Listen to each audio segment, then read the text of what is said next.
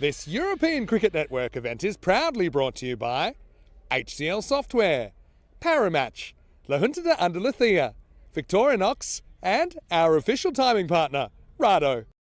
You wouldn't believe it, but it's the last day of the season and 'tis the season to give away our final trophy of season 2024, the ECC-W Premier Division Trophy. This is day 339 of consecutive live cricket on ECC. We started on the 17th of January, that's over 11 months ago. This is the end of 49 weeks of consecutive live cricket. I don't even know how many, it's over 3,000 hours, I know, of live cricket that we provided you in season 2024. And of course, we'll have more coming in 2025. The season is expected to start on the 31st of January in the new year. So we'll have a bit of a break after today, but no rest for these players because we've got the top 4 teams here in the Premier Division ready to do battle. And we're starting with the Eliminator, the teams who finished 3rd and 4th on the ladder. It's Scotland 11 versus England 11. Let's see what happens at the coin toss. The giant coin is in the hands of Ian Ramage and he's ready with the 2 captains. Scotland, you're the home team, you'll toss the coin. Ireland is the away team, you will call. European cricket? It's been called European cricket, it's come down, Dream 11, so you've won the toss. We'll bat. Okay, toss won by Scotland, who will bat first. Scotland win the toss and their captain, Kathryn Fraser, has no hesitation in electing to bat. And I think that's the play here in the morning, especially when it's kind of a little bit wetter. It's not easy for fielding sides to catch. It's not easy for the bowlers to grip the ball. So I think it's actually a pretty good toss to win for Scotland. You wouldn't believe how these 2 teams have switched around since we saw them on Monday morning. And don't forget, they played each other in their first game in match 2. And on that occasion, Scotland held to a very, very low score. Ireland chased it in just 3.5 overs. But when they met again in the second round, Scotland, despite only making 70 batting first, they were able to defend it, keeping the Irish 11 to 57. And that was the equal best defence we've seen in T10 women's cricket on ECN. But, you know, Ireland, I know they've had a little bit of a stomach bug going through the camp. They're certainly a bit of a danger team. We've got a bit of a funny feeling about them here. I suppose it all starts with getting rid of some of those dangerous players in the Scottish lineup, and Kathryn Fraser probably has led her team very, very well through this week. And yeah, Scotland just seem to have clicked at the right time ever since that golden ball win. They have been on a winning streak. In fact, they've won 5 in a row now. And Ireland kind of going the other way. They've really, really struggled to get anything going after a strong start. I will say that Louise Little, though, she is certainly a danger player for the Irish 11. Expect her to bat up the top, and if she clicks, well, probably anything is chaseable. Let's talk weather today. I can tell you got some blue sky, which is pretty nice to see. I know we had some unexpected rain yesterday, but hopefully we don't have any of that. We're expecting about 17 degrees currently, about 13 to get this one going. Well, I've got to say I've been really, really pleased, not only by the efforts on the field in this ECC-W, but a bit of a star off the field as well, because Tina Goff is in the commentary box. She's going to take you through this one with Rico Full. Have a good call. 2 teams will show, but one will have to go. It's either the Scotland 11 or Ireland 11 that will get to continue their journey taking on the Netherlands in the qualifier. Over to you as we get ready for the start of our finals day.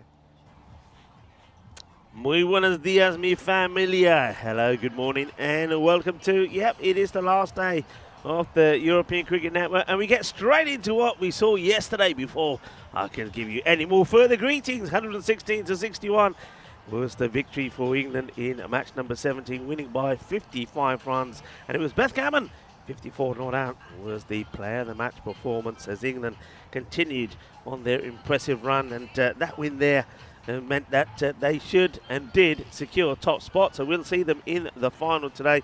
Match number 18, the second in match day 5. The Netherlands took on Ireland, and this was a bit of a surprise. The Netherlands, they fell all out for 78 with nobody really clicking with the bat, but it was Sophie McMahon was sensational with the ball and had a good player of the match as well. She scored 32 for Ireland, and Isabel van der Moning took 3 for 10. Certainly did bowl with some pace, but it wasn't enough.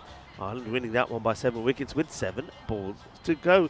Scotland then continue their fantastic run at the moment. They're a team nobody wants to play at the moment. As well, it was Miriam Faisal, 38 of 17 in a player match performance, helping Scotland to 97.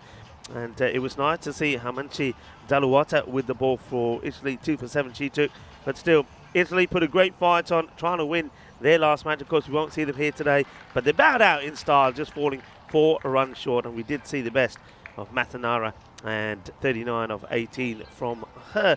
Last one, unfortunately, the weather came and spoiled the party, really. But I tell you what, it might have spoiled the party for England, but it was party time for the Netherlands, because the 2 points that they would take from that match, that got abandoned after the first innings when England put 138 on the board. Once again, Amy Gordon and Wesley were in good form. That 2 points put the Netherlands, as you see there, second in the table. That means that they do not have to take part in the Eliminator. They will wait to see who wins out of this match between Scotland and Ireland. So that gives them a nice roundup. So it comes down to this finals day of the Euros of women's cricket. We've seen over 5,800 runs scored, 342 wickets, and it comes down to this. This is going to be an absolute cracker. I feel it. And interesting with the coin toss. I think the decision, and it's a fair decision there for Scotland, deciding to bat first. And that means that the issues of the dewy, and it is a very heavy dew this morning, the dew and the wet outfield is something that Ireland are going to have to contend with, and Scotland will be hoping that their batters can get stuck in and score runs freely at the top of the order. And that's what we like to see, a 50-50, Scotland and Ireland. 50-50 for this match, and I think that's very fair. If you look at the way the teams have played, the young Irish side have come along leaps and bounds, and they've got some very good players. You've heard Vinny talking about Louise Little. She certainly showed what she's capable of. Even the captain, Georgina Dempsey, stepped up when need be, and they're looking good.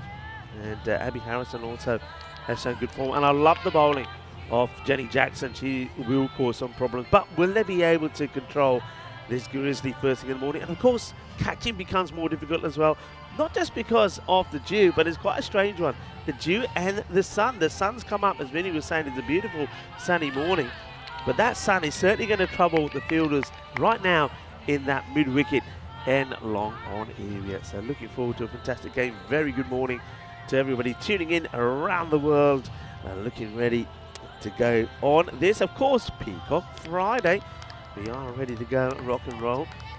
So Friday, the 20th of December. Yep, it's almost time for Crimbo. And I think today, being the last day here, is going to be a bit of a festival of cricket and a festival of fun in the fan zone as well. So we're ready to go. Here's the first ball coming up, and it's going to be McCartney to bowl it. So Kai McCartney bowling to Alan Watson, who's been devastating most of the time at the top of the order. And even Neve Brewer yesterday was able to score some valuable runs. And before the start of the first ball, great opportunity to welcome, for the first time this morning, Buenos Dias to Tina Goff. Morning, Rico. What a day we've got in store. Swing and a miss, and that will be okay, as we've seen a lot of this, haven't we, Tina? Bowlers, right arm, around the wicket and angling it, or darting it right across the right-handers. Yeah, I think it's a good move, especially with the dew out there as well, to go to the slower bowlers. This wet outfield. That's up in the air, and that's a good save. Really good save there on the boundary. That's Sophie McMahon. And that was, I don't think it's catching. I think had to make a decision. Save the boundary or commit. I think it's the right decision, Tina. What do you think? Yeah, I think she did really well to get her feet down. They're just going to double check it, but she was right down below us in the commentary box here, and she did well to just keep her feet within those lines. That's whipped away now. More work to be done on the outfield, and yeah, sensationally done. That's one thing that we've admired all the way through about this young Irish side. They've thrown themselves around in the field, and they've actually been magnificent out there in the middle. McCartney now to Watson. Watson, well, wants to try and get funky here.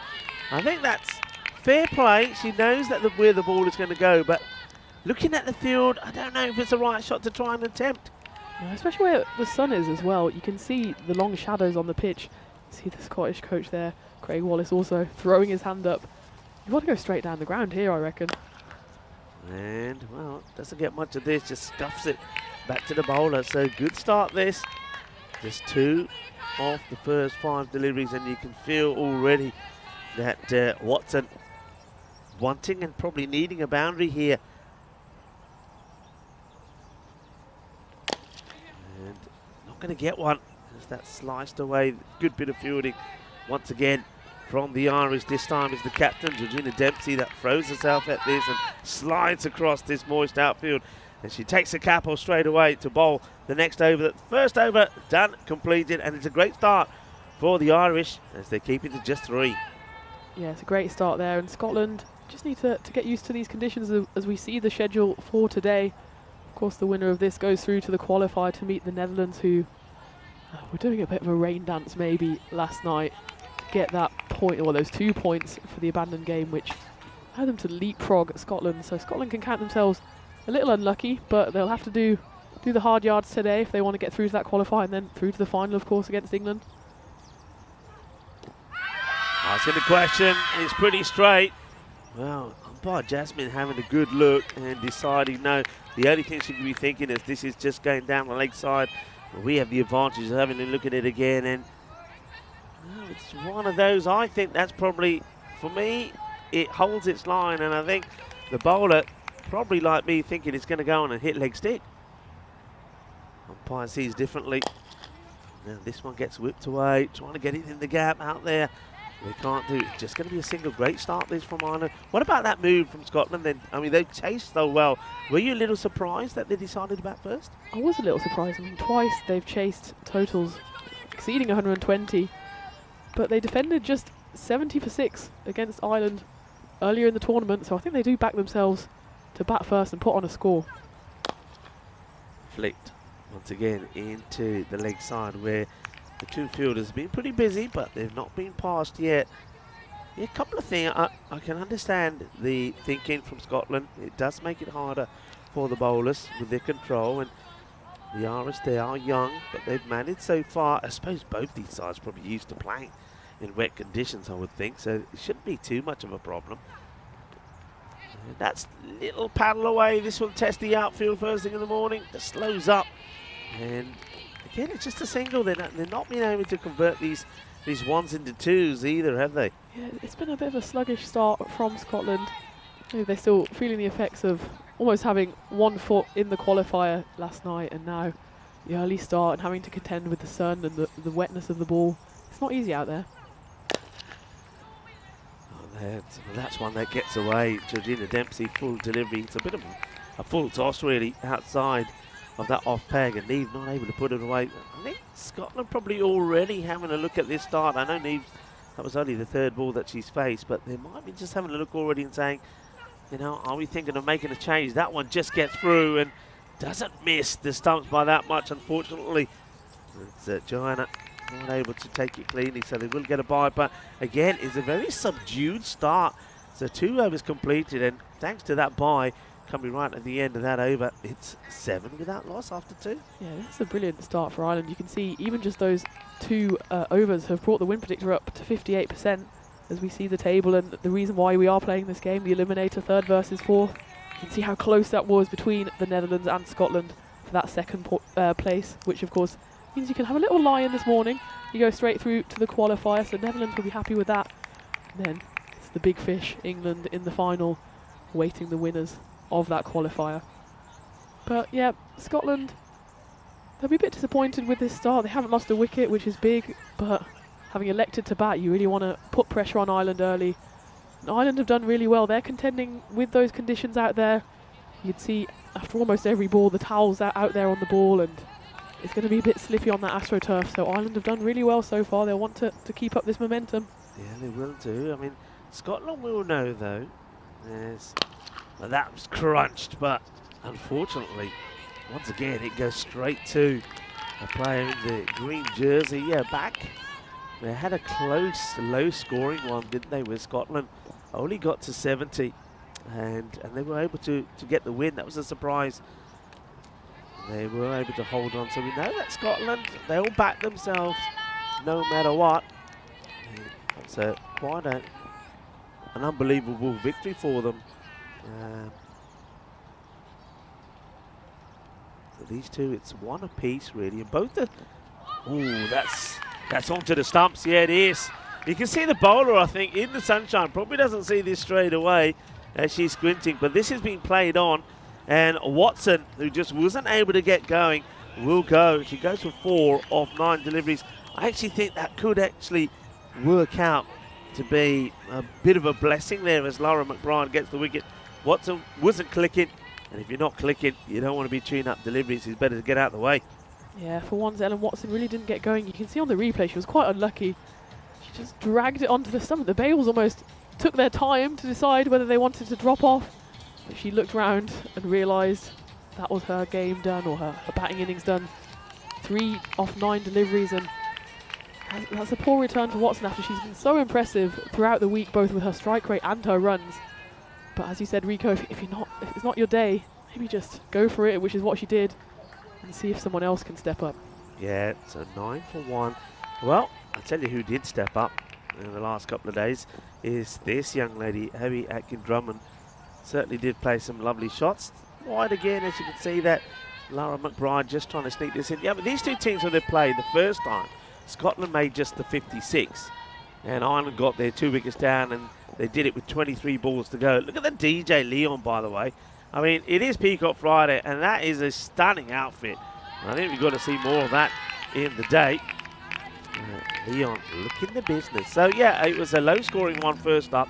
Then when they met again, it was low-scoring. Scotland made 70 for 6, and this time they held on. Ireland were 57 all out, so a victory there by just a matter of 13 runs. So there have not been high-scoring matches between these two. So this could be another, and it looks like it's shaping up to be another sort of a low-scoring thriller.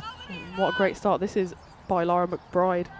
A wicket and just the 3 runs off her first 4 deliveries. This is on the back of her 3 for 10 against the Netherlands in that win yesterday.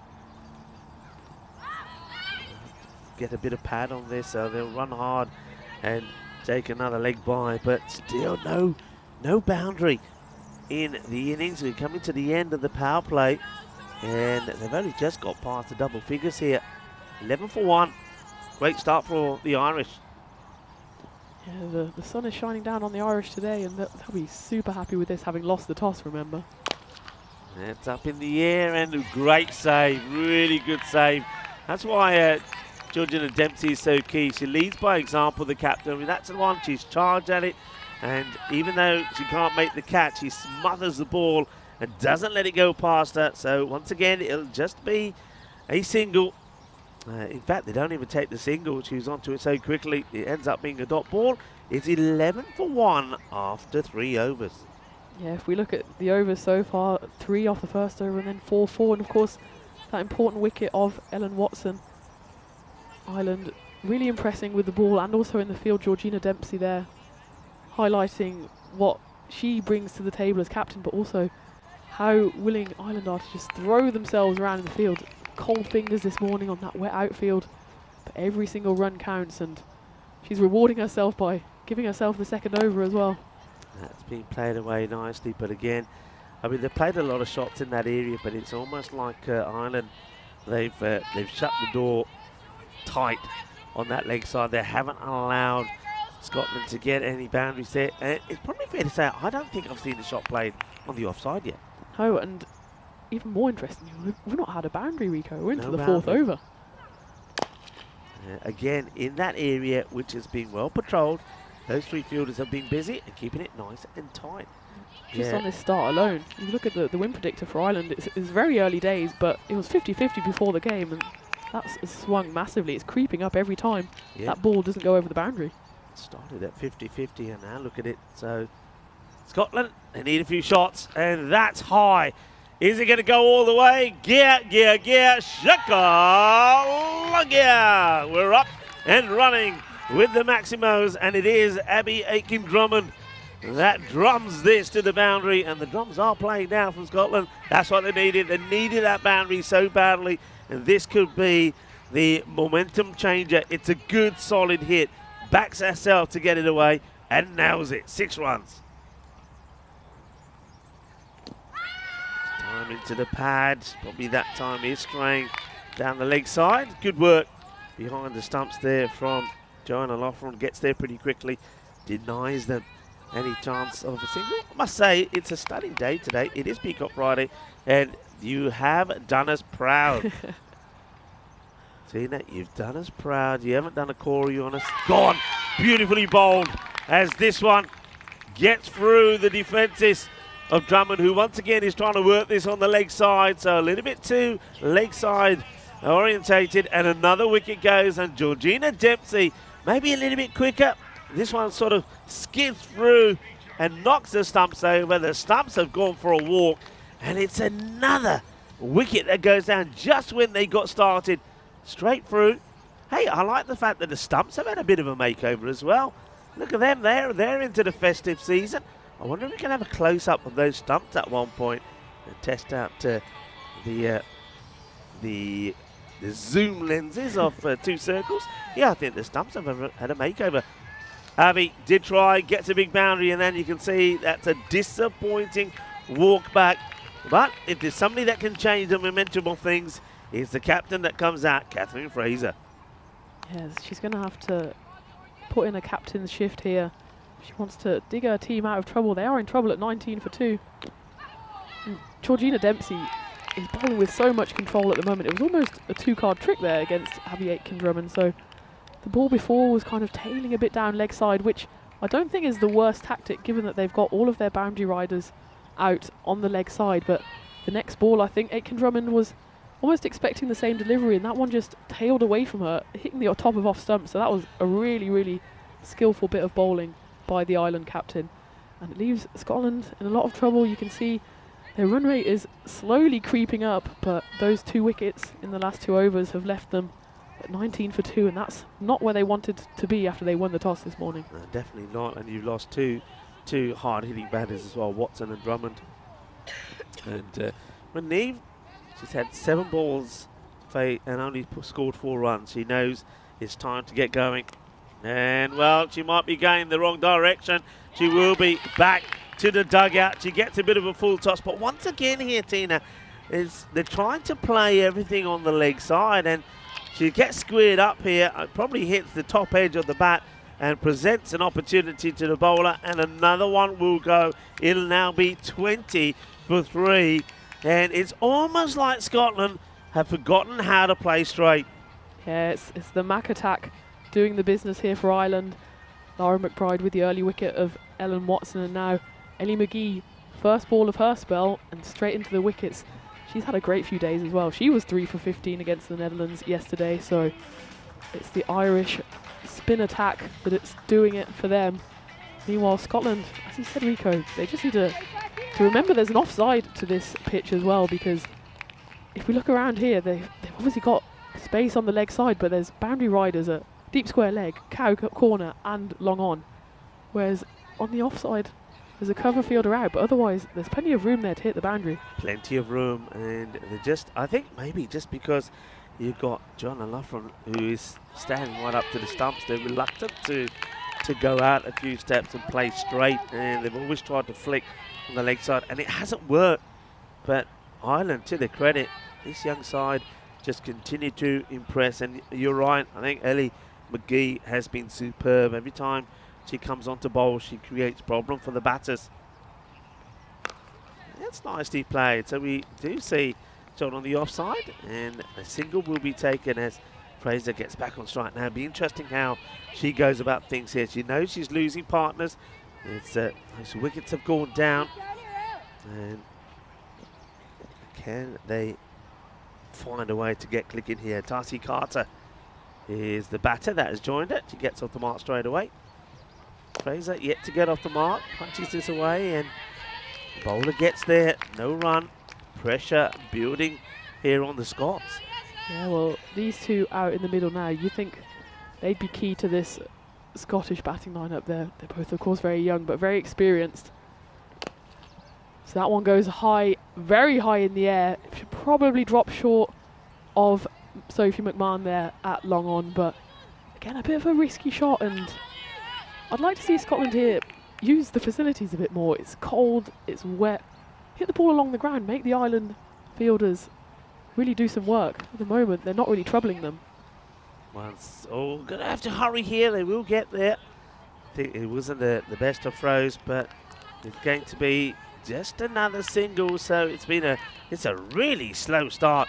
22 for 3 at the halfway point, and on a very sunny day, the sun coming into the the commentary box, and quite fittingly, it is shining beautifully on you to show off your Peacock Friday number. So tell us the story behind this. Good morning, by the way, everybody. Well, when my girls, the German national team, they found out I was in the commentary box, and of course they're big fans of yourselves. Yeah. Peacock Friday.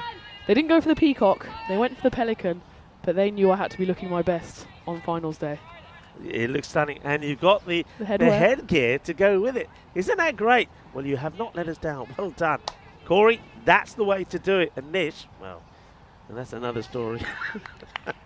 You're looking the business, you really are. Look, welcome everybody. It is our last day of action on this, what's been a superb 2024 season. And at the moment, well, let's just say that in terms of the action, it's all coming from the bowlers right now. Scotland, they just haven't been able to click. Yeah, and it's interesting that Scotland only came into this game, as we said, because the Netherlands had a bit of luck with the rain yesterday. So you'd argue Scotland came in on a bit of a wave of positivity, and they're not really using that momentum at the moment. Very good bowling. Very good bowling, just not budging at the moment. The Irish are keeping the pressure on. They go back here to McCartney, who started things off beautifully with just the 3 coming off her first over.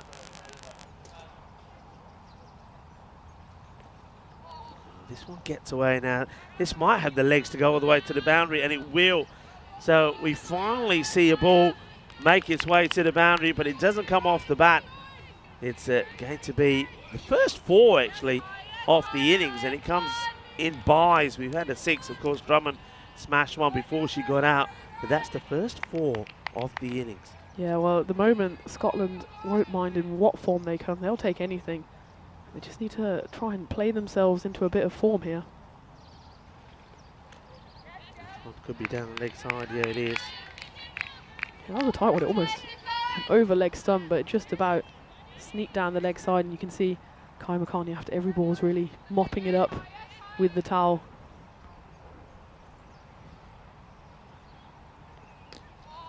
It's more of the same. They're just not getting, not picking this length that's been bowled to them. Very good morning to the Premier League Cricket Club.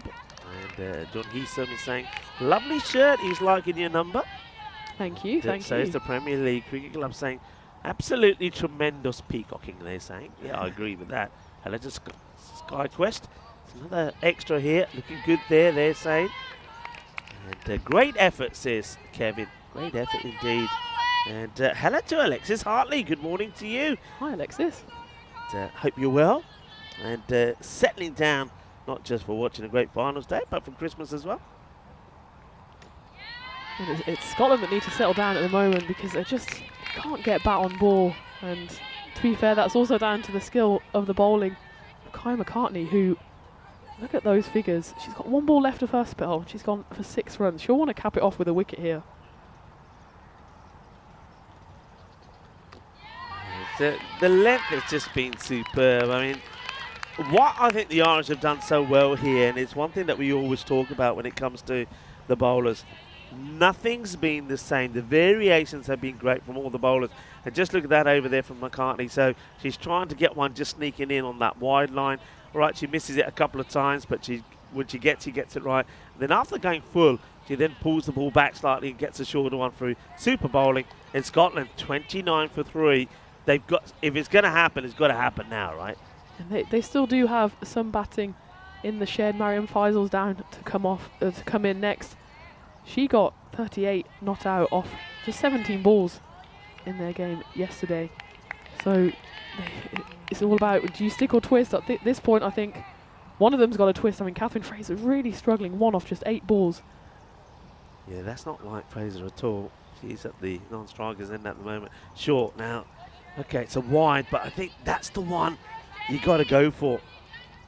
So I can understand the batter's mindset here. This is Darcy Carter saying, okay, wide ball, I'll get the wide, but look at where this delivery is.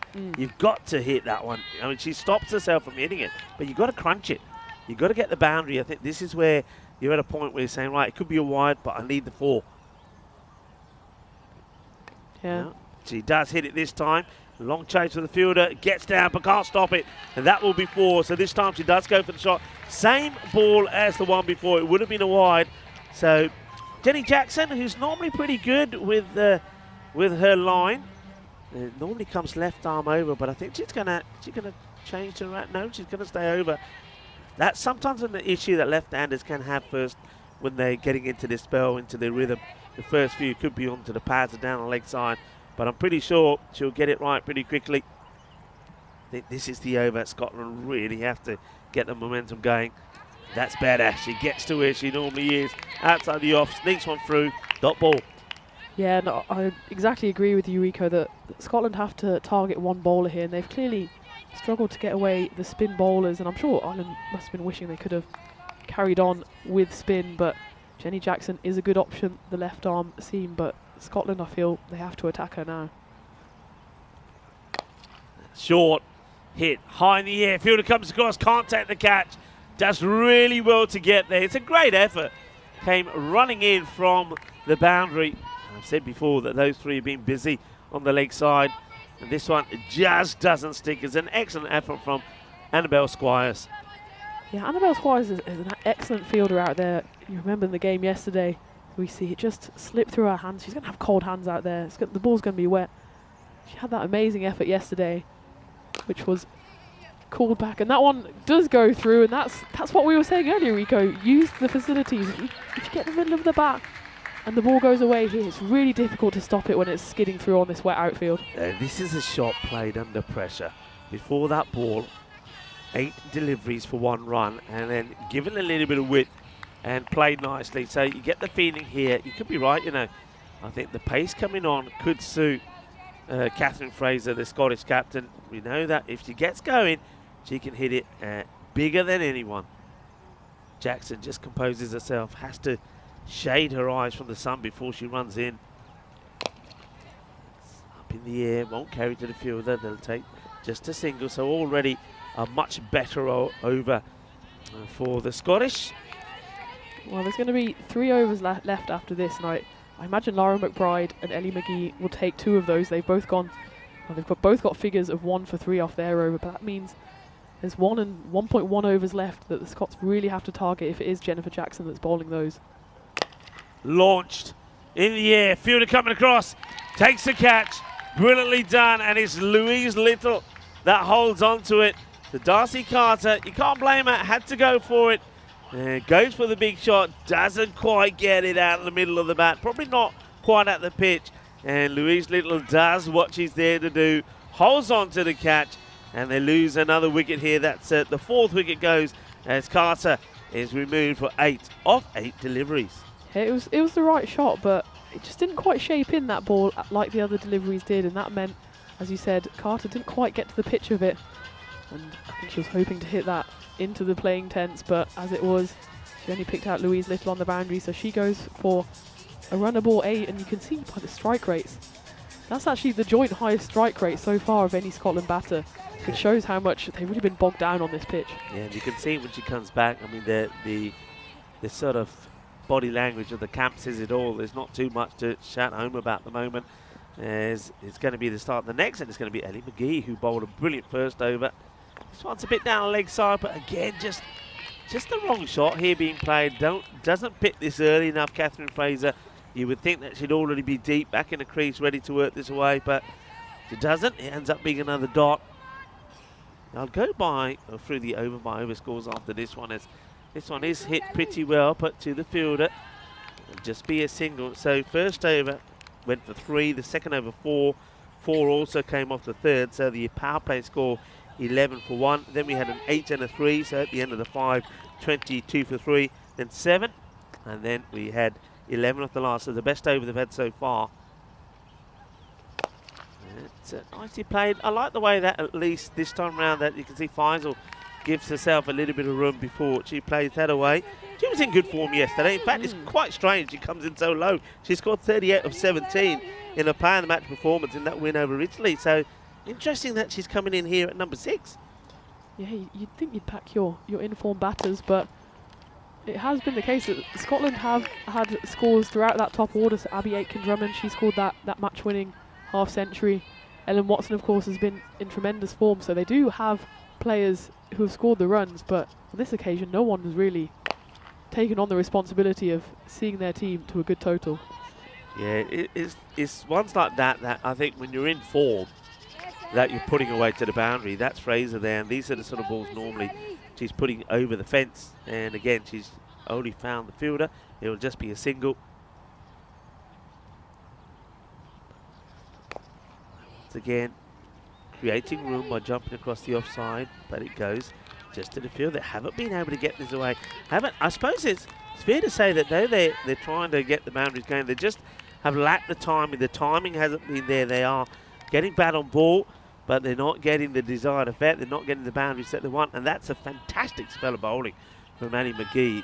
1 for 7 off her 2 overs. Scotland now with 12 balls to go, 44 for 4. I mean, even I was thinking if they could get to the 70, it could be kind of a repeat of the last time that these two teams met when Scotland defended 70.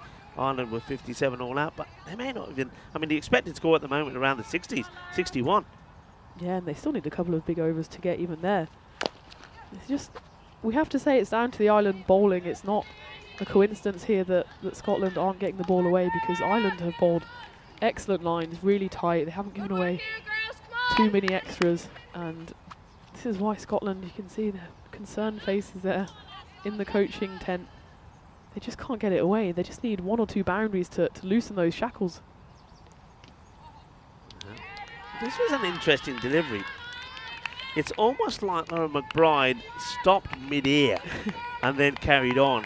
I don't know if we get a chance to see it again, but just watch it, just sort of almost stops. Yeah.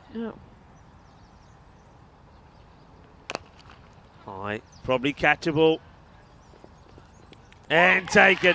What a good catch that is. It may look easy on the screen, but I can tell you, because if you're standing there, that sun is right in your eyes.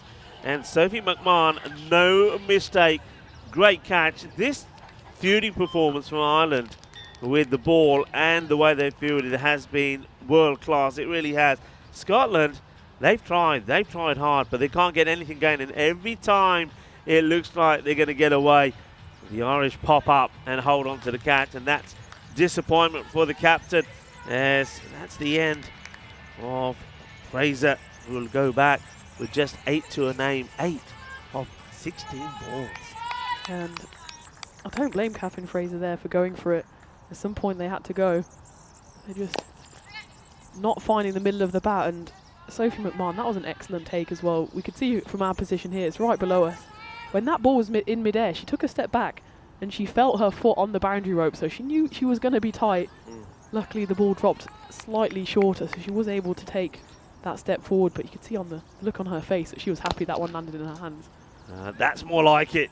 Yeah, it's going to be 4 runs, but they might just check the boundary here. And the fielder, I think the fielder is right, but yeah, Marion Faisal, I think it's a real weird one. I mean, if she ends up, say, here on about 18, 20, if she really gets going, then the question would be, well, if we had her at the top of the order, I think it's going to be so different. I mean, just getting a boundary alone makes a big difference. So she's running out of time here. Got a ball to go in this over to try and go after that as well. The 50 has come up.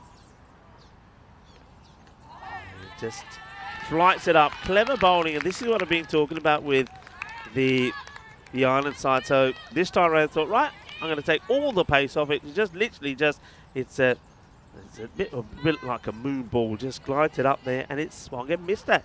50 for 5 after 9. Yeah, another excellent spell by the Mac attack. So Laura McBride, Ellie McGee doing the business in the middle overs. McBride, 2 wickets for just 9 runs. Despite their young years, it seems like they're drawing on all of that experience to change up their bowling. As you said, just that little change of pace. Of course, on an AstroTurf, there's not going to be too much in the surface. So if you can deceive the batter in mid-air, get that ball going above their eye line, they're going to struggle, and struggle Scotland have as they go into the final over, needing a big over here. Interestingly, Ireland have turned back to seam in the form of Sophie McMahon. So we did say that they've got 1 or 2 overs of seam that they can target. It's not Jennifer Jackson that Ireland have turned to, so Sophie McMahon, it's an important time. She took that great grab just And now she's bowling the final over, which could be a big final over in the context of this eliminator. Oh, now that will help. Unfortunately for Scotland, it's stopped on the boundary. If that could have gone to the boundary, that would have been 5. But I suppose it sort of works out okay in a way for Ireland, because it is a no ball.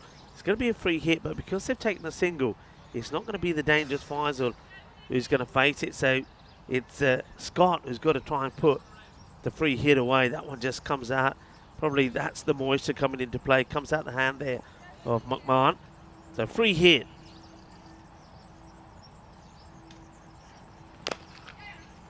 Strikes it well, but only to the fielder. It'll just be a single. Ireland, it's been quite a change in their fortunes. You think about it, they lost out disappointingly to Scotland when they were chasing 70. Then they had the tough one against England, but chasing 124, they made a respectable 105. But then look at their response after those defeats. As this one is, yeah, you've got to go for it. Gets called through quite rightly. Throw again to the bowler. But then after that, their reply was tremendous. They got that win, and it was a good win against Italy, where they put 131 on the board. Louise Little scoring 78 not out in that match, and was supported really well by Dempsey, 42. And then, of course, they beat the Netherlands yesterday, restricted the Netherlands. Bowling like this, you have to say, restricted the Netherlands to 78 and knocked them off. So we know they can do it. This one is also going to be fielded. And just having that youth and that the dynamics of the youth in the field is serving them so well, because they're saving, they're saving boundaries that perhaps other teams are conceding. Yeah, they're not afraid to throw themselves around here in the field. They know this might be their last game, so they want to make the most of it. So that one's up in the end. It could be another chance, and it is taken. It's Louise Little out there. Another safe hands, and just as we're talking about how excellent Ireland have been in the field, they prove it once again. Got to be said though, and I know that when we're here getting set up in the mornings, that the teams are out there doing the drills. Ireland were in front of us, and they were practicing these catches for at least 10 minutes. And at one point I was saying, well, it's brave, because when that sun came up, they were all on the boundary line here. High balls hit to them, and they were taking those catches in the sun. And you can see it just goes to show practice is everything.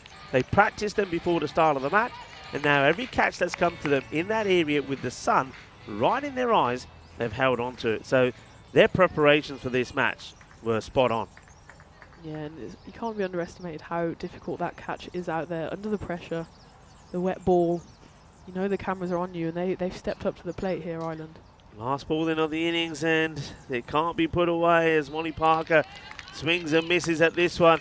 And it's the end of what has been a superb fielding effort from Ireland. They have fielded and bowled superbly well, and they have put themselves big-time favourites to go on and win this match. Look, Scotland, we know that on a number of occasions they pulled off some low defences, but we'll show you, maybe we can show you before we go to the interval, the lowest defences that we've seen. And this would be right up there. We've shown that graphic to you a few times when we've seen scores in the 60s. We've seen 2 defences in the Euros of cricket this time around, one in the Challenger division, which was, of course, the final. And Tina, you know all about that, when Jersey put on 70 and defended it. And then Scotland themselves did the same thing against Ireland. Are we going to see another crazy defence, or are Ireland, who are probably big-time favourites here, going to knock these off pretty quickly? Well, there you go. Let's have a look where that sits up there. So 56, it would be right up there at the top. So Ljubljana, we saw, did it all the way back on the 31st of October 2023. That is what Scotland are going to have to achieve here. Yeah, it's going to have to be record-breaking, as we can see, performance if Scotland want to pull this off. And it is do or die for them. This is the eliminator game after all, so it's winner takes all into the qualifier to face up against Netherlands, as we see beautiful weather here at the Kathryn Oval, and the sun is shining at the moment down on Ireland after that performance. Yeah, I mean, it's one of those, a lot of people will be tempted to say the luck of the Irish. There was no luck involved there at all. I mean, you can't turn around and say that Scotland were unlucky with anything, because I don't think luck came into it. It was all about preparation. I still do feel, though, I mean, I have to feel this, I still feel that it was a brave coin toss call from the Scottish skipper to one in the back first. I still feel that going by what you've been doing, going by the way that they have chased, that you would have stuck to your guns there. I saw things differently. Obviously, I think the conditions had a lot to do with that. But Ireland, they managed the conditions superbly, and it was just wicket after wicket. Yeah, they just continually forced Scotland into mistakes. They put the pressure on. When the chances did come, boy, did they take them. Really solid hands in the field. It's cold out here, it's wet, and Ireland just said, we're not making any excuses here. If the chances come, well, as we see the one very tough chance that did go down, but otherwise they took every single chance. They've put themselves really in the driving seat here, and as you said, there was no luck about it. That was pure skill from Ireland. Yeah, it was, definitely was. One thing that's worth mentioning is that when these two teams did last play, when Scotland scored 70, Ireland, what did they end up with? Well, I can tell you what they ended up with. 57 all out. So well, if they do the same thing, they will win. But it will certainly, well, give us a few half failures on the way to that. But yeah, I think you just got to, whatever, you know, we can talk about the coin toss and we can talk about the conditions. But when you put everything to one side, you can't take away from the fact that the Irish out there were just brilliant. We've seen them do and put in some good performances before in the field, but that from them was sensational. And look at that. How often do you see that the highest score is the extras? 14 extras, 5 wides there. The buys, 6 buys, 2 leg buys there as well, and the 1 no ball. But that scorecard, well, it looks like an international dialing code, doesn't it? An international number there. Scotland, well, they're going to have to be at their best when they come out there in the field. Talking about fielding, let's have a look at some of the Irish bowlers here, Tina. Yeah, and speaking of at their best, the Irish bowlers certainly were.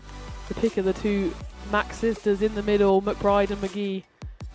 McBride going 2 wickets for just 9 runs. Ellie McGee chipping in with a wicket and 7 runs. So that's an economy of 3.5. And Jennifer Jackson, even her expensive over, she came in bowling seam on these conditions, isn't easy, and she only went for 11. And otherwise, economies of 5 or below all round. So what an impressive performance that was from Ireland. Great performance, and that leaves the Irish, I think, for me, in charge of this match, and probably looking like the favourites to go and meet the Netherlands in the qualifier. Of course, the Netherlands will be looking on with intent to see who they will play. But I wouldn't put it past Scotland. The thing is, though, Tina, I think it comes down to the Scots. They have to be super in the field. There can't be any mistakes with the ground fielding or with the catching. And then maybe they will have to deploy their slower bowlers. You never know. I mean, they've got a good seam attack, but as you said, it might be the slower bowlers that have to do the business there. Kathryn Fraser, will she bowl her too as captain? Darcy Carter, of course, is an option. So they have options out there. It's about pulling those aces from their sleeves and seeing if they can defend that total of 56. Yeah, definitely. Will Wally Parker do it again? Will they go back to the young pace bowler, the left armer? Can she skittle the openers and get Scotland in this match? Well, we'll have to stay tuned to find out. Join me, Rika Full, and Tina Goff when we return in around 10 minutes' time.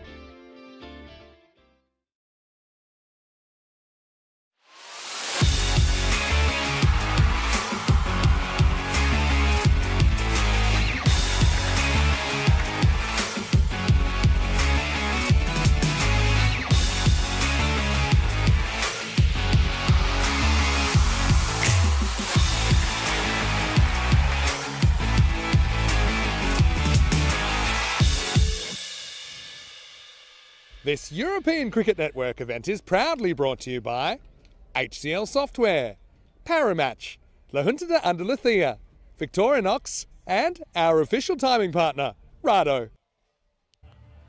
Hello viewers and welcome back. Yes, a big thank you to all our partners, of course. On behalf of everyone from the European Cricket Network, wishing them a very festive holiday season as we get ready for the start of this match. And well, it is International Games Day today, so let the games begin.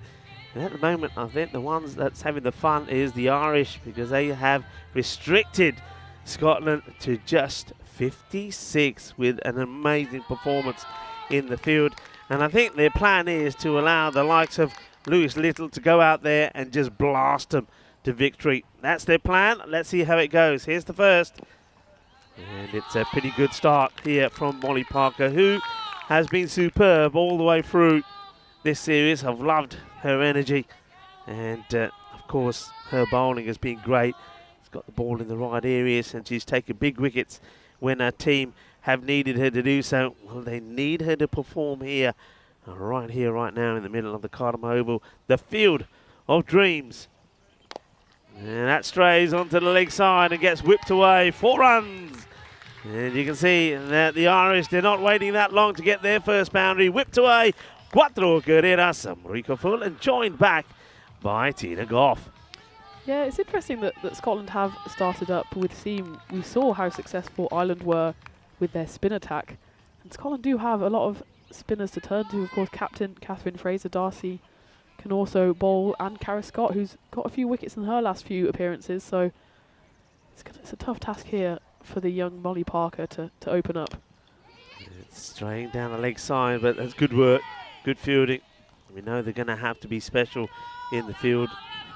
Anything that gets near them has to be stopped, and anything that's catchable has to be caught. That's how they win the match. That's Lucy Forrester-Smith in the action early, making the stop. The new batter now gets on strike. Laura McBride taking guard.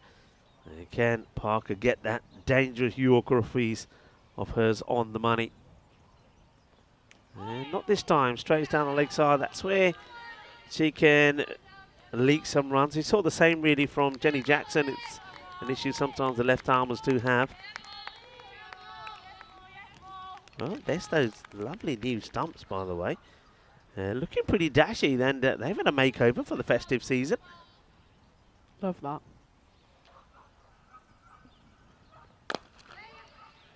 Played away. Interesting field also. We saw that Ireland, they patrolled the square leg and mid-wicket early on, and then at the end of the 3 overs they added one more to the leg side. Long on and mid-wicket with a kind of a short mid-wicket in that in the circle, so they've got like a triangular attack in that part of the field. Oh, that one's hit down the ground. It's also worth checking the height on this. It will go all the way. Bolle, Maximo. But is it a 7 up? Let's have a look at the height. I know that Molly has been guilty of being a little bit too high sometimes. That one, I think, is just okay, even though the batter goes back in the crease. But that's one thing that the Scots weren't able to do. They weren't able to put the full tosses and the bad balls away. Ireland, they're not shying away from it. Well, Louise Little isn't, is she? No, she's got so much power. And launches into this one as well. That also will go all the way. Shaba, Ginna Zona, Shaka Lagya, Seismas. Little, she's off to a flyer, and so are Ireland. Yeah, it's 19 for no loss after the first over. In particular, has now shot up to 99%. It was 50-50 before the game started, and I question the decision here to open up with Molly Parker. She's done, of course, really well earlier in the tournament, but as I said, we saw how Ireland were so successful bowling spin, taking pace off the ball. And I think Louise Little does enjoy having a bit of pace on the ball, as it looks like they are now turning to spin in the form of Cara Scott. But when Ireland they've gone a third of the runs needed in the first over, question whether that was the right call to go to seam. Yeah, it's I suppose you got to, what the thing it is, the main strike bowler. If you're going to use it, maybe use it at the beginning. It works. If not, you then make the change, and that's what they're having to do, make the change. They go to Scott. And Scott starts well, just flighting that one up, which gets played defensively by Laura McBride. But of course, one person who's not going to play defensively is Little. I think if she sees this bit of flight on this ball, she's going to attack it. Well, does tries to loft it in the gap. That's out there on the leg side between the behind square mid-wicket, but misses out on this one. Well, it's only a run rate of just over 4 needed, so it's almost test match style run rate, but Ireland aren't going to take their foot off the gas here. There's one way they want to play, and that's big. Well, that one has gone big. That is big. Right on cue, Tina. It's waist high, and it just gets thumped. You can't bowl bad balls to somebody like Louise Little. She's in the mood to party here. And this time, yep, she's not put off by the keeper standing up, goes down and thumps it. Yeah, that was a lovely shot, and Cara Scott there just over-pitched it a bit, and I mean, it's tough. We were saying it's tough for the seamers running in, but it's also tough for the wrist spinners to get that grip on the ball when it is so wet out there on the outfield. It's taken them just Snooker 9 shot. balls to get past where their opposition was at the 5 over mark. Yep. That's the difference here. And Ireland firmly in control. And that's big. Adios, Pelota. Gear, gear, gear. Shaka, Lungia. And who's that trying to take that one-handedly? Gets a hand on it. Would have been a great catch. He wanted to get himself on the Christmas highlights. Couldn't Well, quite manage it. well, it was like he was putting the star on the top of the Christmas tree. But unfortunately, the star falls down. And he could have been a star, but he's not to be. It's going to be 6 runs, massively struck. So Little moves on to 29 in no time. It's another full toss up in the air. It's going to get over the infield and bounce for 4 runs. Cuatro más, and Ireland, they're not messing around. They're not going to make the same mistake they made before when they were chasing 70. They are rocking and rolling on their way to this target of 57. You know what? They've got a long day ahead of them, Ireland, potentially. So if they can get to this total quickly, they can put their feet up for a while and prepare mentally and physically for the task of the Netherlands ahead in the qualifier. So, of course, winning this game first and foremost. There's no bonus point to contend with. But the earlier they get this done, the better it is for them as well. So they can just regroup. They've still got 8 overs to get it. But I don't think they'll be needing those 8 overs. It's when you've got, for Scotland, it's going to be the end of what has been a magnificent performance from them. Remember, after losing the first 3 matches, they went on a 5 game winning spree, and that's going to come, looks like, here to an end here. But they've done so well. Remember when they first started, there was a few people, giving each other the raised eyebrow and thinking, hang on a minute, let's just wait this. Well, it gets dropped. Took her eye off the ball at the last moment. That sort of sums it up, doesn't it? Yeah. That sort of sums up Scotland here today. Catch that would normally be taken, and it's the captain as well. Kathryn Fraser puts it down. Sometimes it's just not your day. And they've come up against an Irish side today that are hungry. That's well fielded. That was really hit pretty solidly by Little. But yeah, they played so well. They played some really good cricket. They turned themselves to a team that didn't look like they were going to get anywhere near this stage. A lot of people were thinking that maybe they would be the team that don't make it through the final stage, but they made it here. And don't forget, as another opportunity presents itself, this time it will be taken. So McBride will go for 3 or 4 deliveries, and a straightforward catch this time taken by Molly Parker. So there is something to celebrate here as Parker holds on to the catch and gives Macy a wicket there. But the other thing about Scotland, don't forget, is the fact that yesterday everything was going so well for them. At the end of that England's innings, they were like saying, right, let's get ready for the qualifier. I wonder who we're going to be playing.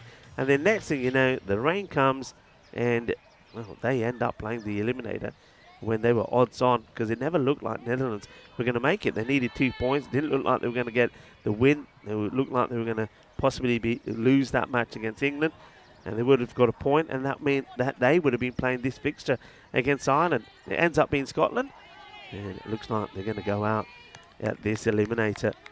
Squires is the new batter.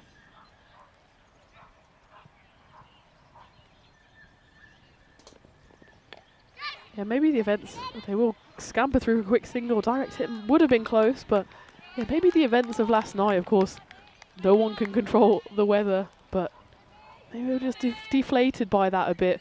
As you said, Rico, it looked for all the world that Scotland could go straight through for the qualifier.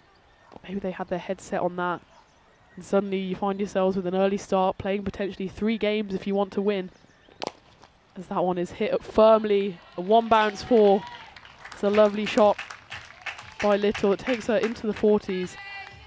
Yeah, maybe Scotland just couldn't quite get up for the game today. Of course, it's finals day. You want to get up for any finals day, but things all changed last night as the heavens opened, and it seems like that kind of took the air out of Scotland's balloon. And as you can see here, it seems to be only a matter of time before Ireland take the win.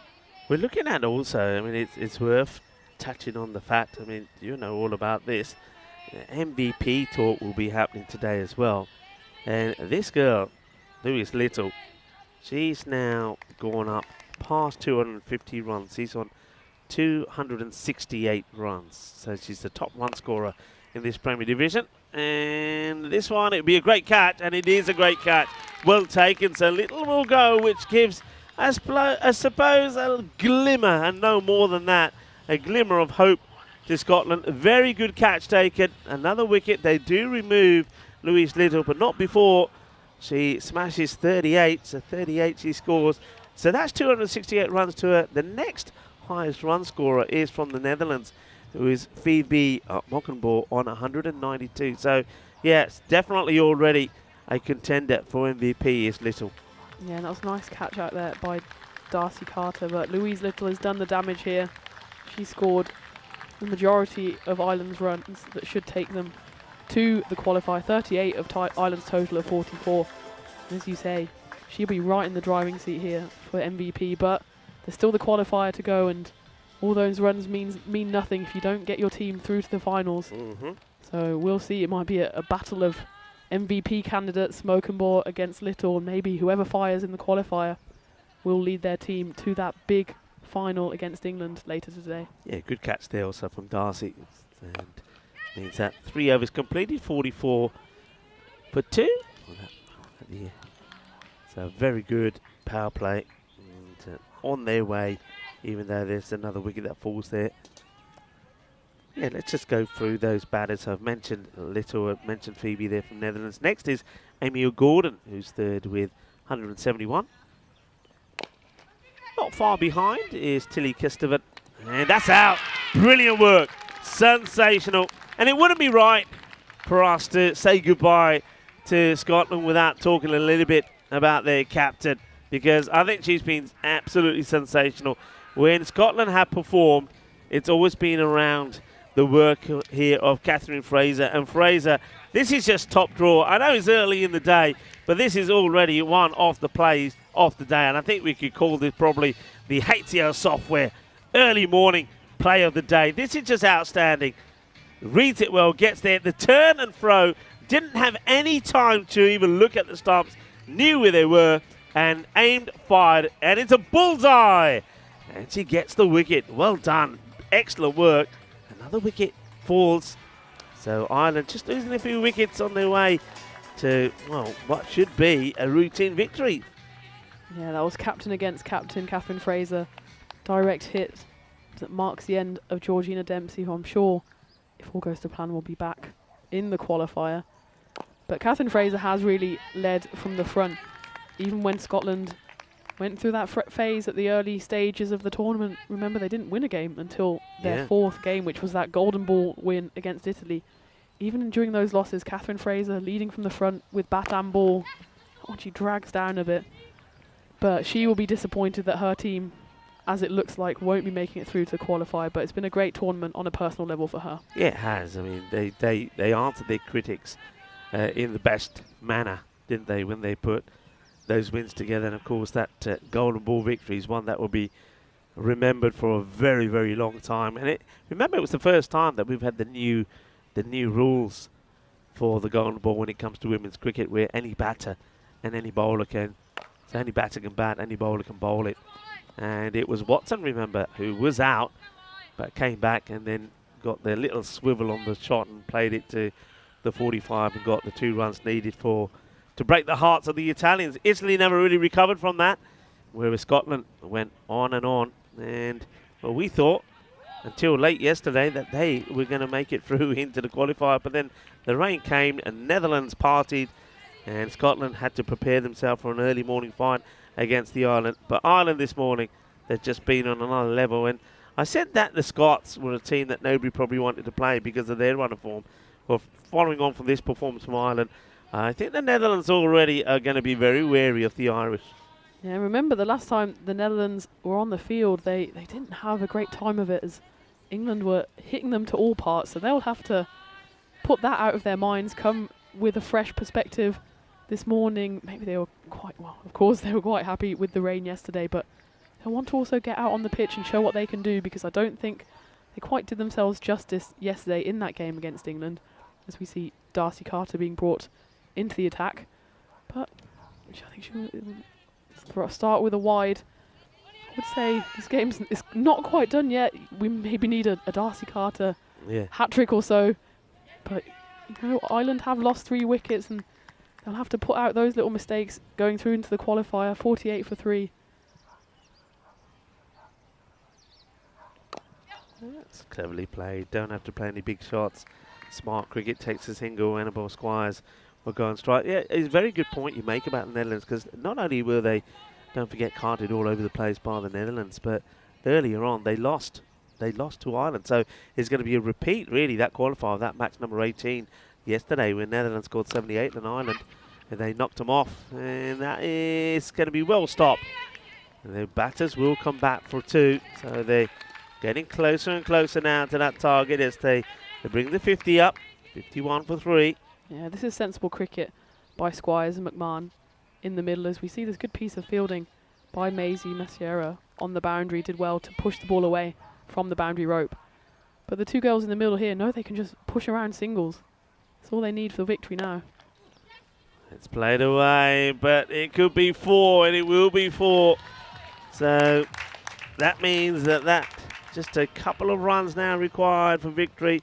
As Squires plays a nice shot, just over pitch this time, and plays a lovely sweep shot all the way to the boundary. 4 carreras, just a couple needed. Then for victory, looking to do it before the halfway point.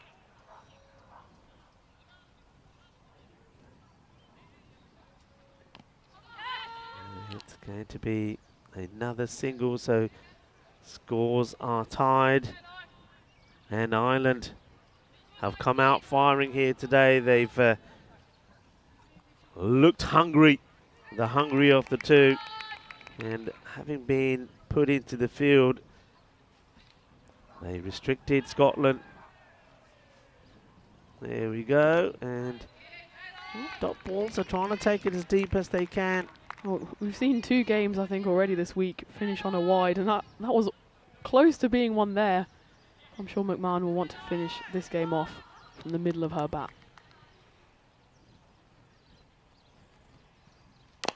And she'll do just that, Tina. That's the victory. That's 4 runs, and it is the Irish that do it in just 5 overs. That's all they need. 30 balls to knock off the score, the target they needed of 57. There's no mistakes from them this time, and Ireland, they progress to the qualifier. And now Netherlands will know who they have to face if they are to win and then go into the final for a rematch of last year's final. Or can the Irish spoil the party of the Netherlands? And the Netherlands, of course, they will be here in force, and their supporters will be here in force as well. But the Irish, a wonderful performance. They're giving the old high five there to the 2 circles camera person out there in the players' areas. What a good performance it's been. And you got to say, it was a little bit of a one-sided battle first things in the morning. We thought it was going to be a lot closer. 50-50 is what the wind predictor had it on, but it never ended up being that way at all. I think Ireland, when they had the control of the match at the start, when that power play only went for just 11, and they never took their foot off the accelerator. And unfortunately, Scotland, they just had no reply to the skills and the talents of this very polished Irish side. Yeah, we see the Netherlands there, who are gearing up for their game, just applauding the players off the pitch. They know they've seen a really solid performance from Ireland. They know they will have their work cut out just under an hour's time. And yeah, for Scotland, they just didn't really turn up to the party today. They've been so strong in the back end of this tournament, and we were talking about them as maybe favourites in the qualifier. Of course, they didn't make it straight through to the qualifier after the abandoned game last night, and I don't know if that had an effect on them as we see now. It is the Netherlands that will take on Ireland in the qualifier, second against fourth in the table, so a bit of an upset there in the Eliminator, and the winner of that goes through to England in the final. But Scotland maybe will just be disappointed that they left their probably worst performance to the knockout stage. Yeah, they'll be bitterly disappointed. I think more so the fact that obviously the coin toss, you know, they win the toss, they decide probably to do something which, again, I think surprised most people when they decide to have a bat first. It's not really something they've done really well. They've been really good at chasing, and it just didn't work at all. So whatever those plans were, whatever those thoughts were to make that decision, just backfired big time on Ireland. They made the most of it. Well, it is International Games Day today. We haven't had much time to talk about it, whether it's video games, live games, card games, board games, or even mobile games, trivia games. Everybody loves games. There's a good reason to as well. It's a fun way to de-stress. So what was your favourite game over this time of year? Did you sort of play any board games, or is it all on the old phone and computer? A bit of both. We do like a board game in our family, but we're all quite competitive, so I've got to kind of stay away from the board games because my mean competitive streak comes out, and I don't want to have a family falling out at Christmas. Oh dear! Don't tell me you're a bad loser. Well, Ireland, they know which games they like to play, live games, and that's live out there, and they were sensational in the game of cricket today. They really were. There's nothing that you can say that was bad about their play today. I think in the field, that's where they won the game, really. They fielded well, they caught well, they kept the pressure on. Fair play, though, to Scotland. Scotland, they're a team that I think have got a lot of time for them. I love the way that they came back into contention with those wins after they got that golden ball victory. I love the character shown by their players. I love the way that Molly Parker stepped up with the ball. I like what their slower bowlers did, the likes of Scott. And also, don't forget, being very well led by their captain. Kathryn Fraser has really been sensational. Some of her hard hitting and her bowling as well has been great. And I think Ellen Watson probably was the first of the batters in this Premier Division to show the firepower that the batters did possess. And then Abby Drummond also came in and showed what she's capable of doing. But when it mattered, though, in the Eliminator, it just seemed like that Scotland were a little bit slow waking up, and before they knew it, the innings was over and they only managed to get to that score of 56. And then Ireland, well, they went out, and they went out the way we expected, with Louise Little hitting big runs straight away, quick fire 38 from her, and after that it was all done and dusted. Yeah, and Louise Little will have a key role to play in the qualifier against the Netherlands. We were talking about her in MVP contention, so she'll be right up there. And for the Scots, we have to remember, we always talk about Ireland being a young team, but Scotland are a young team as well. They've got, I think, 9 teenagers in their squad, so maybe they'll take a lot from this.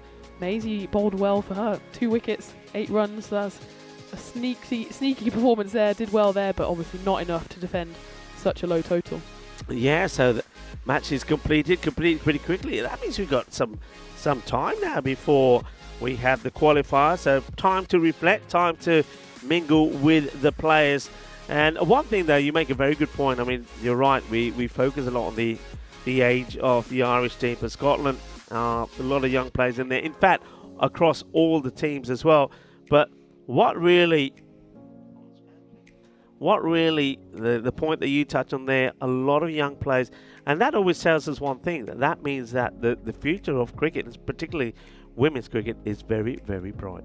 Yeah, I'm excited to see where the future leads, and that shows the beauty of the ECC-W as well, that it gives these young players a chance. It puts them in front of the cameras on the big stage, and it might be something that they're not quite used to, but I know a lot of them will have big ambitions, so they'll be wanting to keep performing in front of those cameras going forward. Yeah, I mean, you probably know better than most. I mean, when you're learning the game, when you're young, I mean, let's face it, in Europe, the facilities, especially in places like here in Spain and some of the, Italy's a good example, that are played in this Premier Division, they haven't got those facilities, so they're probably training a lot, maybe on, as I know, 5-a-side football pitches, some indoor training as well. So you've got a lot of young players who need to have that drive to motivate them to go forward. They need something to give them that passion. And coming here, I think that fulfills that, doesn't it? Because when you can say, and when not just coming here, but when other players can see where you can get to in playing this sport, you can, all of a sudden, you've got a goal, you've got an objective to say, yeah, I want to do well, I want to go and play at the Gardner Oval, I want to showcase my talent to the world. So I think this is great. The young players that are here, they've now got a feel for it, they've got a taste for it, they'll want to come back. And a lot of players that haven't quite got here are probably watching them play and say, you know what, that's where I want to be next year. So I'm just absolutely loving it, and I'm loving the fact that we've got so many young players that are enjoying the sport that we love and performing brilliantly well. Yeah, and as you say, it's an inspiration for the next generation as well, and that's why it's so important and so amazing that the European Cricket Network shows these kinds of tournaments. It's about giving visibility to these amazing players and also inspiring the next generation of players. I mean, these are the next generation. Some of them are just mere teenagers, so I'm really excited to see what they do in the next 10, 15 years and where their careers take them. Yep, absolutely, and I'm excited to see what's going to happen in an hour, 44 minutes time, when Netherlands will be taking on Ireland. I think that gives us the opportunity to sign off here, go into the fan zone, you to show off your wonderful Peacock Friday outfit, and just mingle with some of the players, have a chat, and maybe have a coffee. And I've got to start preparing my my Christmas present list, because I'm way behind schedule. So you know what I'll be doing tomorrow. Anyway, thank you all very much for watching. Everybody in the chat's been absolutely marvellous. Hope you're wearing your Peacock Friday shirts. Join us back when we return for Netherlands taking on Ireland. I'm going to sit that one out. So I actually have got a very long break. You know what? I might even snatch the car keys or somebody and go do a bit of shopping myself and then come back, because I know you're doing the next one with Vinny Sandu, who is in the house, and he's looking very festive as well. Well, I'll let you have a look at what he's wearing a little bit later. So from me, it's bye for now. And Tina, you'll be back in about an hour and a half time. Yeah, I'm looking forward to it. It should be a great game, Netherlands against Ireland, and who knows which way that will go. You've got a bit of time now. If you like Rico, do a bit of Christmas shopping, do a bit of wrapping, or if you like me, just put your feet up. But don't forget to return in just under an hour and 3/4 time. And yeah, let's just see what will happen for that game. It's anyone's guess which way it will go. But don't forget to come back. It will be the qualifier of the ECC-W Premier Division. Come back soon.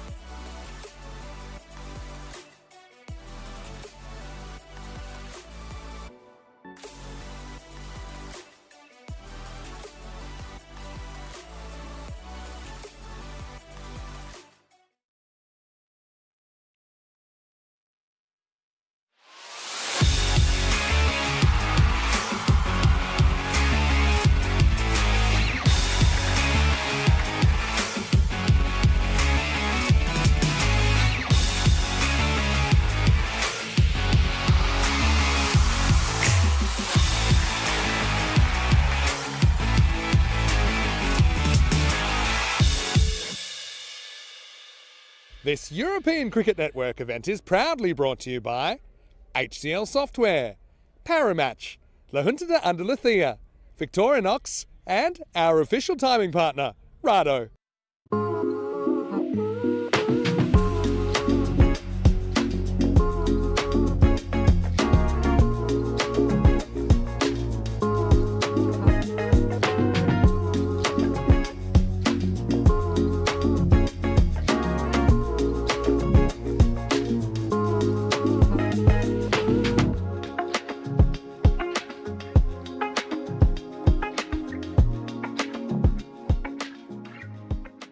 Hello and welcome back. Final day of the season here live from the Cartama Oval in the beautiful Andalucía region of Spain. And right now we are bathed in sunshine and long may it continue. Happy holidays to all our viewers out there. Just a reminder that after today, our next broadcast is expected to be the 31st of January 2025 from Porto in Portugal. First time we've been there. But right now we still have some business, and the next order of business is the qualifier for a spot in the final against the England 11. We'll see the Netherlands 11 taking on Ireland 11 here. Of course, Ireland 11 winning through against Scotland earlier in the day. Let's see what happens at the coin toss with Ian Ramage and the two captains. Netherlands, you're the home team, you will toss the coin. Ireland, as the away team, you'll call. There you go. Rado. Rado has been called. It's come down. Rado, so you've won the toss. Okay, toss won by Ireland. Who will bat first? So Ireland win the toss, another win for them, and they have decided to have a bat. So yeah, pretty interesting that they've decided to do that. Obviously they did a really good job bowling first. This morning they were kind of forced to bowl first as Scotland wanted to bat first after winning the toss, but conditions a little bit different now. I think it's drying out a bit. I think that Ireland 11 just feel, look, get the runs on the board, see if we can defend them. Obviously we know that Ireland, they've had kind of an up and down kind of week, probably more downs than ups midweek. I know they've had issues with illness, but geez, they looked very, very good this morning, didn't they? And they kind of did what they did to the Scots in the first game. It's kind of weird, kind of bookend nature to those two teams' battles. For the Netherlands, though, I think they can go in reasonably confident. It was the rain that got them straight into this game, though, yesterday, because they took 2 points in the washout. So, look, that was a little bit of luck, but now they've got to do it on the field. I've got to say, Isabel van der Woning really looks like she's starting to hit her straps with the ball. Phoebe Molkenboer's been excellent with the bat, but yeah, the Dutch, they're hoping to make it back to the big dance. Of course, they were runners-up in the first ever ECC-W last year. Almost ready to go into the commentary box. We've got a little bit of a friend up here. That's Theo. That's the son of Helena, who's always pushing the buttons on Theo. I think he's going to be a very good recruit for Two Circles in the future. But right now, I can tell you that it's time for the qualifier. It's the second last game of the season. And I can tell you that Ireland have won the toss. The Green Machine, they're going to have a hit over to Christina Goff, who'll take you to the first ball in the Dream Box. Thanks, Vinny. And of course, Teo. Super cute in the box there.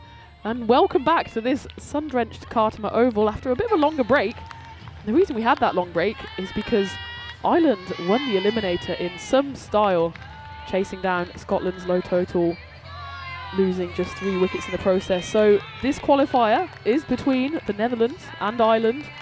Ireland won the toss, and as has been pattern throughout this week, they've chosen to bat first, and they have some batting power at the top of their order. Louise Little in particular, she shone in the Eliminator, and she'll be wanting to repeat those heroics here. However, Robin Schmidt might have something to say about it. She's in blistering form herself. Earlier in the tournament, when the Netherlands did in fact beat Ireland, Schmidt took 4 for 12. So she'll be happy with that output again as we go for the first ball. That's just straight down leg side, and I think Louise Little got a bit of bat on it there. Good start for them. 4 runs off the first ball, and Robin Schmidt just hasn't quite got her radar right.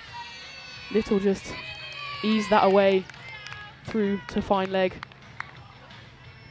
And of course, the Netherlands made it directly through to the qualifier.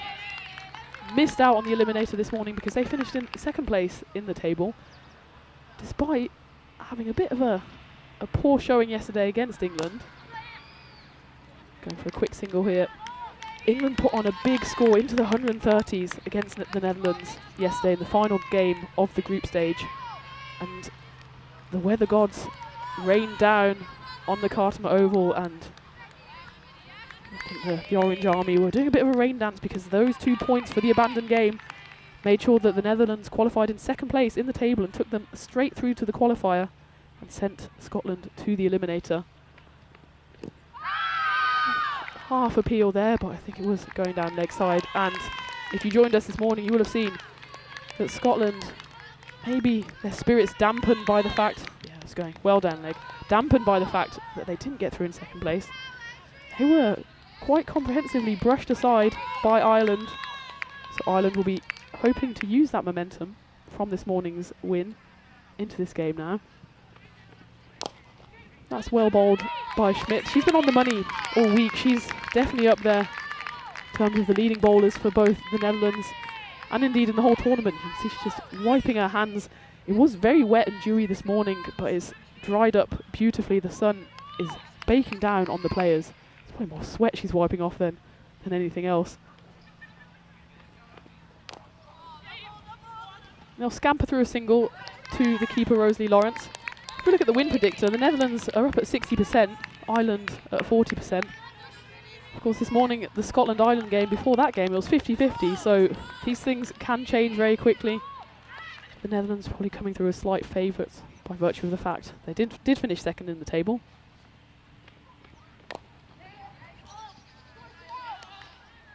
And that's a really good first over by Robin Schmidt. Just the one boundary from it, 8 for none, off one. And, you know, we're only a few days from Christmas now. And one person who's really getting into the Christmas spirit, you might have seen him at the toss before the game with his, I mean, it's a half Grinch, half Christmas. Mr. Maximo, welcome. Good afternoon. Buenas tardes. And yeah, I am right in the spirit. You're looking absolutely sensational today. Orange Army, well, they're always looking sensational. I know, it looks magnificent up here. I'm going to give you a wave. Hello, Orange Army. Hopefully you're enjoying your day so far. And also, we've got the green machine in kind of perfect working order today. It was like Back to the Future.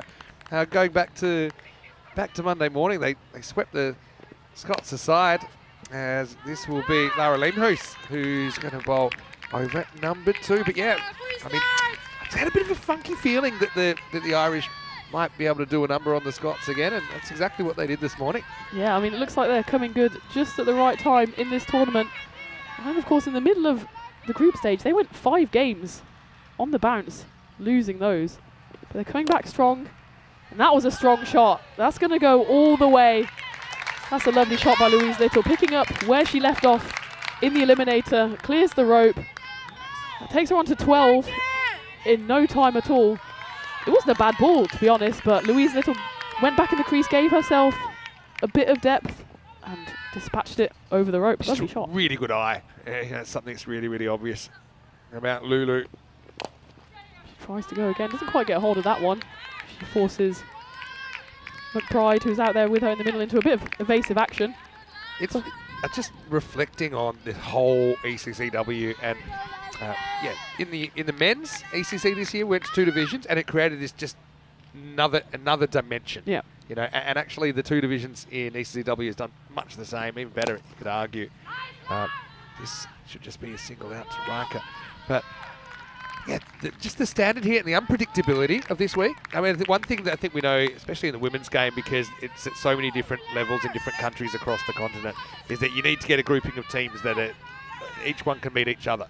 So I just think these 5 teams this week, it's been like that. No one would have picked the Scotland-England result.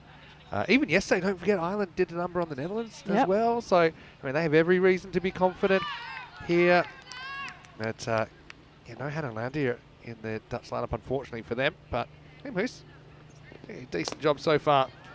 Doing an even better job is Louise Little. She just picked that one up off the leg stump and just dispatched it into the Orange Army. So she's replying to them saying, you know, I'm not going anywhere anytime soon. It's the perfect reply, isn't it? Saying, well, I see your Dutch flags, I see your orange outfits. I'm going to up you and raise you and take cover. Little, 19 off 7. She's a big thorn. You know, the MVP is something that we talked a little bit about, I know, in the last 24 hours, but you never really know how finals day is going to play out. It's one of those ones where I think, you know, finals day performance could be the the difference. But anyway, well, you saw there. The blue crew there's giving him That's a big Mark. dead ball. Mark's a pretty good finder. So, you know, if Mark tells you that it's a no deal, it's a no deal. Don't see too many of the Dutch in there trying to find it. The way Louise Little's hitting that ball, maybe they want a new ball. Bit of new luck here for the Dutch. True. Amos with a comeback. Last ball of the second over.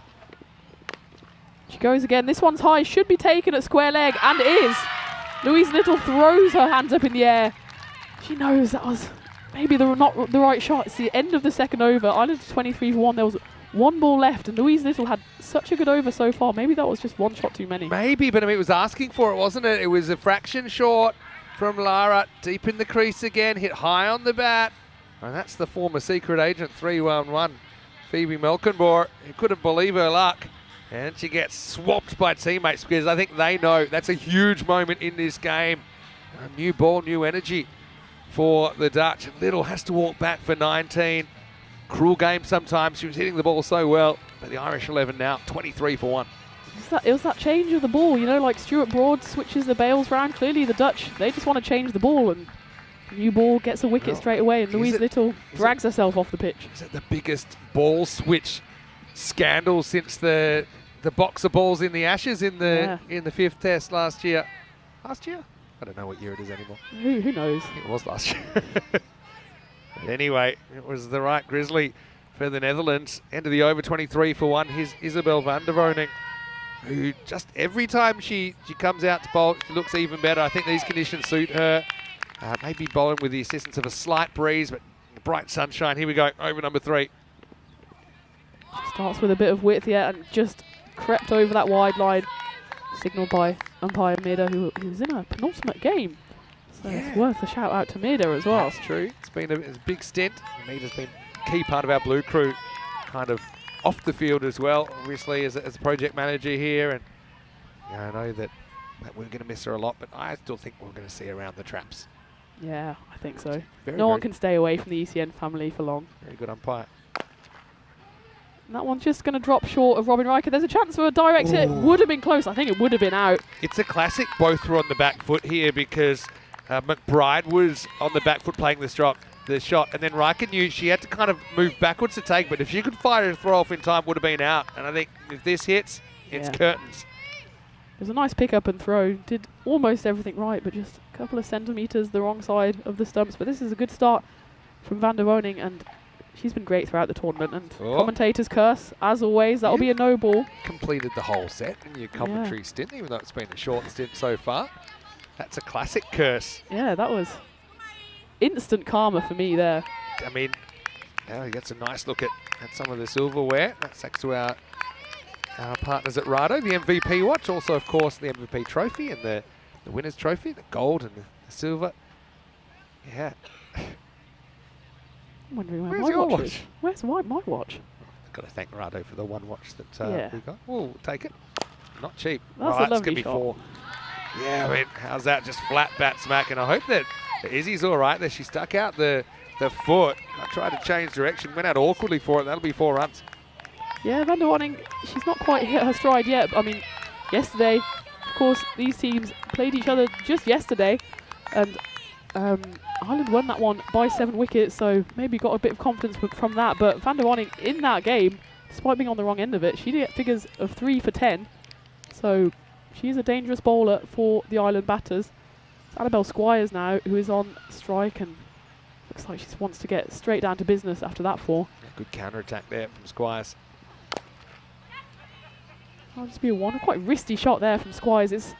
We noticed that this morning from Scotland, that there was quite a big emphasis of trying to hit everything leg side. I feel like sometimes just play the right shots for the right ball. If it's there, outside off stump, I mean, there's gaps through the covers. Play the shot that's there to be hit, you know? We say it all the time, play the line of the ball. Choose the right shot. I was going to say, our partners at Rado there, I think they're quite clever. And I'll tell you why in a second. Here's van der Woning. But they're just trying to motivate you. So all you got to do, Tina, get Germany promoted to Premier Division. Easy. You have to wait 12 months. Win the MVP in the Premier Division. Watch. This or we is could ask this is them for another my watch next year. Or 2 extra watches, so we're going to 3 divisions next year. that's my New Year's resolution for 2025 is a Rado watch. Yeah. Available in stores. Did come to the power play. This is a good response here by Van der Wanning. They will scuttle through for one. That was a good call.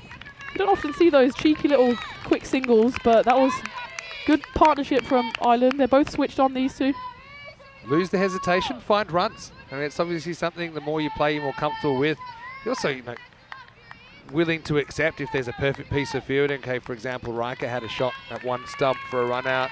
In a 10-over game, I think you accept those risks. There's risks to not doing it, risks that you get bogged down. What a shot that is. Orange Army. It's like a postcard, isn't it? 5 days from Christmas, and this is glorious. There's no place I'd rather be. Quick single again to Carolee de Lange.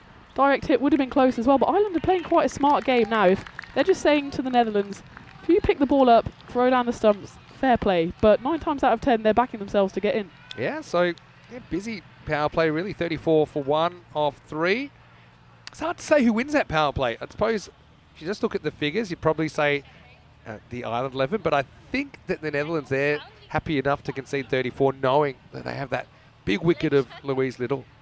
Yeah, I'd agree, and shades on. That looks like a famous face here at the Cardinal Oval. We'll have to see who's behind the sunglasses. Might be in disguise. There's England 11, they've turned up as well. Of course, they'll be playing in the final, and waiting to see who they'll be playing against. They look very relaxed. Sure, they had a nice breakfast, a nice lie-in. Libby's having to deal with autograph requests after her fantastic stint on the commentary yesterday. She was great. And how good are some of the outfits around today? Happy Peacock Friday, everybody! It's a special Christmas edition of Peacock by the way, Friday. That's Charis in the background. She's been working very, very hard. Ooh. This is Silver Seegers into the attack with her distinctive leg spin. Lucky that didn't actually go to the keeper, because she kind of took off not looking where the ball went. It just got past Lawrence, otherwise it's probably run out. But good start from Silver. The Dutch had a bit of a shocker with the ball last night. Got away with it because the heavens opened. That one's just dragged down. Will be a wide again. Rosie's keeping's come a long way in 12 months. Yeah. Still very young. Even that, okay, I know it's not taken clean, but just to have the instincts to get there, you're happy to block that. It's not going to win any beauty contests, but it's the necessary. Seegers, fun bowler to watch. Oh, I love her action. That again, she might get away with that. It is down leg side. It's actually gone over the stumps, I think, so it's been called fine. And I actually kind of agree. Let's have a look. Yeah, straight over middle stump. Once again, Lawrence blinded. Seegers just needs to find that perfect length, even though she's quite exciting what she can do with the ball. This Team Italy, by the way. But yeah, it's all about her getting that length right.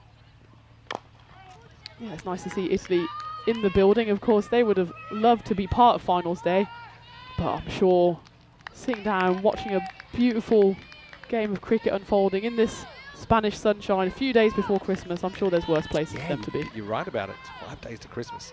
I suppose in some parts of Europe, 4 days to Christmas. They celebrate pretty hard on the 24th. That's true. From what I've gathered.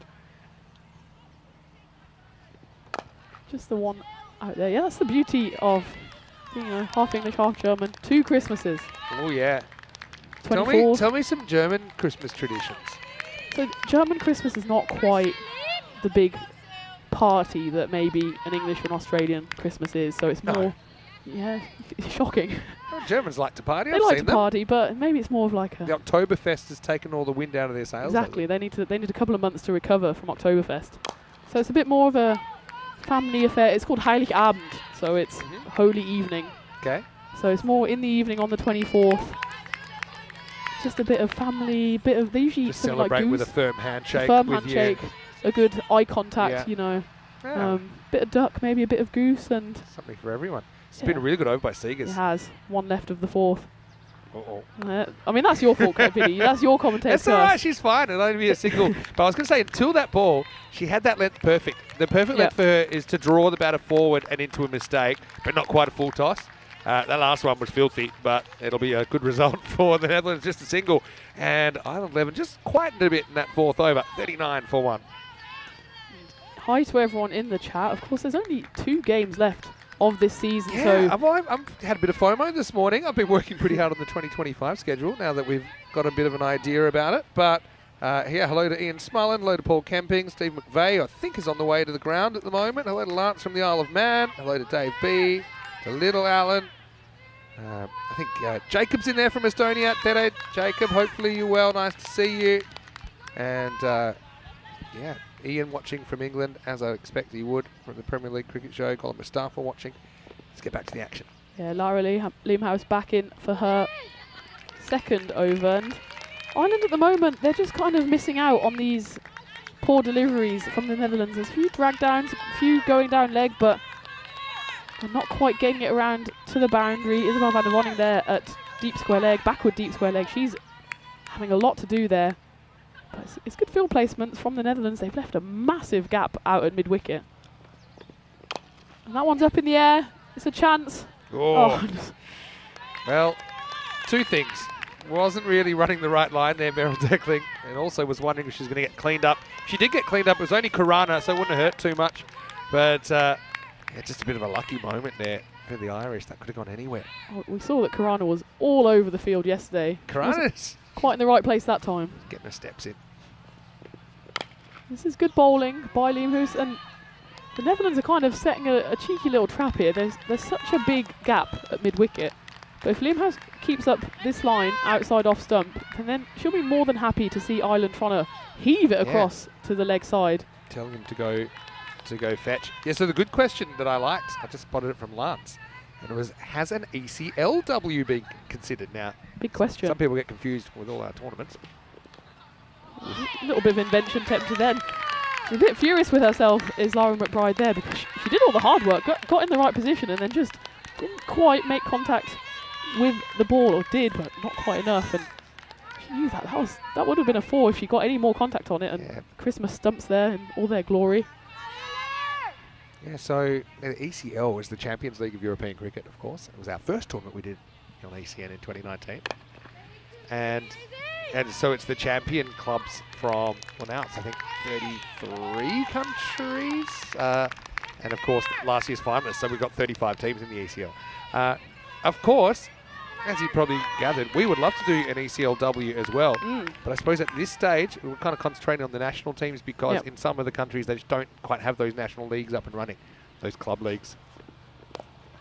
Again, Van der Wonning's got a run on here, but she does well down at deep square. So that takes Ireland to 44 for 1, off 5. And you're talking about the 2025 schedule, Vinny.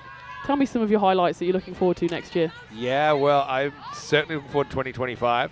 The big bombshell yesterday, and I suppose the first thing top of my head, is that the Western Shield will precede the ECL. So it's been moved up to the middle of February, and not only will there be British and Irish Knights playing, but also Europe, but also Asia. Oh, hello. And World 11. The E is getting bigger every time. So we are talking like we're like a global event and Icon Players. So that's an event that if it goes well, you know, and we can finance it, that we can do that for the Western Shield and the Meltool Shield, hopefully later in the year, to expand to four teams.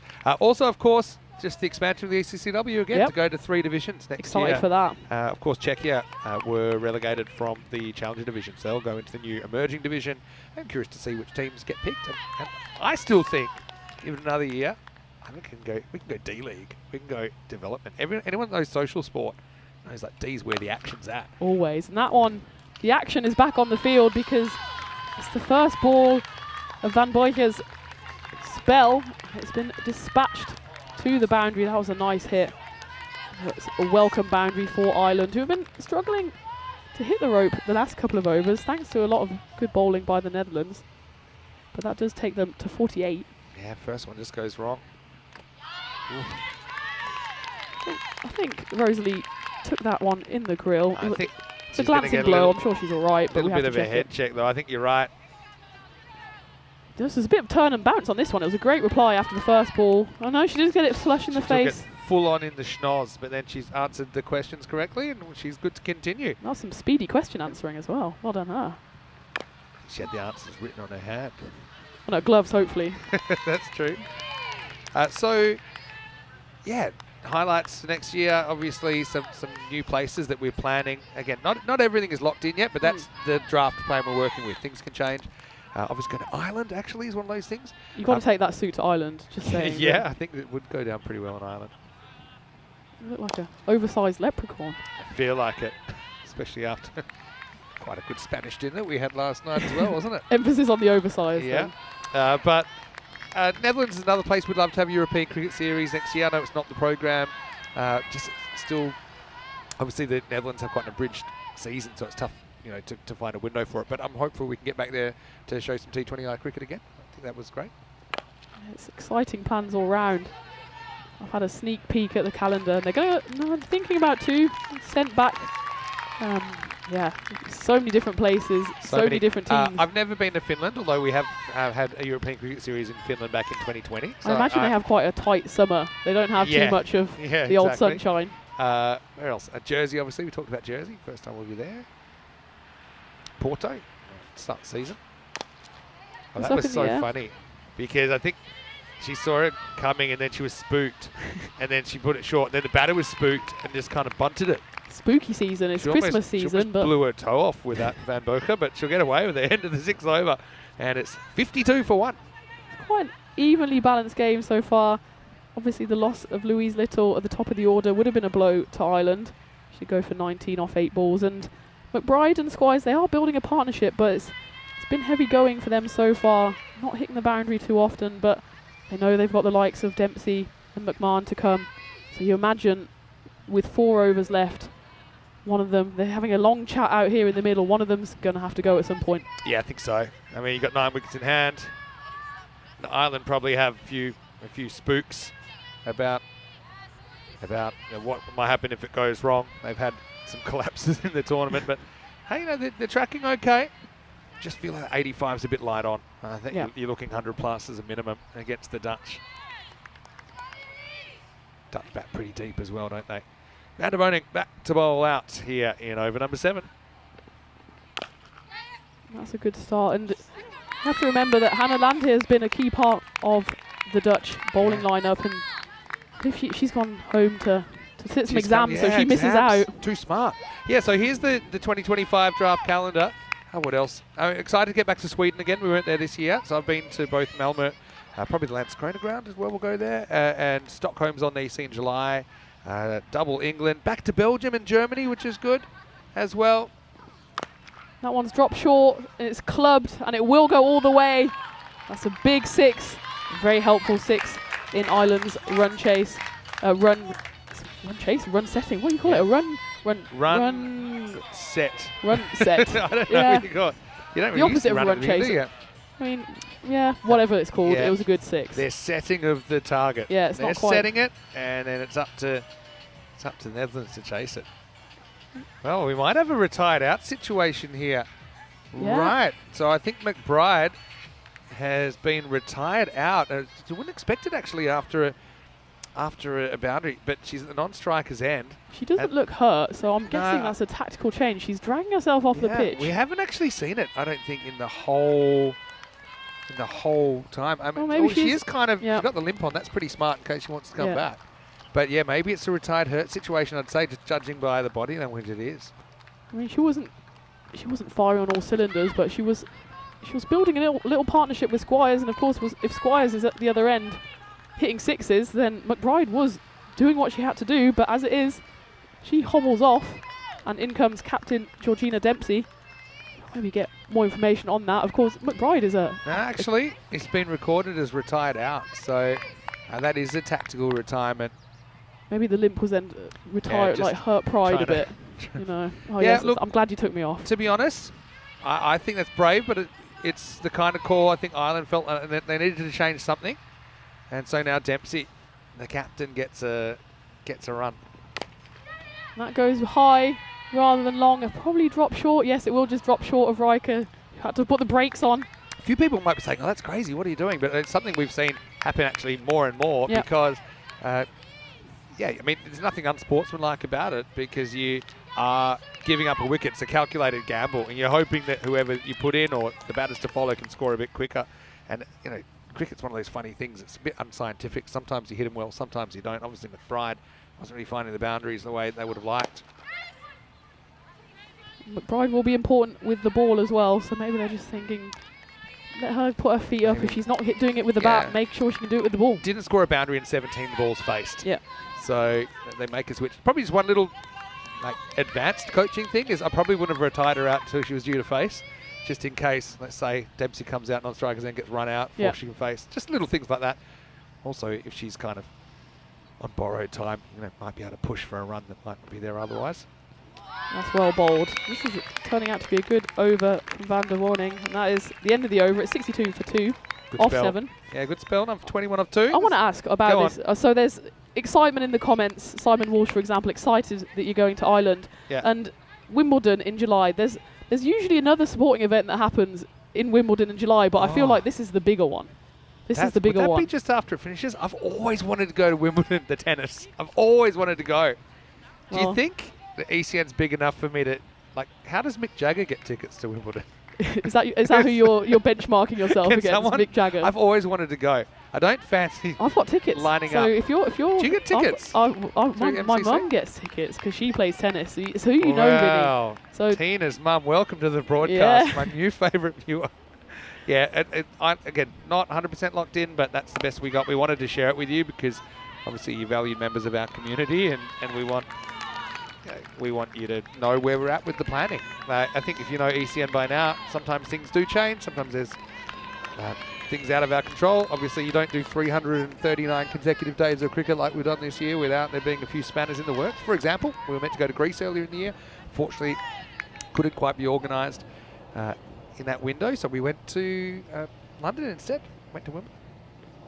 Her bike has changed her angle here. She's gone to what we've seen so often now around the wicket, but Rosalie Lawrence is not too happy with that. I mean, it's gone through everyone, and maybe she was just deceived, Lawrence, there by the change of angle from Van Biker. Yeah, the interesting thing is this is probably one of the easier takes for Rosie, but I think what it was, she just had the batter block her eye line a little bit, so I think she's disappointed. Then we had a bit of old friendly fire down on the boundary, so 4 byes to the total. No, Ireland won't mind that. Any way they come. That's nicely flighted. It'll just be a single. Unhit 4. Yeah, so that would be exciting. I'm excited to go back to Belgium. We haven't been there for a couple of years. Jersey, I mentioned Jersey. Porto, which isn't on there because it's not actually a European Cricket Series, but it's like a 3-day little, it's like a tester. It's like a season opener. Little snifter. Yep, little snifter. And does that mean that we'll try and sit down and rub brains and try and work out a way that we can get you on the tour a little bit in 2025? Yeah, I think we can put our 2 brain cells together and what do you see think, what's possible. Chat, do you want more of Tina in 2025? Kind comments only. I guess I could do a poll. You can hunt out anyone that votes no. Around your playing commitments, of course. I know of course. That's in the air. Caroline de Lange is interested and she will take it. That's a good take there by the Dutch captain. That's captain to captain once more as Georgina Dempsey has to make the long walk off. And that it seems like that gamble of retiring McBride hasn't really paid off. Yeah, well, I mean, it's set a chain of events in place, hasn't it? So, okay, if it's not Dempsey, maybe it's whoever is to follow. I think probably McMahon will come in next. You've still got someone like Lochran to come. So I always think, especially in an elimination match, you'd rather be proactive than reactive. I think I've seen a lot of chases even, particularly in chases, where the game's drifting away and everyone's too scared to make a move. So Dempsey takes it on, but she does find her opposite number. Galanga with a good catch out there. So she'll go for 2 and Ireland 11, 69 for 3. Yeah, I mean, the gamble didn't quite pay off, but I respect the gamble being taking place because, as you said, you've got to be active in this game and you can't just it's only 10 overs, you can't just let them drift by. That's the end of the 8th. Rosie doesn't quite catch it cleanly, otherwise there might have been a half chance of a stumping, but they'll take the dot ball. But it's funny, isn't it? Because you're always hoping that it'll turn around. Coaches or captains, whoever is responsible for making that call, or even batters themselves that are thinking about retiring themselves out in this format, you're always hoping that one will hit the middle of the bat and then from then it's just going to be like a whole different game. But probably more often than not that doesn't happen. Not to say I have seen some cases. There's one game in Romania, I remember, I think last year, where somebody was 8 off 16, but I knew and Rico's going, surely he's got to go. I think he finished like 93 off about 30 or something, you know. So it does happen, but I just think more often it doesn't. And maybe someone else could have the game of their life. Just they don't know unless they get out there. Here's Seegers to come back. Yeah, and you could see by the worm just that the run rate had kind of stagnated a bit, but I mean, Georgina Dempsey has shown what she can do, but it's not like she's gone big. She's gone at a strike rate of 500, you know, she's the one. So maybe a bit harsh on McBride, but, you know, you're always wise after the fact, aren't you? Yeah, but yeah, like I said, 17 balls didn't hit a boundary, so you can understand. I'm just interested, you know, as a player's perspective, is tactical retirement about is something your team spoke about, or it didn't really come up? It didn't really come up, but of course we have roles in the team. So we have players who are kind of seen as pinch hitters. So we had a bit of a floating order at some point. So if it's a big difference, right, if someone gets out in the second over than in the ninth. Yeah, sure. So you're going to have those different roles within the game. Just drifting down, but it hit glove, so it's just going to be scampering through for a 1. And maybe that's the difference between the Challenger division and the Premier division as well, that you have those big hitters throughout the Premier division, whereas the Challenger division, just check if this maybe brushed a glove. Over the stumps again, so she's saying that if the leg stump was higher in the air, it would have hit it. So it's a bit of a judgment call, but a bye's given. Yeah, no, it's an interesting one. Obviously, it's something we've seen happen more and more. But there's a few unprecedented issues, and one of the issues is to do with I think it all comes down to communication. You know, I think if you were to never speak about it, and then you retired someone out, you know, it can kind of ruin their vibe. You know, they're like, well, what do you mean? Well, we said like McBride will be playing a key part in the bowling. So you imagine she dragged herself off the pitch, but you'd hope that wasn't the first she'd ever heard of, you know, potential retirement.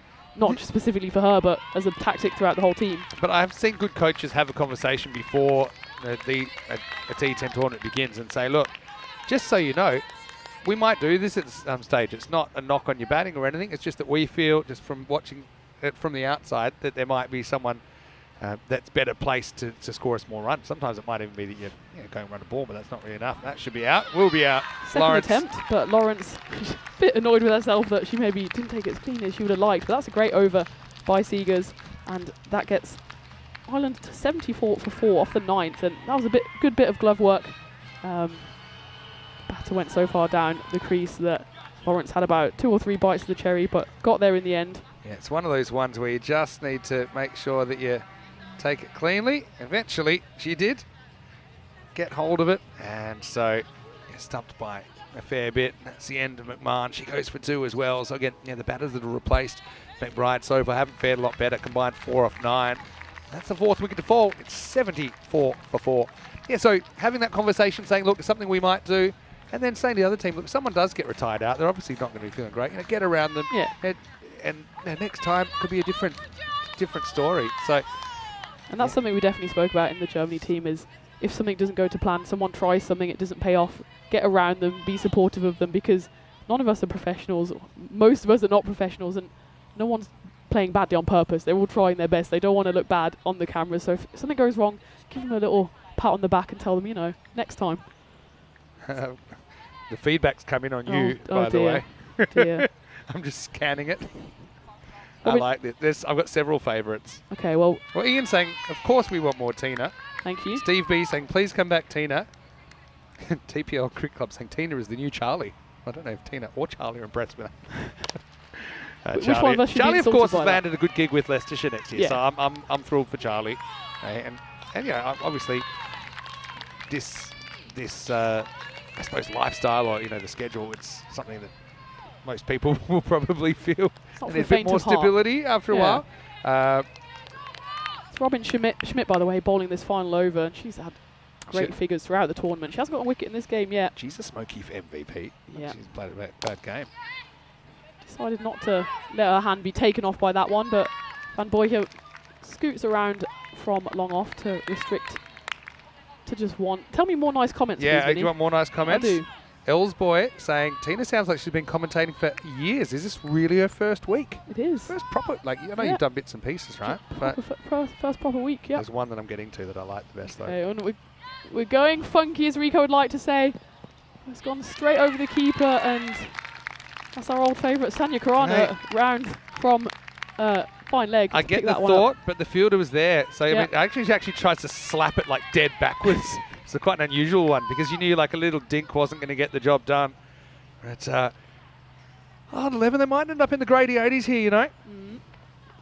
More bowled again by Robin Schmidt. They will scamper through for one pretty safely. Here's my favourite Okay, comment tell from me your Jacob, favourite. who's a youngster from Estonia, saying, I like Tina. She's German, but also funny. Who knew that was even a thing? Wow. Hashtag stereotype. Wow. I mean, thanks, I guess. You did just say that you celebrate Christmas in Germany with a firm handshake and good eye Well, contact. you kind of with your put words family. into my mouth a bit there, but yeah, I'll take that. That's fair. I like it. No, it's good, and I'd love to have you back. We'll try and make it work. 2 balls left of this Ireland innings. This is where I think probably, yeah, I mean, it was a tough one. Van Berkel was on it quickly, but yeah, maybe you'd try and force a long throw, try and get Squires back on strike. Do you think do you think you turn down the single there? You just say, well, I think one I'm more running. left. I think I'm running 2. You're running. And Yeah. 2 might turn into 6. You never true. know. Like, you know, this is the 10th over. 79, last ball coming up. They're going to run. There's a fumble in the field there, which lets them come through quite comfortably. That takes Ireland to 80 for 4 off their 10 overs. The win predictor has them at 34%, so Netherlands, you'd imagine, in the driving seat, they'll be really happy with that performance. And the Ireland innings never really got going. Louise Little at the top threatened to go big, 2 6s and 1 4 in her 19 off 8, but otherwise it was more or less like a runner ball kind of innings all over the place. Little goes big, total is big, I think.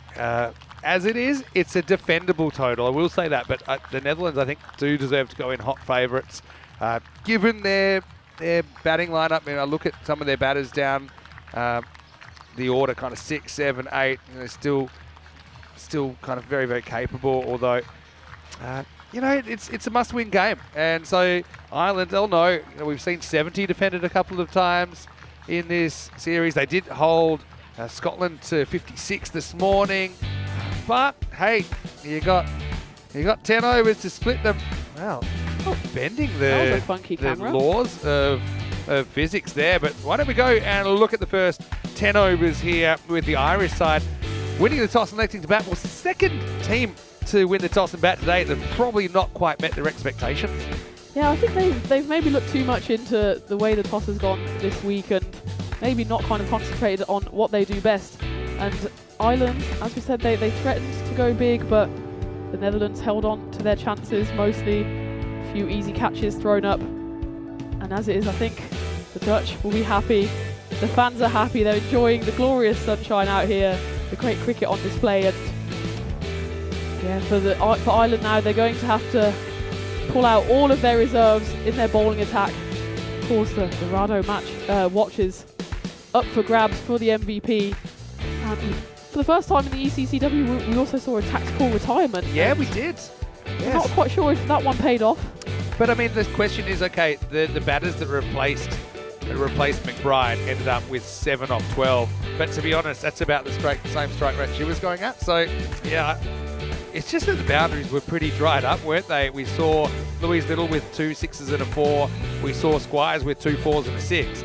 Nobody else was able to score a boundary in the 29 balls faced by the other 4 batters that we saw. So, I mean, that makes it real tough. In fact, we didn't even see a boundary, except for the 4 byes. We didn't see a boundary in the last 22 balls of the innings. So, look, you're going to have to dodge some pretty big fish at the top of the order if you're Ireland. And Malcolmore is going to come out there. She's going to have a bit of an X on her back, I think. I'm wanting to see the back of her. You've got Karana who's been hitting the ball well. You've got Riker at 3. I just don't think it's enough. But, hey, this is knockout cricket. Anything can happen. 32 not out to Squires. Well, she's been left kind of holding the baby so often this week. Little, obviously, 19. She'll be a bit irritated, I think, to get out the way she did. A ball she probably could have hit to the boundary or over, but just mishit it. Malcolmore took the catch. Liam Hoster with the big wicket. McBride retired out for 13. Everyone else single digits. And Ireland up against it, but certainly would be capable, if everything went right, of defending this. Wickets for Lemhurst as well as Silver Seegers, who bowled a really good spell, 2 overs, 1 for 9. That's after those control problems last night. Van Buka also kept it really quiet, and it's got a good mix of bowlers there. I think they had their field well set. Ireland, bottom line, they just couldn't find the boundaries. Yeah, but as we know, it's only halfway done. So Ireland will have to go all guns blazing if they want to defend that. Pretty low total is 80 for 4 on the board for Ireland. Ireland, we know, have dangerous spinners. They've got the Mac attack. They've got a few seamers. They've got the left arm. So they've got a really nice balanced bowling attack, and they're going to have to pull on all of their resources if they're going to take this win and go into the final against England. Yeah, Mac attack will have to avoid the whack, and the Irish bowlers will be setting themselves a big task to achieve if they're to make it through to the final. 80 on the board, Netherlands 81 for a spot in the final against the English, and a rematch of the ECC-W 23 decider. Vinny Sander here, Mr. Maximo for ECN. We'll take a quick break, back with the second half of the qualifier when we return to the Cartama Oval in Spain for more ECC-W Premier Division Finals Day.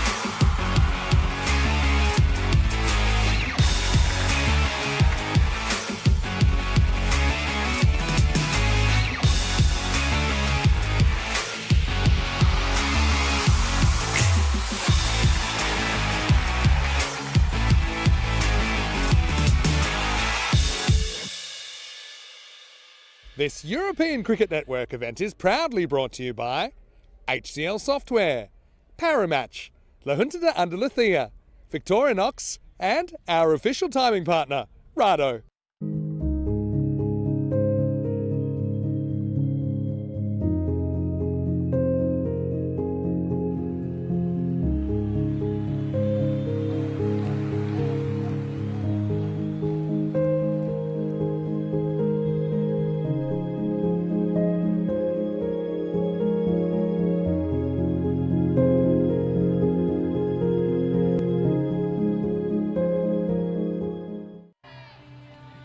Warm welcome back to the sun-drenched Khartoum Oval here in Andalusia, where Ireland have a bit of a task on their hands if they want to get through to the big final this afternoon against England. They've put 80 for 4 on the board against the Netherlands. The Netherlands now starting their chase will need 81 runs in 60 balls, run rate just over 8. So you'd say at this point the Netherlands are in the driving seat. They'll be happy with the way they bowled, but now they have to back it up with the bat. And at the crease is Phoebe Mokumbo, who's been exceptional with the bat all week. At the other end is Sanya Khurana.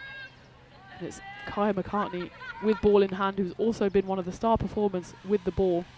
She'll have to use all of her skills to defend this low total. So let's not forget, this is the qualifier of the ECC-W Premier Division. Whoever wins this game will face reigning champions England, who topped the group after the group stages, finished in a bit of a washout, surprising washout last night, which meant that the Netherlands went straight through to this qualifier. Meanwhile, Ireland had the right to play them after they beat Scotland this morning in quite comfortable, surprisingly comfortable fashion by 7 wickets. It does mean that Ireland, they've already got a game in their legs, and if they want to go all the way to the final and even to lift that glorious trophy, they'll have to win all 3 games today. They've done one this morning. They're up against it in this second game. But we've seen all week that their bowling has been up there with the best. The Netherlands, meanwhile, they know that they can not take this chase easily, but they don't need to go out all guns blazing. Of course, in the power play, only 2 allowed outside the circle, so they might be tempted by 1 or 2 big shots. After that 3 over power play, 5 can go out of the ring, so you can protect those boundaries, and that will be the name of the game for Ireland, as well as, of course, taking wickets. That one is out towards the boundary, and it won't be stopped by Louise Little, who is out there on the boundary, running to her left. Ball flies beyond her grasp. And that's a lovely first boundary for Sanya Khurana, who has batted well throughout the week, but hasn't quite got that big score. And she'd love for that to come in this qualifier. So it's a good start for the Netherlands. They're just quietly ticking along in this first over.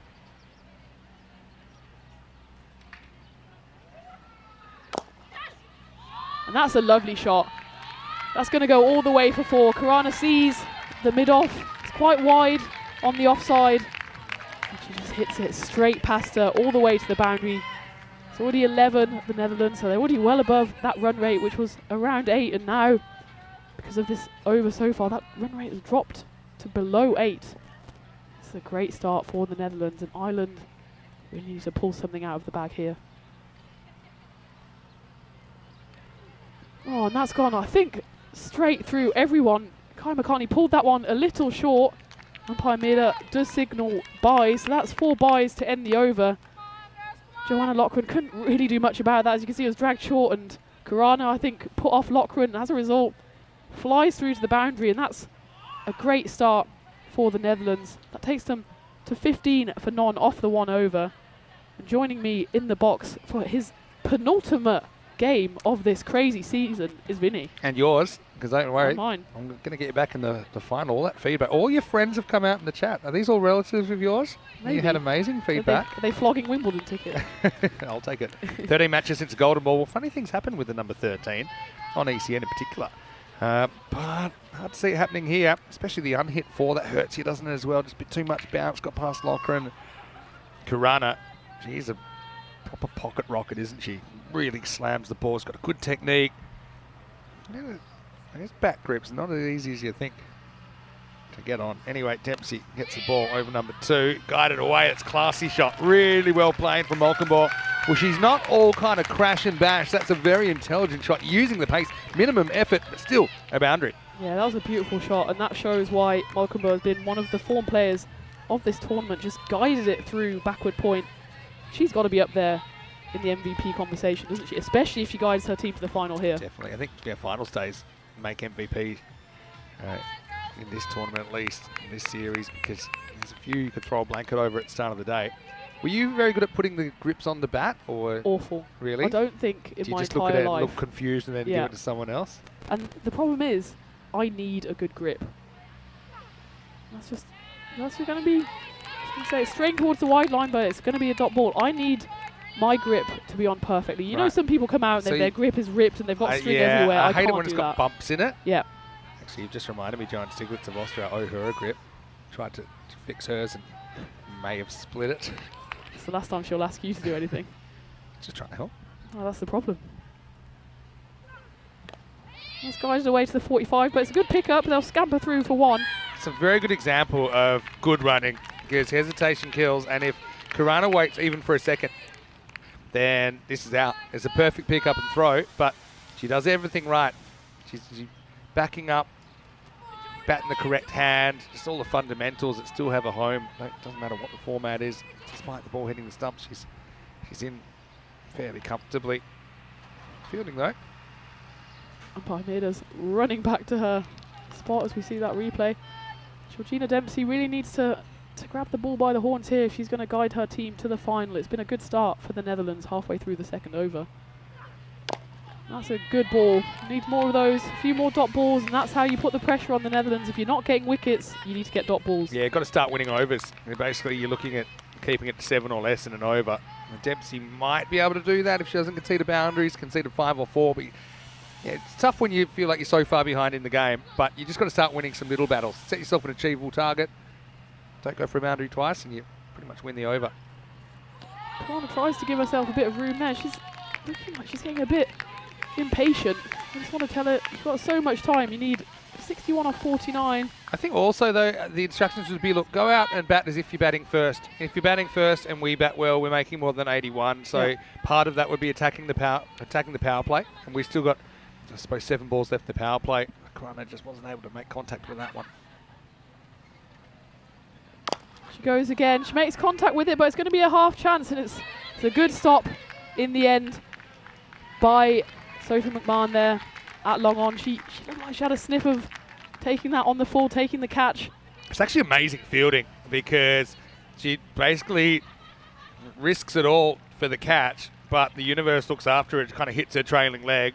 And so, okay, they do actually run 2, so it was also good running by the Dutch, but yeah, I think it's the right option. You need wickets to get back into this game. Almost creates 1 out of nothing. End of the second over. 22 without loss. Of course, the Netherlands finished second. Let's just kind of reflect on last night. They looked well up against it, against the English at halftime. But then it rained, and it meant that they got 2 points kind of out of thin air. I think even 1 would have been tough. They needed like 98, I think, even for a point against the English. And those 2 points put them in second. It meant that Scotland had to play the eliminator, and guess what? They got eliminated. This ball has been eliminated from the field, and Malcolmborg just continues on her way. This is Jenny Jackson coming on to bowl in the third. Fraction short, the wrong line, gets slammed to the fence. Yeah, it's always tough with that left arm over action, swinging in to the right hander. If you just swing it into their arc, it's going to be dispatched. And it was a strange one last night. When I was driving back then to the hotel, bone dry, and then I sort of turned on the stream, and you guys were all running for cover, and it wasn't just a bit of rain. Let's not forget this was a deluge.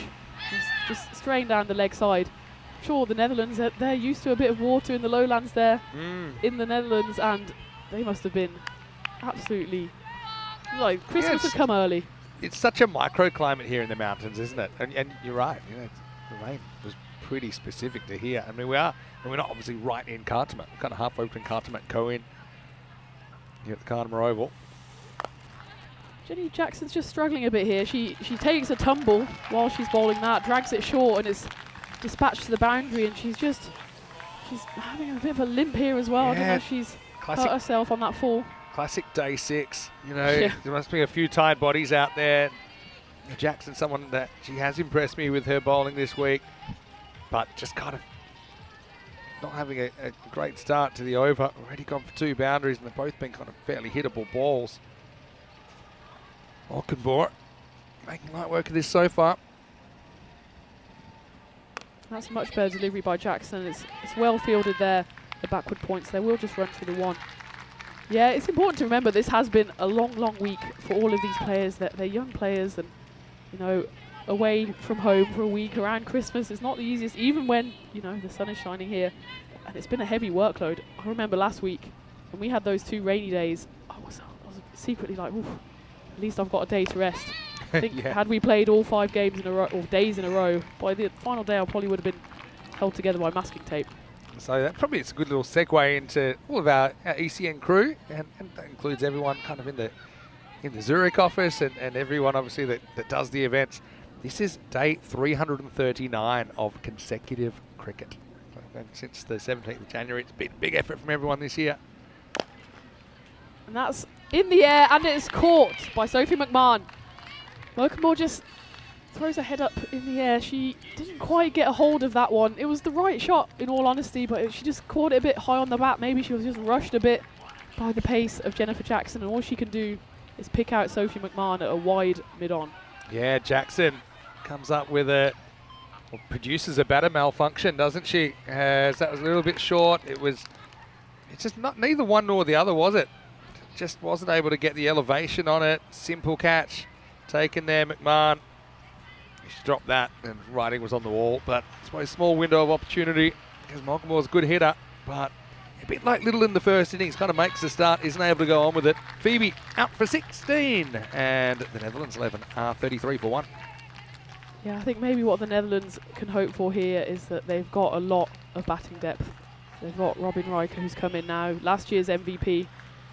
So she has a lot of experience and will want to use all of it to get her team over the line. She just punts that one for 1. That takes the Netherlands to 34 for 1 at the end of the power play. And the power play belongs to the Netherlands according to the win predictor. Similar, we'll see the stats, but it's a similar power play for both teams.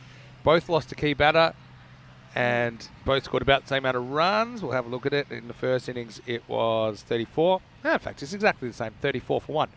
But I suppose this is where, with the Netherlands, if you kind of go player for player, I just feel like they've got a few more hitters in there. That's why you can't imagine them falling over. But, hey, you never know. It's finals day, finals pressure. You never know. And yeah, you did mention just the crazy streak of days of cricket that we've had here on the network. And I think it is worth giving a shout out to everyone who works behind the scenes. Obviously, I was a player last week.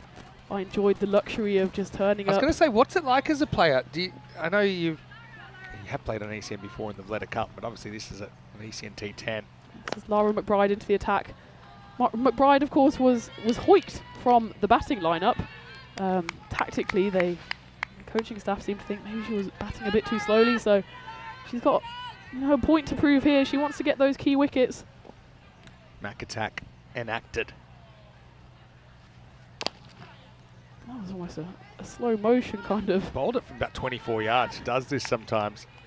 But I often think, okay, you might catch you off guard now and then, but I always think it's a bit of an overrated tactic when you go back far back, because at that pace you just have so much longer to see it. Yep. You know, if it said bowl it from 30, I'd be surprised, but I'd probably say thank you. That one is cracked through the covers. That's a really powerful shot there from Robin Riker, showing what she can do, and every boundary here really harms Ireland because the Netherlands are down to almost just needing a runner ball, and that was maybe dragged a little too short outside off. Riker said thank you very much. Smoked it to the boundary. Tell us your players' impressions then. Yeah, so after this ball, another slow motion delivery. Hit towards mid-wicket will just be the one.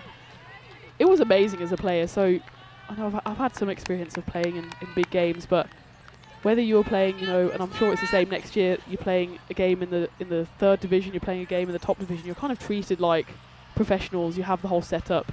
You come up to the come in the coach, come here, everything's set up for you. The sun is shining, hopefully, apart from those few days last week. And that's hit far, and it's going to go all the way, and that was more of a stroke than anything. There's Sanya Khurana now getting in on the action. The Orange Army are loving it. I don't know what shirt they're holding up there, but they're up on their feet. They know that their Dutch girls are inching organised. closer. Dutch Army have got the 4 shirt, they've got the 6 shirt. Oh, is that what it is? I love that. It's a 6 shirt. I like it. Nice shot. Well struck by Karana. It's just going to be the one to McMahon. So as a player, it felt like a well-oiled machine. I just turn up and play, and you don't have to worry about anything. Sometimes we play in maybe in Germany or wherever it is in Europe, and you have to roll out the sight screens. You have to see if there's any umpires that turned up. You have to clear the people who are having the barbecue on the middle of the pitch as drinks are being brought on here. Which is also, that's beautiful in its own way.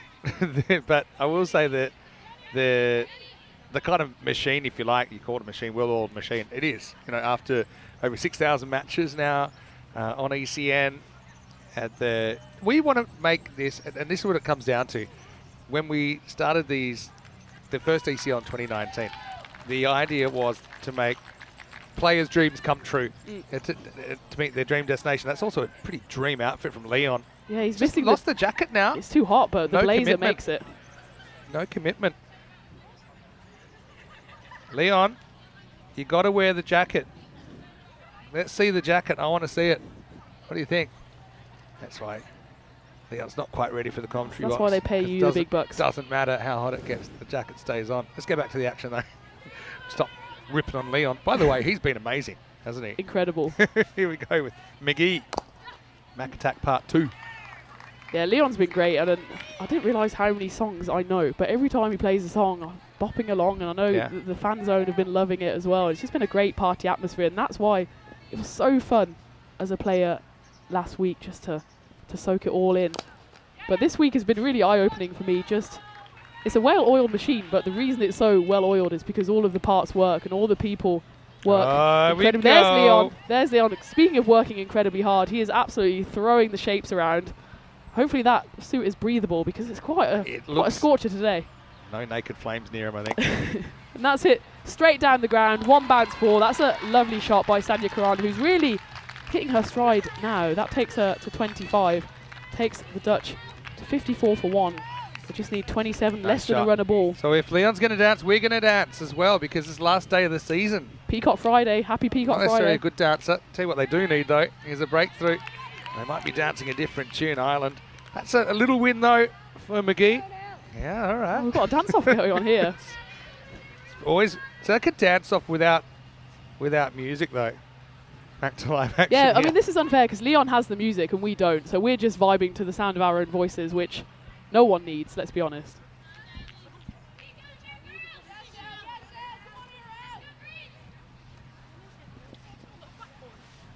I was just going to concede the dance-off by remaining perfectly still, but it didn't really work.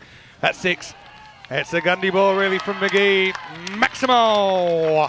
Time running out, runs running out for the Netherlands, or for the Irish, I'd say. Netherlands have whacked 61 in the first 5 overs. I suppose that's the key difference. They were dead even after 3, but the fact that Netherlands have been able to find these boundaries despite the field going back has been the difference in this game. Let's welcome you formally now into the commentary booth, Vinny Sander here, Mr. Maximo, with Tina Goff, of course, last year's MVP, and a bit of MVP discussion as well.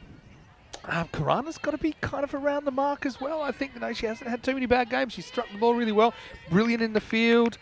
It's going to be really, really close, I think. Yeah, I mean, the thing is, we all have short memories, so it's who really goes in this game and who goes in the final. If someone can win the game for them in the final, then they're going to be up there as well. Kesterman, gammon. Yep. I like gammon.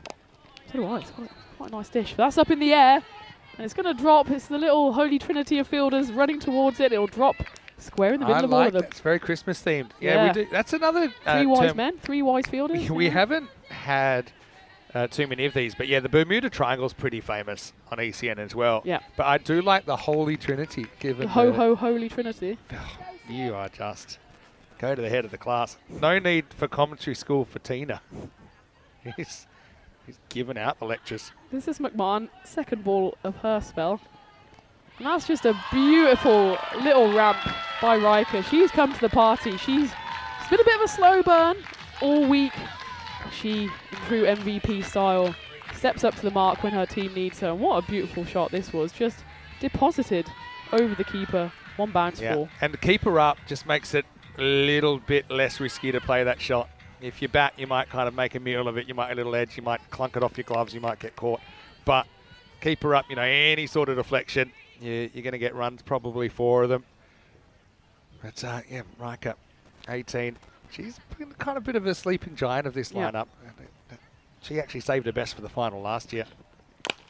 She goes big again. I think it's just going to drop short of Ellie McGee out there at long off.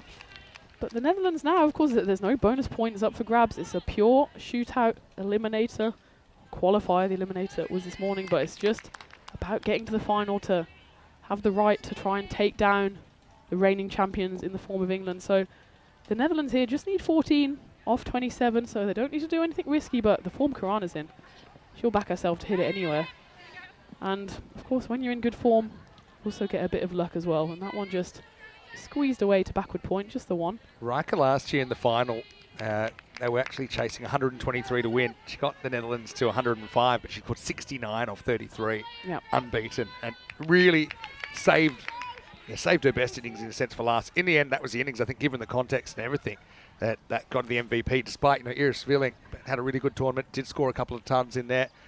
But I think they just felt Robin, when the pressure was on, it was a brilliant contribution. That's why she won the MVP last year. But this year, she'll be hoping that they can get to the final first. I suppose they're 13 runs away. And there's that nice watch up for grabs as well from Radu for the winner. No, I'm not bitter or anything, but I'll draw a watch on your arm if you like. That'll be even more valuable. A Maximo vintage. Yeah, true. Last ball of the over. Oh, strangle appeal, and Riker does a bit of the twister, but out of all that, it's still a dot ball.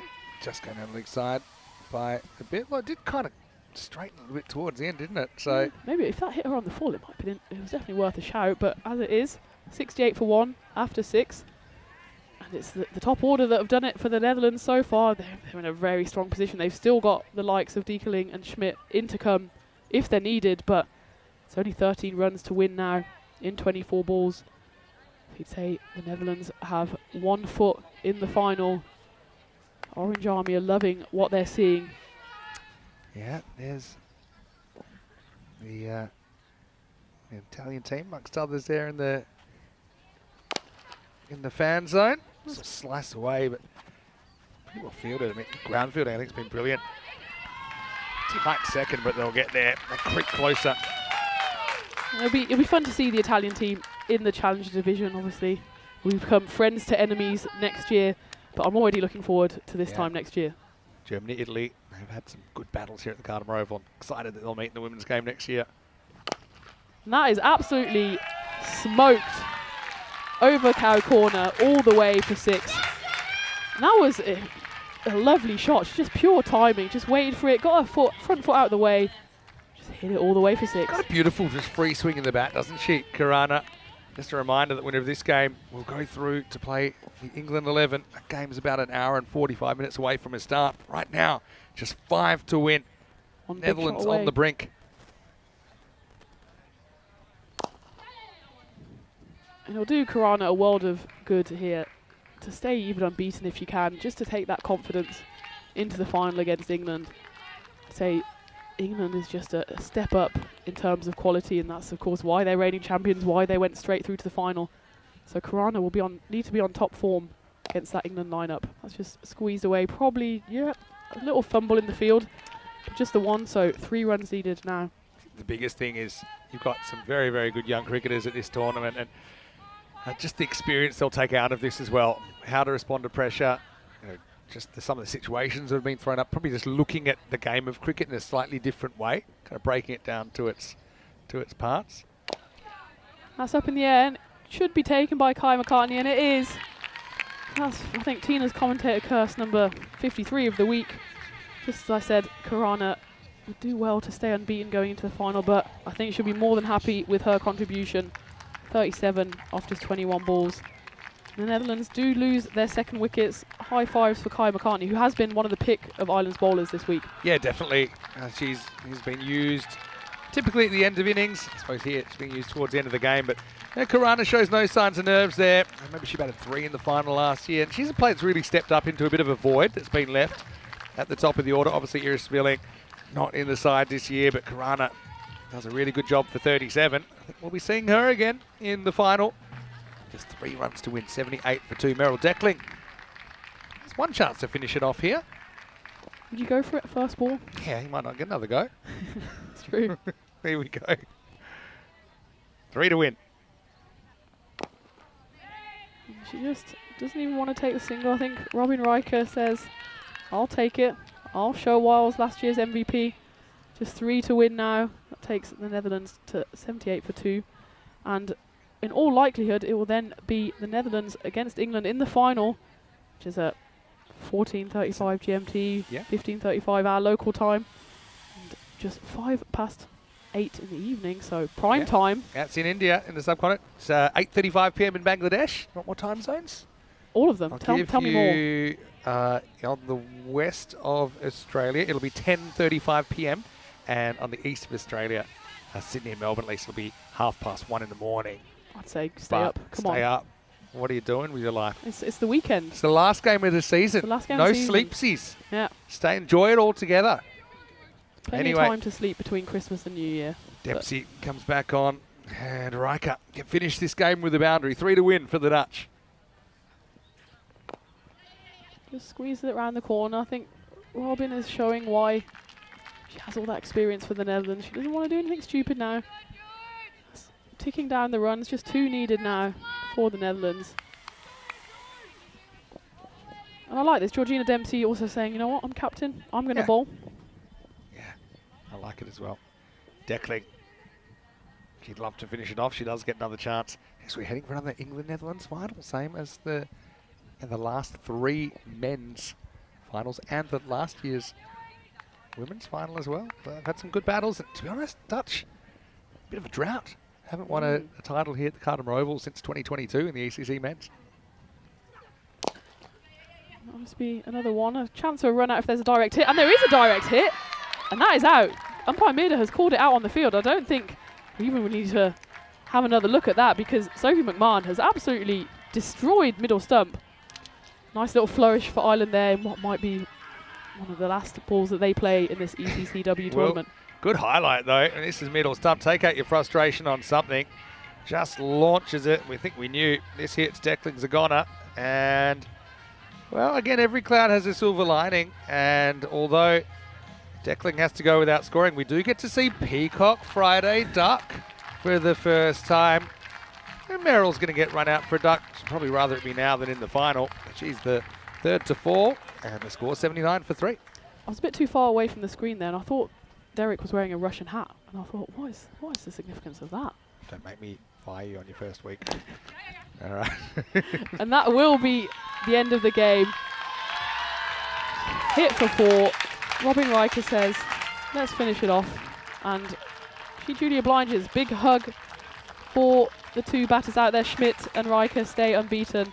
Big hugs in the Dutch camp. They'll be happy flying through to the final. The Orange Army are absolutely loving it. Yeah, we've got a good crowd for both teams in the final, actually. Obviously, English normally pretty well supported in this part of the world. A lot of expats. But the Orange Army's out in force. The sun's out as well, so it won't be raining on the parade between the English and the Dutch this time. They'll meet 24 hours after that washout. For Ireland, you got to feel for them. They had their ups, they had their downs this week. I know they had some issues off the field with a bit of illness going through the camp.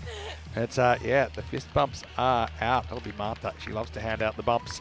But, yeah, the Dutch, they've earned it. I suppose when it comes down to it, they avoided a bit of a banana peel game. Obviously, the Eliminator this morning, it looked like that's where they were heading before the rain came last night. But you can only kind of play the chips as they lie. They set it up with a good bowling performance. They really protected the boundaries well. They got that key wicket of Little, which we knew was important, despite the efforts of Squires. The Irish 11 only able to make 80. And then a pretty nerve-free batting performance. That kind of score that suddenly, if you have a bit of a dodgy start, you lose a couple of wickets, suddenly you're kind of second-guessing yourself. But very professional chase, I think, from the Dutch. And as we suspected, at 79 wasn't really enough, or the 80, I should say, that Ireland squad wasn't enough to defend. Yeah, and it was a good effort from the Dutch. Let's not forget, the last game that they were involved in yesterday, they had a bit of a collective team meltdown in the field against England. So that was in the back of their minds as they were going into this game, and they knew they would be coming up against whoever won the Eliminator, who would then be on the back of a win this morning. It was in the shape of Ireland, but maybe it was just one step too far for the Irish girls. Let's not forget, one of the youngest teams in the tournament, as the Orange Army absolutely go wild. Hugs all round for their players, and rightly so. It's been a great performance. Just a little sneak peek of the glorious trophy up for grabs in the final. And I think when it comes to it, it's probably the right result that the Netherlands go through.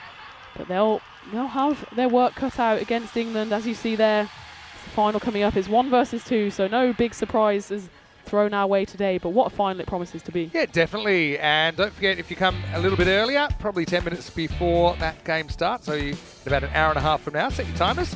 We'll have the anthems, of course. Very, very proud moment for the two sides and the pre-game festivities. It's the last game of the season. I think it's match 1,710. So you don't want to miss it right here on the network. Back in about an hour and a half with that. But let's go back and look at this chase. 81 was the target. Orange Army, well, they certainly had expectations that the Dutch would chase this down. And even though our dancing was questionable with Leon providing the tracks, it was a bit of a party for the Dutch, wasn't it, here in the qualifier? They romp into the final against the English. Yeah, and they'll be all smiles and excited for what's to come. And they know that a big score now in the final could put them in contention against England. Yeah, so Malkenborg, she was a bit of a unit earlier and just kind of couldn't turn it into a bigger score, but maybe she's saving her best for last. There was the 4-shirt, but that wasn't enough. Later in the innings, Malkenborg just mishit that one, nicely taken low down by McMahon, but the wicket didn't really slow the scoring too much. Riker came out, maybe not a bad thing that she came out and got a bit of a hit. She looked pretty well put together. Karana, again, she's just kind of a bit of a quiet achiever at the top, rarely has a bad game. And yeah, all the trick shots were coming out. Riker, again, last year's MVP. She'll have fond memories of the final from an individual basis, even though it wasn't the result the Dutch wanted, but they get another chance at the title. That was a late wicket, and one late wicket became two as the middle stump was relieved of its duties here. Really nice piece of fielding. So, yeah, the Irish had something to celebrate there. McMahon fielded well, catch in the run out, but that was the shot that did it. Put the Orange Army's side into the final. The English, well, they're slowly biding their time, and they'll be hoping that they can provide back-to-back trophies for their motherland. But yeah, the toss will come up probably in around about 30-35 minutes time. Interesting to see who does what, but right now everyone's just having a party because it's the last day of the season and we have just one match to go before we decide the ECC-W Premier Trophy. 37 for Karana. Again, batted really, really well. She was a late victim, but not before the game was well and truly put to bed. 25 not out for Riker. Again, not a bad thing. I think she has a hit out there. Malkenborg 16 before she was dismissed, and Deckling run out for a duck. But yeah, all going to plan for the Dutch. And you mentioned they had a bit of a collective meltdown last night. That was probably a good word for it. But the weather gods were smiling on them. The cricket gods smiling on them today as well. And for Ireland, obviously, you've got the 1 wicket there for McCartney, who I think had a really good series with the ball. Jenny Jackson with 1 wicket there, but no one else really able to penetrate. McMahon's over only went for 7. Well, I've got to say I've had a really great time up here in the commentary box, obviously with Tina, and Tina will be coming back doing some of the final. You happy with that? I'm excited. It's going to be a good game. We're going to get you in there. I'm going to go down, maybe just kind of join in the party atmosphere now. It's been a lot of work up here in the commentary box so far, but we're going to get down there. We're going to get ready to party because in an hour and a half we will be back with the last game of season 2024 with the England 11 taking on the Dutch 11. Toss to come. What are you feeling? You think English probably going in favourites? Do you think the Dutch can pull a bit of a surprise? Yeah, I think England will be favourites, but you know, I always love an underdog, and with the Orange Army out here in full force, I'm backing the Dutch actually. Oh, well, you heard it from Tina. But let's see, it'll be 20 overs to separate the sides and bring down the curtain on a record-breaking season 2024. Vinny Sander here, Mr. Maximo with Tina Goff. Rico back in the box when we return for the Carlton Oval for the last time in this season's action for the ECC-W Premier Division Final. See you soon for that one here on ECN.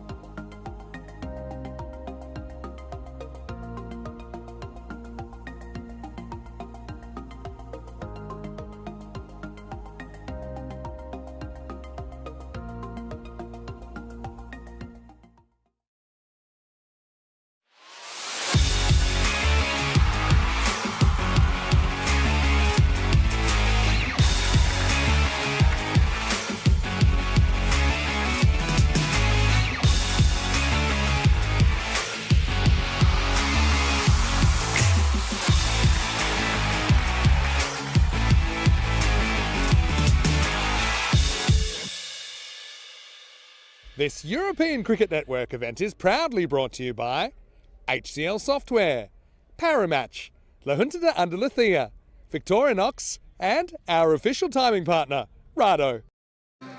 Day 339 of consecutive cricket on ECN. We had 46 matches in this ECC-W, 23 in the Premier Division. All comes down to this. Once again, we are left with the England 11 versus the Netherlands 11 here. Two teams desperate for the trophy. Will it be Dutch revenge 12 months on from their heartbreaking loss in the 2023 decider? Or can it be back-to-back for the England 11? I'm Mr. Maximo. Welcome to the last game of the year. This is the ECC-W Premier Division final, and it starts right now.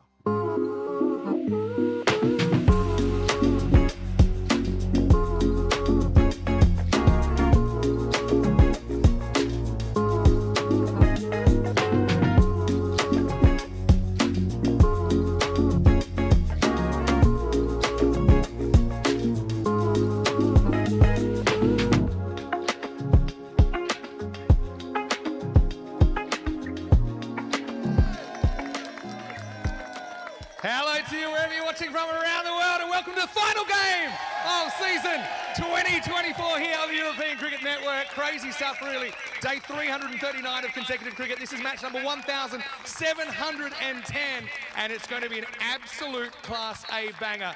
A final of the ECC-W Premier Division. First time we've had two divisions in this competition, and it will see the England 11 taking on the Netherlands 11 in the decider. Now, a little bit earlier, we had Ian Ramage, the tournament referee, with a special helper, Leon, actually tossing the coin. Let's see what happened at the coin toss for the final. Being the home team, you will toss the coin. As the away team, Netherlands, you will call. Ready? There you go. Parry match. It's been called parry match. It's come down parry match. You've won the toss. We'll have a bat first. Okay, toss from the Netherlands. Who will bat first? So there you go. It was the Netherlands that won the toss. Netherlands 11 have decided that they want to have a bat. I kind of like that, bit of a trend. Get the runs on the board, try and defend them. We know the Dutch have a very good attack. Obviously missing Hanelandia at the moment, but they still have a lot of options, kind of pace options, spin options. Let's not forget it was 12 months ago that the Netherlands were runners-up in the first edition of the ECC-W. Not quite able to do it on the chase, but this time the shoe's on the other foot. The English 11 will have to chase a score in the second innings of this game. So look, lots of players to watch for both sides, and the MVP, I can tell you, is still wide open. Probably half a dozen players, I think, in this match would have MVP aspirations. I wonder who might be able to put themselves over the top. Got to say, Kesterman's been very good for England. Expected to open the batting, the only left-hander in the lineup, and also, you know, Robin Riker, last year's MVP of the tournament, and she kind of broke through with 69 not out, but in a losing course. She'd love to make up for today. Sanya Kurana's made a late bolt as well. Phoebe Molkenbauer's look good. I've got to say, Beth Gordon Beth Gammon, I should say, has been very, very good. Amy Gordon as well for the England 11. I'm going to throw it up to the crowd here. Who's going to win the final, people? Merry Christmas and happy holidays. We're almost ready to go. And these are our on-field officials as well that are going to lead us on. But all of you out there in the ECN universe, happy holidays, happy New Year. We'll see you back on the 31st of January. But first, let's see an ECN classic. Ladies and gentlemen, welcome to the ECC-W final in the Premier Division. Please welcome onto the field our on-field officials, Mina and Jasmine, followed by the two teams, the England 11 and the Netherlands 11.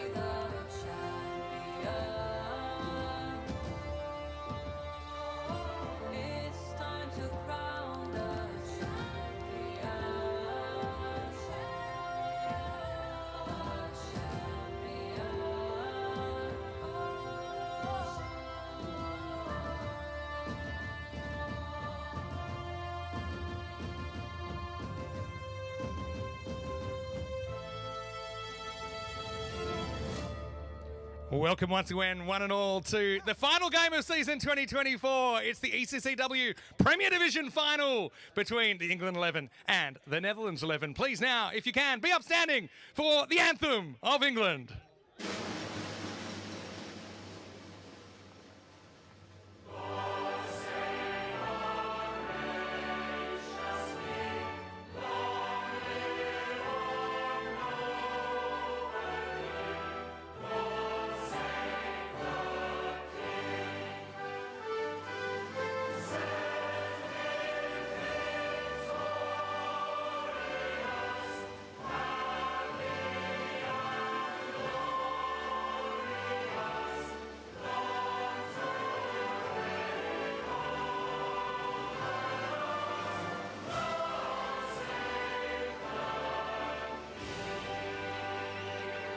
England 11 champions in 2023, led by their captain, Kiara Green. Please now remain upstanding for the anthem of the Netherlands.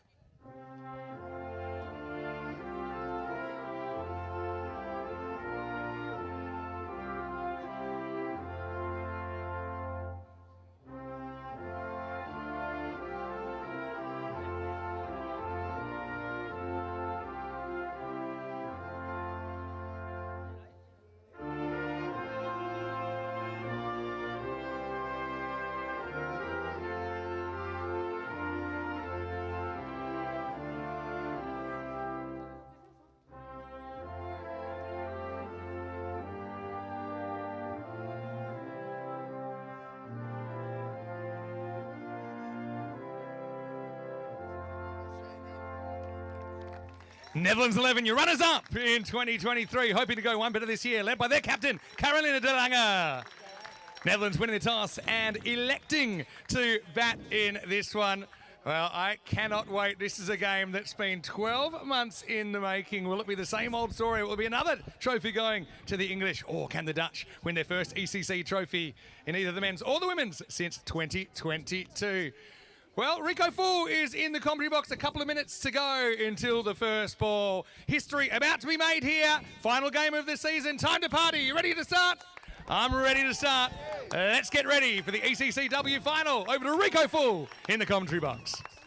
Let's get ready indeed. The battle of bat versus ball for the last time in 2024. And what a way to sign off with the final of the Euros of women's cricket. The umpires, umpire Jasmine and Amanda, are leading the teams out. And as you heard there from the toss, is the Netherlands, who have elected to have a bat first. Let's talk about what's happened so far in this Premier Division when these two teams have met.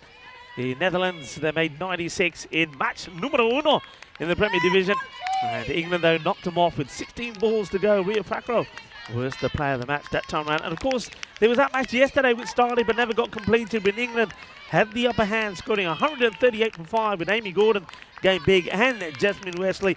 But the rain came and spoiled the play, and that match was abandoned. But of course, these two were in the final last year as well. England did bat first, made 122 for 5. Meg Austin at that time scored 42.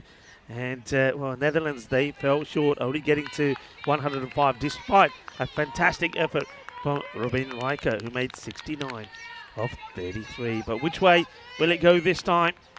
You can see that it's Kathryn Belcher ready to start off with the ball. And Phoebe Monkenbaugh, who is the second highest run scorer this time round in this championship to face. And it's going to be a wide first up. I mentioned about Belcher's run-up yesterday. She does tend to go right across the umpire. Look where she ends up there. I wonder if the umpires will have a word with her about her follow-through. She also seems to put a lot of strain on that left leg of hers. It's a very awkward-looking bowling action, and she comes in again. It's played away, looking to get off the mark, and, well, has to stretch to get there. And Phoebe Monkenbaugh will do so. And she's got Sanya Kurana with her. Sanya, fantastic knock from her in that victory in the qualifier. And she's been in good form. 37 of 21 in that player of the match performance. Can she come good in the final? Played away. We go to third. Single gets taken. And yeah, I'm liking this.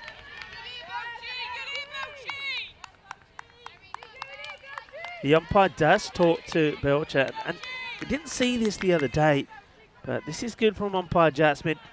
Great to have Jasmine on board as well with a distinct red here, and that's a message to let women around the world know that it is a woman umpire that is standing. That gets played away, and that's taken. What a great catch. Absolutely sensational. And Beth Gummon holds on to an absolute zinger. It's been hit hard from Phoebe, but has to go down and taken this sort of around about waist high in the gut. It's a great catch and a great first strike for England. They get the dangerous Phoebe. So Malcolm Ball won't be adding too many to the 208 that she started this match with. Just the one. She'll finish with just that 209. Still very respectable, second highest scorer, but she's gonna go to a great catch, it has to be said, from Gummon, and Belcher gets the breakthrough and walks up the magnificent Karma steps. You can see some of the medals already on display there. New batter comes in, and it's Riker, and gets a wide one, which he plays away. Will just take a single. We've seen some low scores, haven't we, in the day. 56 from Scotland, which Ireland knocked off quite comprehensively. 80 from Ireland, which Netherlands knocked off with 15 balls to go. Will it once again be a low scoring match, or will this final really boil over? And that's played away just over the head of Wheeler. I wonder if Amy Wheeler had a misjudged this, or this gets over her pretty cleanly. We'll have a look at it again. You can see that the bowler just struggling a little bit. Just see the ball first. Yeah, it's still going right across the umpire, so that's still a concern. It gets enough of this to get it over Wheeler. 4 runs. 8 for 1 with the balls to go in the first.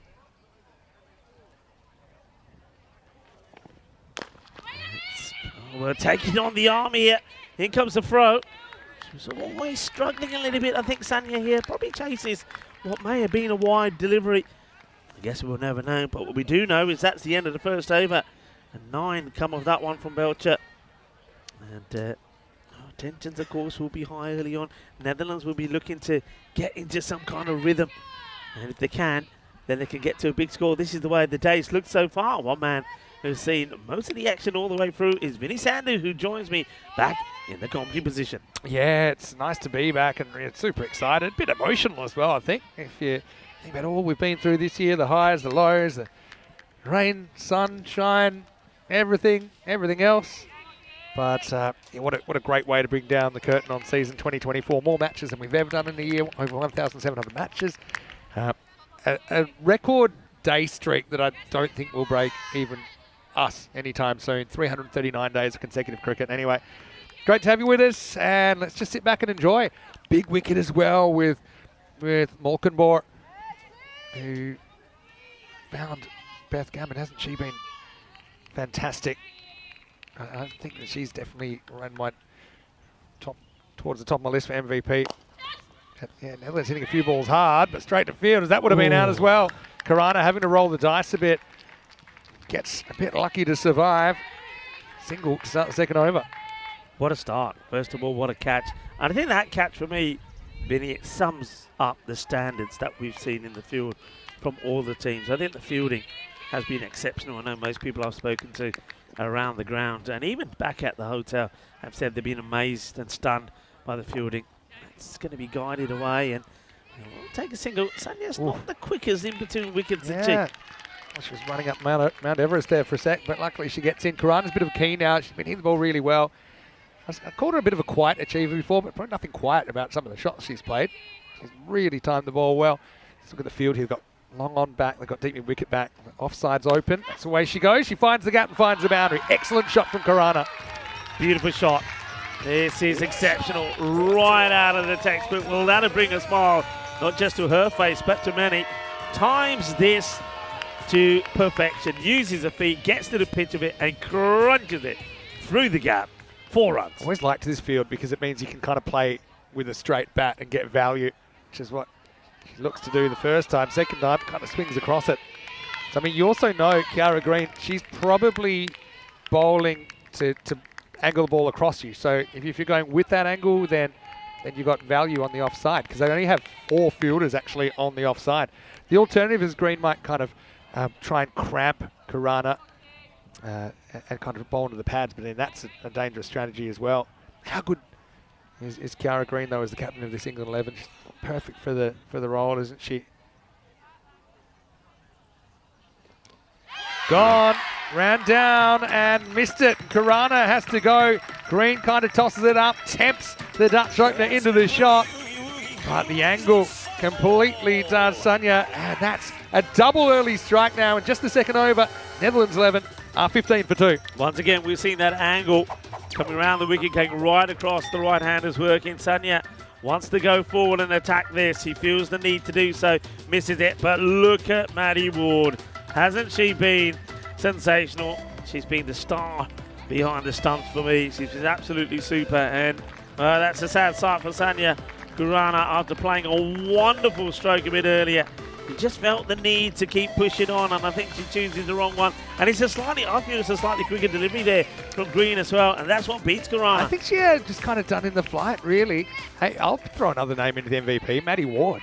I mean, for a wicket-keeping alone, I know she's been good with the bat, but maybe hasn't had as many chances as some other people. But she's done nothing wrong. Yeah, I think she's she's had an opportunity. When she's had an opportunity to bat as well, she's scored runs. Deckling batting 4. There's that second of the 2 lines I was talking about, just kind of in at the stumps, just daring you to hit across it. Of course, that leg side's pretty well protected, albeit it's a power play over. Green 1 for 7 in the second, and the second was pretty similar to the first. It's 16 for 2 after 2. England 11, of course, qualifying straight for this final because of the fact that they finished top of the ladder. 6 points clear in the end. Netherlands 11 actually were chasing a bunch last night, weren't they, before the rain set in. They were chasing 139 for victory. But then Netherlands took 2 points out of that, meant they got to go straight to the qualifier. And poor Scotland, knocked out by the rain, then knocked out by the Irish 11 this morning, ended up in 4th place. Yeah, you got a feel for them. Mind you, though, the Scots are in good spirit. They've taken the opportunity and the time to wander around the ground, watch the cricket, soak up the sun. Yeah, Scotland. And have a few beverages along the way as well. Why not? Belcher comes back. This is pulled away, and that's gone. Well, she got wheels at square leg. This time, Amy throws herself to her right. Deckling goes for a duck. Belcher with her second wicket, and the Netherlands have lost their top 3. It's 16 for 3. Yeah, well, it's a good catch, isn't it? It's almost like the trap was set. So Kathryn and Belcher bangs it in short. The swivel shot played, but the catch beautifully taken. Great catch. Kept her eye on the ball all the way. And then when it went safe into the hands, then she gets the rock and roll and gets up, fired up. Another wicket goes, and it's a big wicket. Meryl Declan is the one really who started things off with the Netherlands when other batters weren't clicking. But unfortunately, she too will fall when it comes down to the final. Yeah, Declan will be disappointed. Doesn't waste any time though, really. It's 2 balls spaced. Well, we got all kinds of characters in the crowd today. That's the Grinch who's come in. Santa's around. The youngsters are in as well. And I hope you're enjoying as much as we are. I think the England 11 are enjoying this start. They have 3 wickets. Malkenborough for 1. They have Karana for 11. Deckling out for 1. Riker's still there. She was brilliant in the final last year. Well, what turned out to be a losing cause. Robin Schmidt also having a very good week. She's thrust into the spotlight at number 5. She's beaten first ball. Yeah, good bowling again here. That the umpires too are having a word. She's right in front. Yeah, it is quite unusual. As talked about earlier, that obviously when Kate the bowls on turf, just wouldn't be able to do this at all. Anyway, does have 2 early wickets. And this is going to be pulled up in the air, and it's another wicket. That's 2 catches in the over to Wheeler, and Schmidt has to walk back for a duck. And then Netherlands 11 with a horror start in this ECC-W final. It's 16 for 4. It's a 2-ball duck for Robin Schmidt, who wants to take on that short delivery again. And you're just finding here that Kathryn Belcher is just a little bit quicker than what she needs to be. So it's going to be another duck. Oh dear. And Belcher, she's got the back. She's rushing them, and well, we can see the old Peacock Derrick in the action as well. So it's another duck, and Schmidt will have to go.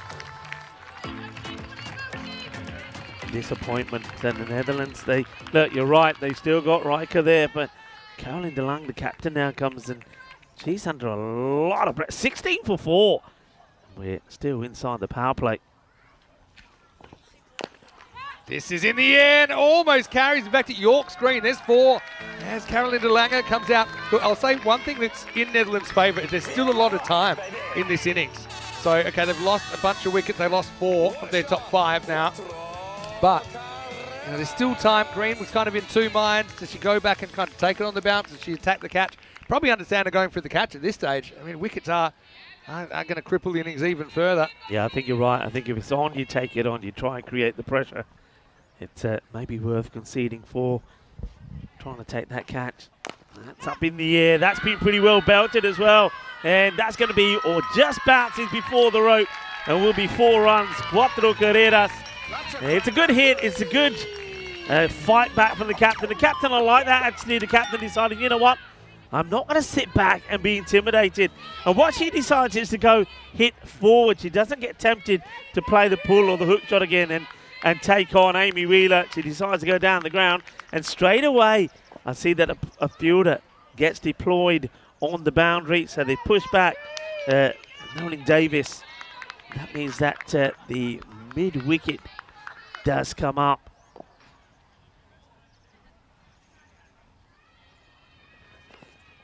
Short again, and that's in the gap. That's going to be 4 carreras. I'm liking this from the captain. Captain stands up and says, enough of this. I'm going to take on the bowling. And this time she does play the pull shot. So they made a change in that field by pushing the long off back, but that works right into the plan for Caroline de Lange, who hits back in that over. What a crazy over. It started with the first 3 balls with no runs and 2 wickets, and then finishes with 3 fours on the spin. The Netherlands fighting back 28 for 4 after 3. Yeah, so the wickets, they don't matter as long as you don't run out of them. So you've still got de Lange there. She's been picked to lead the side for a reason. And she's actually a tremendously talented leg spin bowler.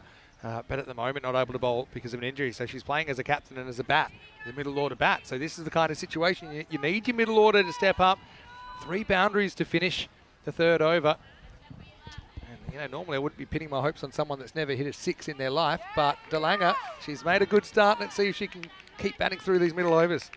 Benny, we have to wish a very special man a happy birthday today before the start of this ball. Our one and only Sir Rob Kemin. Ah, Roberto. Yeah, it's his birthday. Happy birthday. Rob must be tuning in because I know he's a massive Netherlands fan, of course. So Rob, or as I call him, Papa, Feliz cumpleaños. Happy birthday to Rob Kemmins. Well, Rob, part of the furniture here at ECN, and I hope he's enjoying his time as a spectator these days. He's done a lot for Dutch cricket. He'll be hoping there's a recovery coming. Here's Wheeler. He's taken 2 catches. His first one slightly off target, but Amy Gordon just lopes around to her left and does the fielding. Yeah, that's unfortunate, really. Robin Riker, she plays that pretty well. Expects to perhaps find the boundary fence, but finds the fielder who has to do a bit of work now. A slight change here to Caroline de Lange. So they had Riker back, but that 45 comes up to allow the long off to get on the boundary. Yeah, So can't bowl short down leg side, though. She probably knows that already. Nice little punch down the ground, but she'll only get a single here. So, oh, Amy. Whoa. Well, she almost had a reverse mohawk there, didn't she? She's got the good head of hair, but the grizzly almost parted it. This is a proper Matrix-style moment. I mean, you need quick reflex. The first meta needed quick reflex to get away. Oh, look at this one take off. Oh, well watched. Wheeler, maybe scared straight. full. Maybe just heading down the leg side. They'll It's get going, one. you know. It's It's still going. It's 4. Well, the pace of Wheeler creates that. The old hit and kick from the Netherlands, but they'll take him however they can. 1 down the ground, then 4 off the pad. Any which way, and even if it's kicked to the boundary, no appeal because it is going down leg side. So I like that from England, but they wouldn't have liked the fact that Grizzly gets all the way to the boundary, 4 runs. Riker was a hero for the Dutch in last year's final. Taking this one on. Will have to hustle. Throws miles away, but well backed up. So the good players, they find a way to perform in big games. That's why I think one reason that Riker got put over the top, ended up with the MVP last year. Her 69 on out in the final, even though I think 19 runs was the margin in the end. Yeah. But you can't really do it on her own. I think Delanga, obviously, she's made a good start. She'll just play on instinct, hit the ball hard and try and hit it correctly. Won't be having to hit that. It's a good leave, and you can see that Maddie Ward, just because of the extra pace really from Wheeler, and there can be a little bit of that uncertainty when she sprays it down the leg side. She's not standing up here, and that's wise, because that's one that would have gone all the way down to the boundary if she had done.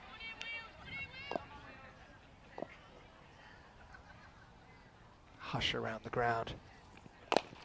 Takes a bit of a risk here, but gets away with it. Just get the 1. Does give us a chance to say hello to everyone in the chat and happy holidays, Merry Christmas everyone, and we'll miss you. I suppose sometimes you don't appreciate who you got till they're gone, so I won't be hearing too much, I suppose, from a few people for a few weeks, but stay happy, stay safe, look after yourself, look after everyone around you. Hello to Ian Smullen as well as Johnny Heesum. I know that SkyQuest is watching from California as well. Yeah, happy holidays to Ooh, Sebastian lucky Pratt as one. well. The old reverse. Kind of tried to go to fine leg and ended up with a bit of an edge. Just missed her nose and went to the boundary. So again, a couple of lucky ones for the Netherlands that over, but they'll take them. And there's Mr. Claus, who's a special visitor at the ground today as well. And he could tell you that score is 41 for 4. Yeah, you'll take that. Sebastian Pratt in the chat. And he'll be saying, nah, planned it, knew what she was doing there. No luck involved there at all. And yeah, hello to Santa, who I did find out when he was handing out some of the goodies that he has played some cricket himself. Really? When he's not delivering Yeah, presents. He played for Yorkshire Seconds many moons ago and also he? played for Durham. He got his cricket info page. There you go. Old Santa.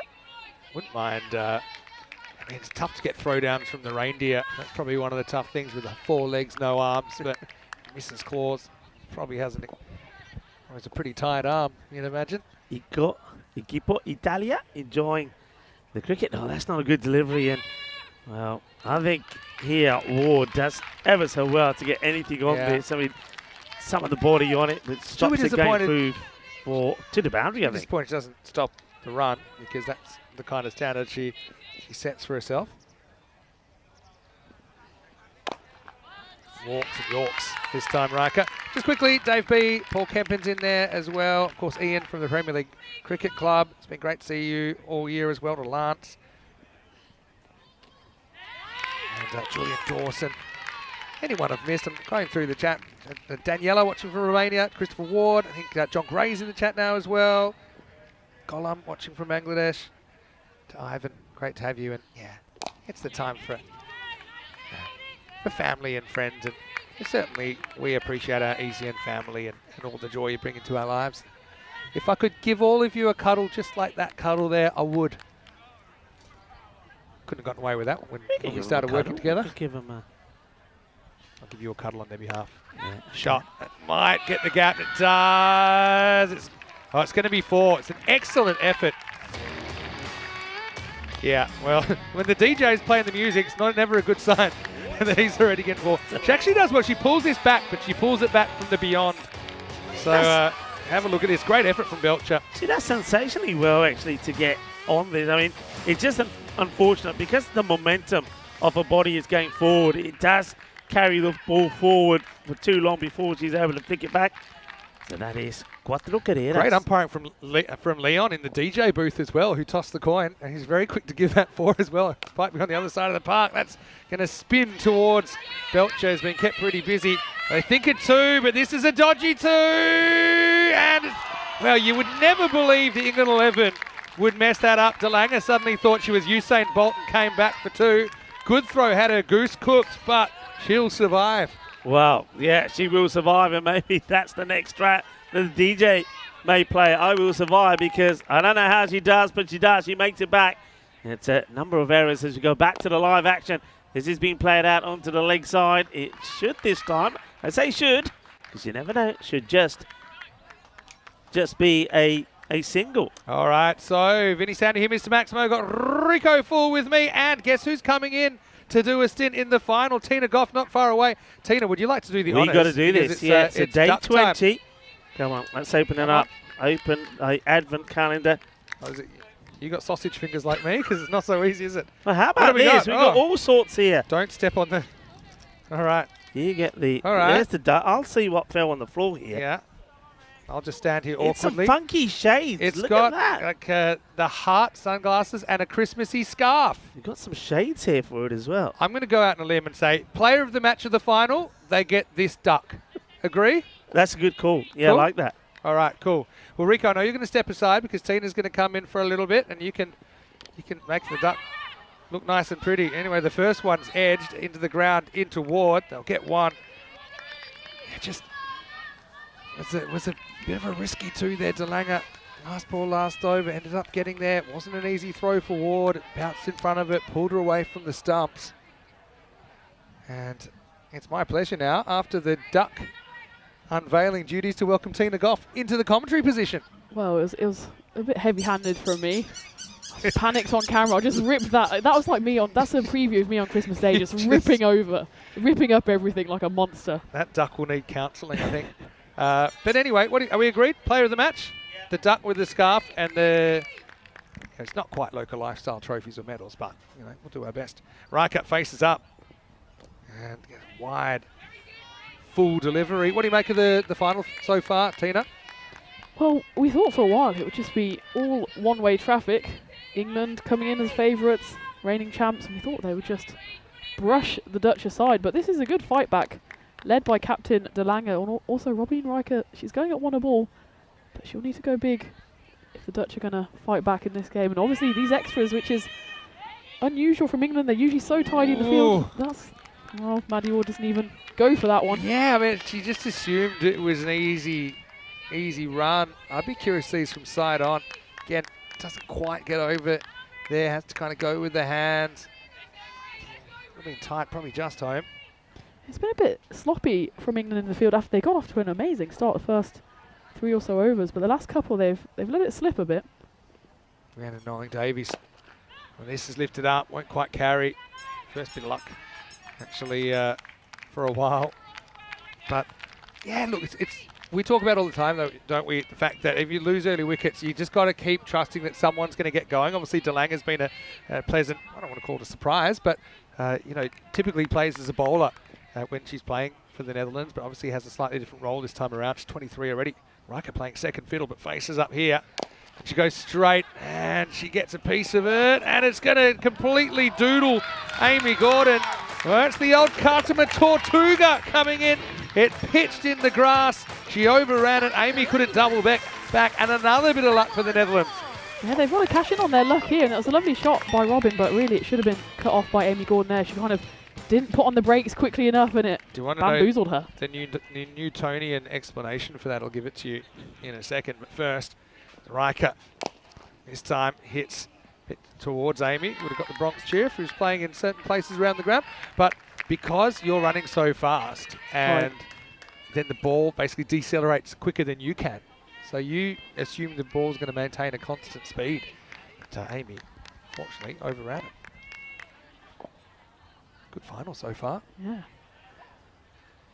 Noling-Davies. Slow ball, very good one. Again, Ward.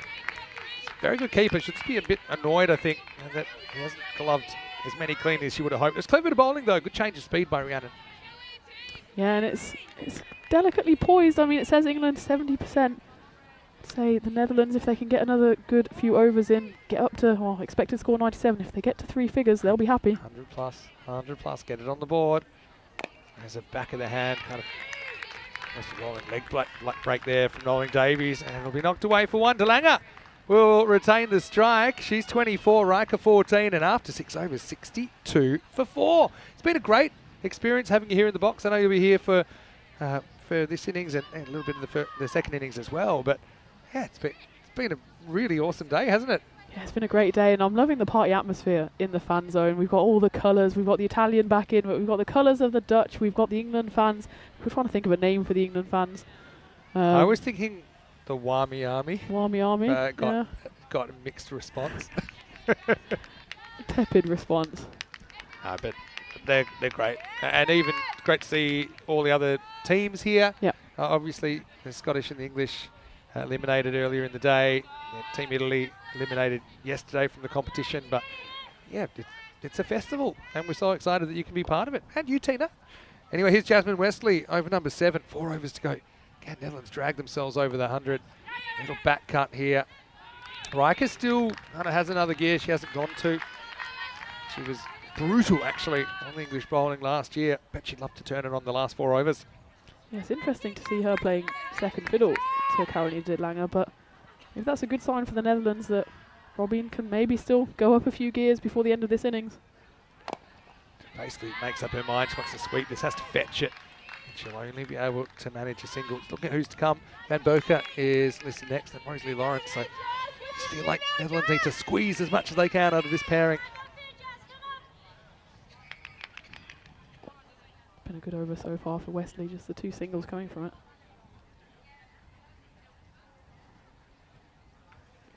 Quicker one actually turns.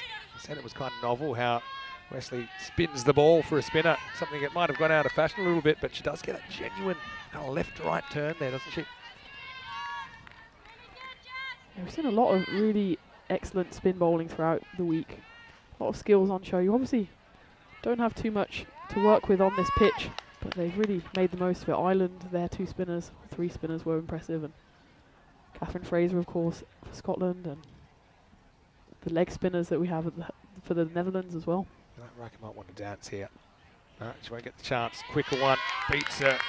So Wesley, she has to be kind of among the names for MVP as well. It's tough with England squad, and we know this from the men's as well, because they have such a kind of stable of good players. It's hard to single anyone out.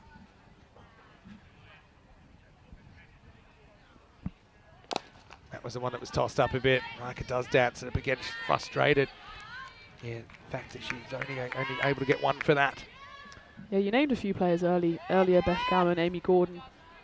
A few of them have gone big on occasion, but they've kind of shared the runs around, and maybe because they haven't needed on some occasions to take too many wickets. Maybe 7 of them can share the watch. They can wear it 1 day a week. Last ball of the 7th over. Lange happy just to chop and run. She'll get the single. And a very good over from Jasmine Wesley. Just 3 singles and a bye off that over. And at the end of 7, it's 67 for 4. Well, it's still a bit surreal to see this, but this is when we normally tell you what's coming up tomorrow. But tomorrow, we don't have any cricket for the first time since January 16 earlier in the year. But happy holidays to all of our viewers. Our next broadcast is expected to be the 31st of January 2025 from Porto. I think Rico is planning to start the season there with a 3-day little, I wouldn't say it's a warm-up, but it's a kind of little taster of what's to come. I'll probably be starting in Malta on the 3rd of February. So everyone look after yourselves. From our family to yours, have a wonderful, happy holiday time and a happy new year as well. That's not too far away, is it? So very close. Just enough time to miss the cricket, and then it'll be back. But when I pictured European Christmas, it didn't look like this. It's currently 18 degrees and the suntan lotion's been out in force. All right, Kiara Green comes back, captain to captain, over number 8. de Lange after a strong start. She's gone off the boil a bit. At least she's not really dotting up very often, but Netherlands just need that they're kind of 2 boundaries and over, at least 1 boundary and over to stay on for that kind of 95 to 100. I think it's been almost 2 overs now until they have hit the rope, so that's what the expected score has dropped down a little. Excellent ball. Excellent ball. Kind of challenges the outside edge. I mean, the gap's there if she can cut it. There's 2 fielders in the infield in that top left corner, but Green beats the bat. Riker can kind of sense her frustration at the moment. And she goes for it up in the air, into the gap though, and another Kartima Oval, Tortuga has wrong-footed another England fielder. You wouldn't read about it. That's Rachel King out there. And the Dutch get the benefit of another boundary.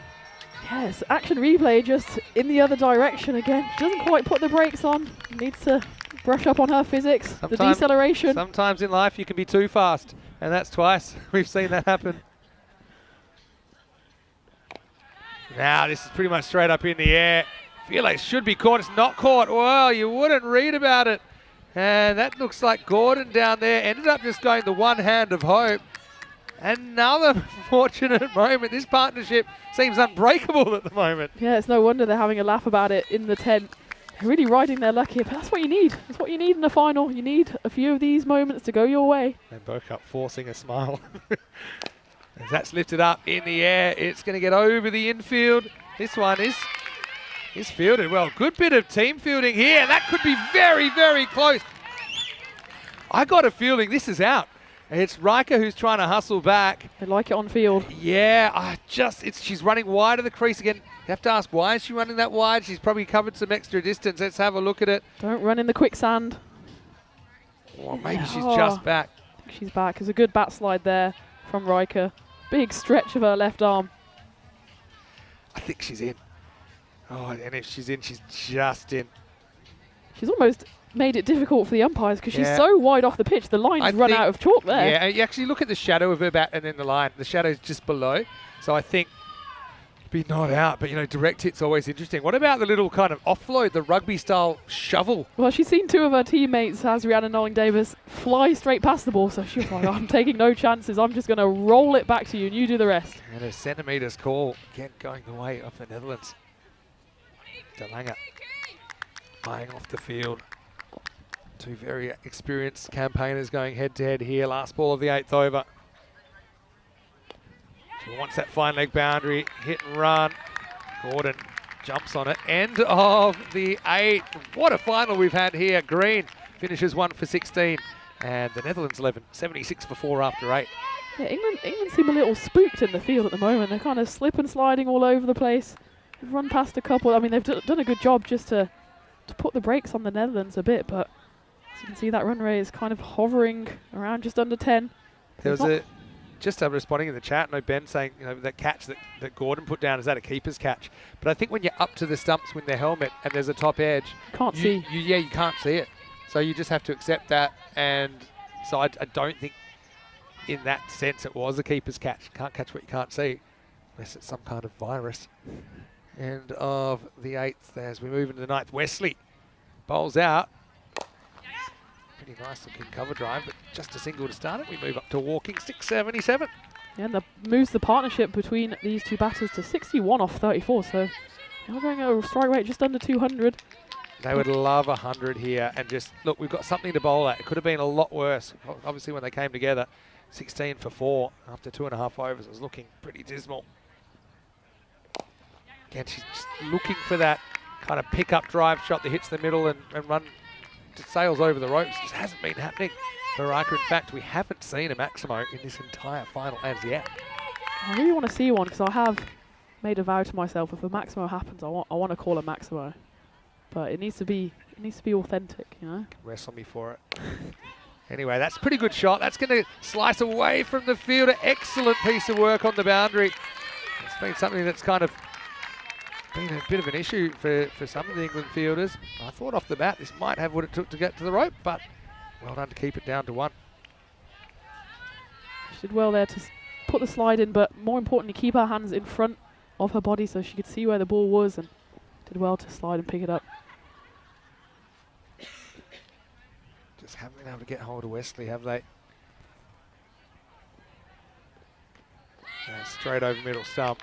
That's, again, the extra bounce. Riker kind of premeditating the sweep, trying to make something out of nothing. I think that's not quite the right decision when Wesley's coming around. The angle's always going to take it to the offside, so go down like that, but maybe do what the Irish did a few times, one of those reverse paddles, because you have the 45 in the ring as well. It's going to go straight down her throat. Bounce too much, and getting down probably wasn't the right move at all. Now she gets down the wicket, kind of yorks herself. Chance for a run out, but a miss. Wesley can't hit the timber. She needs to do what Kathryn Fraser did early in the in the day, just turn and hit. Just overcooked her throw. But this is good running from the Netherlands. If they're not going to get a boundary, then they need to make sure to tick it over.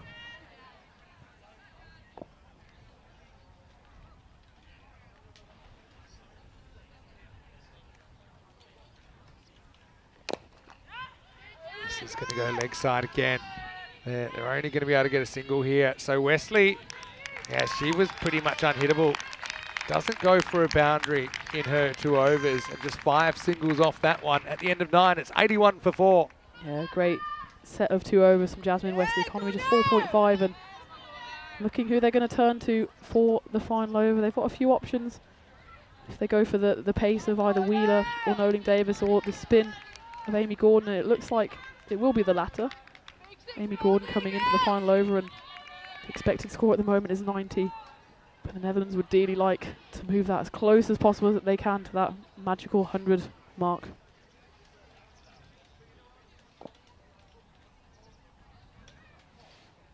Last overtime, Gordon comes on, hit down the ground, again, only a single. And now it's kind of getting to the time where you just take on a slightly dodgy second, try and squeeze as much as you can out of his 10 overs. I mean, the 4 wickets after 2.5 overs look like a disaster. Right now, they're not going to run out of wickets. Has this been it's a no ball for 6 outfielders. Oh, wow, that's such a bit of luck for the Netherlands. Fine leg, was it Fine leg that was back, of all the people to be back? Yeah, Amy Gordon didn't seem too happy with her gotta run teammate there. it. Let's go.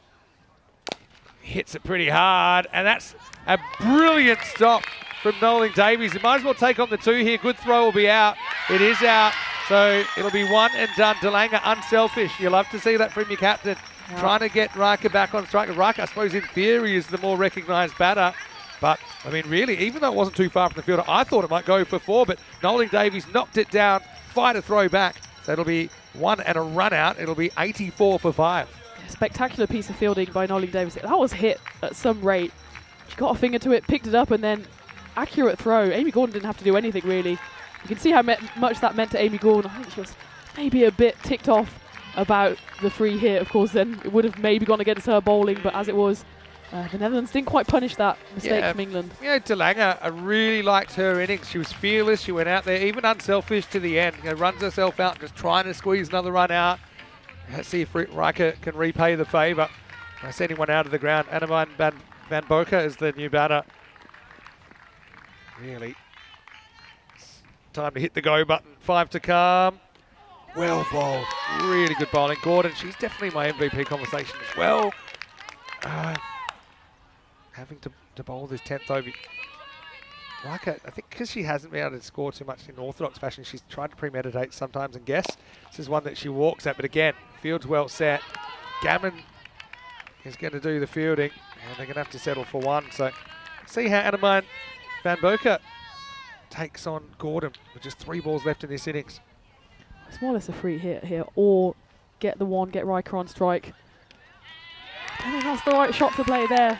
The most she could have hoped for from that was a single. As it was, she didn't make any contact with it, so there's only 2 balls left, and a bit of a stuttering finish here for the Netherlands.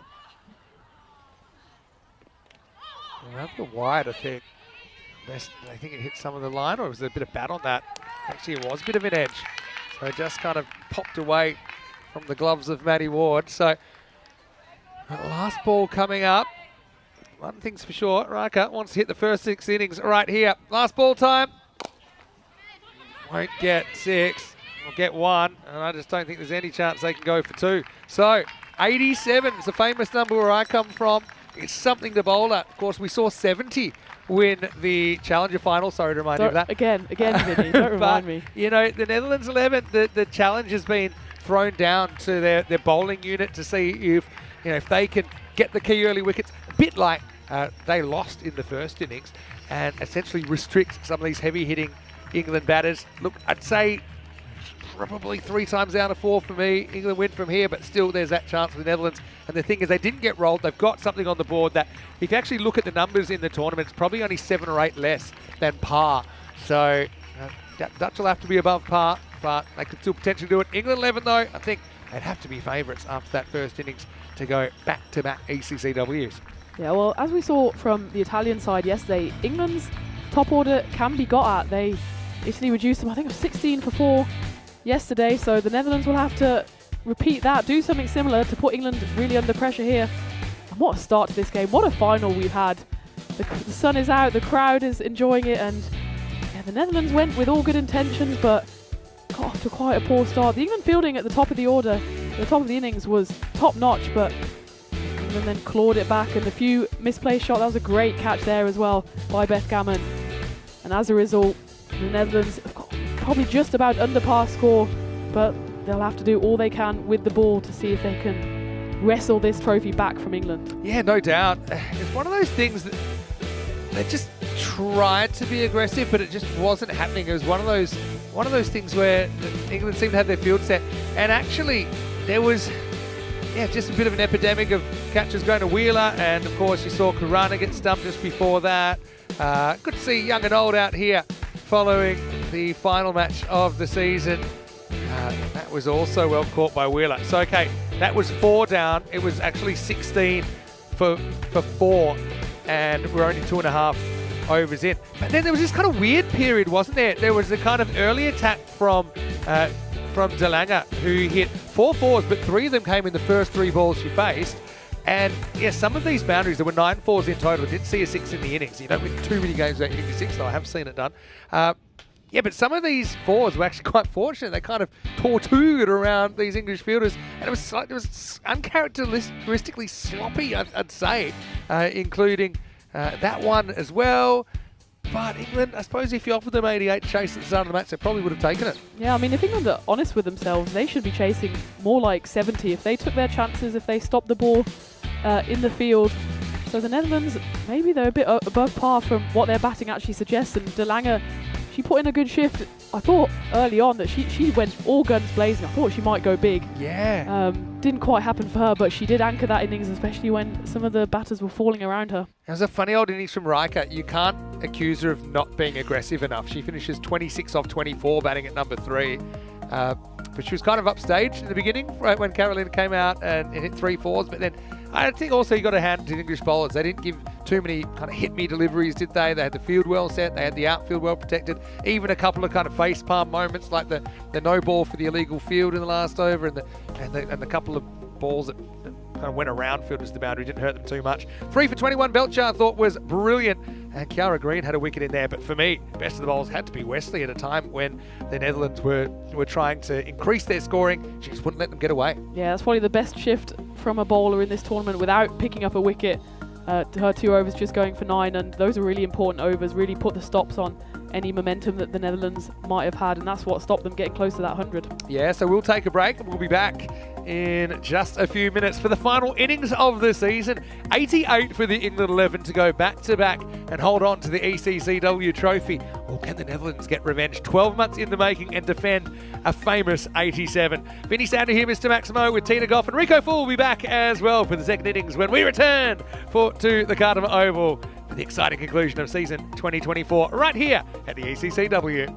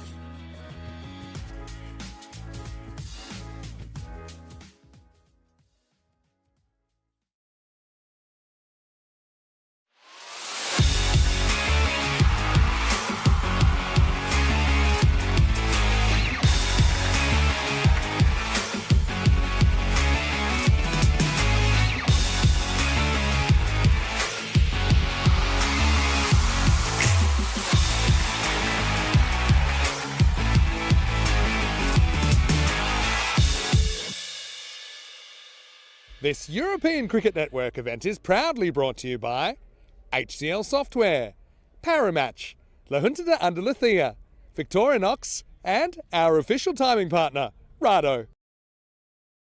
Hello and welcome back for the final time in season 2024 to the Khartoum Oval on a beautiful sunny Spanish afternoon in the Andalucía region. We are watching history in the making. The second edition of the ECC-W. Well, it's been twice as nice as the first with 2 divisions.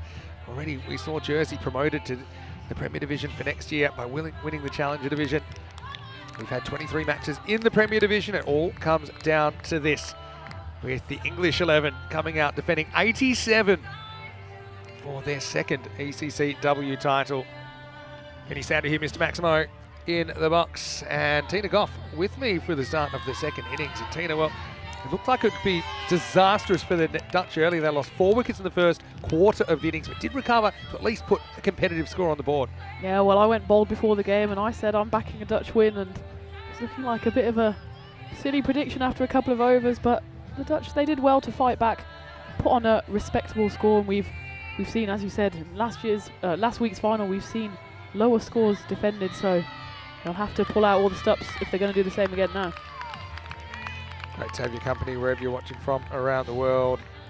It's been an incredible season, and of course, even bigger and better things planned in 2025. Almost ready to go. Schmidt to open up, Kesterman and Lamb to open for England. 88 for victory. Starts with a ball that I thought it might have actually grabbed a little bit of the pad, but umpire didn't think so. Wide is called. Schmidt certainly thought there was something on that. Just felt it might have grabbed a little bit of it. Maybe hit the strap. There's a bit of interest from Lawrence. But, well, that'll be a wide. It will be re-bowled. First run is on the board. One thing's for sure, Netherlands haven't bowled badly. If they fail to get early wickets, I think it's going to be pretty tough to defend this score. Now, that's out of here. Adios, Pelota. Maximo! Halfway up the jungle. It was hitting practice for Kesterman, one of the players of the week for the England 11. Yeah, what a shot that was. And after we didn't have a single 6 in the whole Netherlands innings, it's taken Tilly Kesterman all of 1 legitimate balls to hit it over the boundary. Yeah, just hanging full toss. Time to circle the bases for Tilly. And you had your moment, but that is the first Maximo. You're too quick for me there. You're too quick for me. You might not have to wait too long, although this is going to get away. Long chase out there. Malkenborg calls Van der Voning off. They'll get 2. So, yeah, I kind of had this instinct, 3 wickets in the power play for the Netherlands. Put a bit of, I suppose, fear into the English batting line. A few nerves maybe, but England 11, we know they're a really professional team, and a bit like we saw with the Netherlands going about a chase in the qualifier. Can't imagine this should derail them.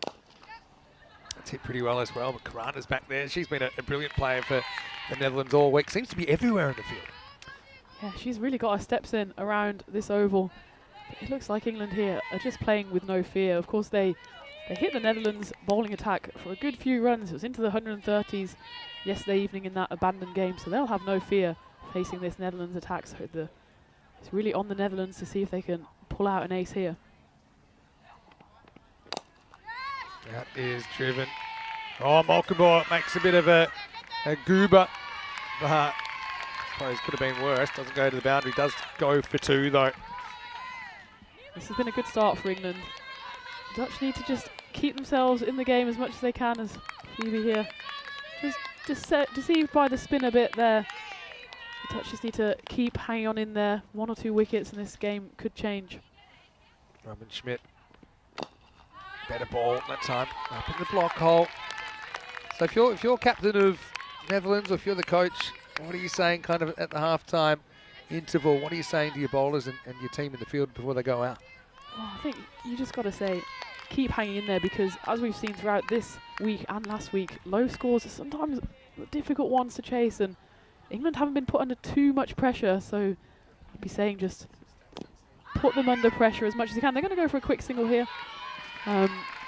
And of course England, the side is full of experience. They've got runs up and down the order. But you never know what nerves do to you in a big final. The sun's out and all the fans are out, and you just need to get up in their faces and see if you can make something happen. But at the moment, it's England who are the ones that are making everything happen as they get to the end of the first over. 13 for none. Well, 14 is the amount of matches since the Golden Ball. And of course, we had that crazy Golden Ball. It was in the Battle of the Blues the other night. I know you watched it from the Sunset Beach, but it was the Scotland 11 getting over Italy in Golden Ball 68. So yeah, it looks like this year it'll be 18 Golden Balls. Yeah, so 18 Golden Balls. And yeah, that's a record in a calendar year. I think the next highest is 14. Anyway, over number 2. And it's going to start with a chip down the ground. It's caught by Karana. Lamb will have to go. It's Lara Lemhuis who comes out. That's off the bottom of the bat of Lamb. Karana prowling. We just talked about how good she is in the field. Made that look easy. And there's one of the early strikes that the Dutch was sorely after. It's 13 for 1. That ball just seemed to hang in the air for a good long time, and Sanya Karana did really well running across to her right from mid-off. Stuck out 2 hands, and she was as relieved as anybody to see the ball nestle safely in her hands, and that was a great catch. Yeah, well, Amelia Lamb, she's had a very, very good series. Did the right thing there, kind of looking to get on with it, but just kind of down the bottom of the bat, hung in the air. Karana was able to pouch her for just 2. Lemhuis with the wicket, 13 for 1 in the second over. And that's maybe just the reversal in fortunes that the Dutch needed. I know for England, the batters just keep on coming, and it's Amy Gordon who has strode out to the crease, but 1 or 2 more wickets and this might change. Gordon goes to the sky straight away. This is going to carry, and it's gone. Gordon for a golden, and would you believe it, Lemhuis is on a hat-trick. 2 balls, 2 wickets, and England 11, after such a convincing first over, have lost 2 key players in 2 minutes. 13 for 2. Wow, just as we were saying, everything could change on the turn of a ball, and it's 2 big deliveries here from Lara Lemhuis that has sent Amy Gordon back, and it's the curse of the MVP. We were saying she's in contention, just like we were saying Robin Schmidt in the first innings was in contention, and both of them don't trouble the scorers. And there's Golden Derrick strutting his stuff, and Amy Gordon has to make her way back to the 10. Instinctive kind of chip from Gordon, but the fielder was back. He's probably knew it. Still haven't got an ECC-W hat-trick. What a time to do it. Lara will get that chance. We haven't had a hat-trick since the 5th of December in Barcelona. Last day of the season. Hat-trick ball for Lara Lemhuis. Oh, and well, you wouldn't believe it, or you would. Shout out to Danny Hudacek. He's a member of our commentary team. He's based in Prague, and it's called a Danny Hudacek because it seems whenever he's commentating, a hat-trick ball is a wide. This is Gammon, by the way. Very good play to kind of steady the ship for the English. Good outswinger beats the outside edge. Funny how things can change very, very quickly in this game. Yeah, you can see that the volume out there in the middle has just been cranked up. The Dutch, they know they're in here. I'm sure the Orange Army, looking on from the sidelines, are willing them on. Suddenly that win predictor, of course, still in England's favour, but it's slowly ticking up. Another good delivery. What an over this is. I think with Lara bowling so well, assuming that it continues, I think you've got to bring it back straight away, especially with this ball swinging around. Yeah, you've got to make the most of this momentum while you have it, and the next over I think will be really important who bowls that one as well. Can't let us down to the drop though. Another. That's not a replay. It's 3 in a row that have beaten the outside edge of Beth Gammon. Just quickly, I want to say hello to Phil G, watching from Prague as well. Hello to Matt Hetherington, and compliments of the season, everyone. And Colin McLean in there as well. What a ball that was, by the way. It just nipped off the seam.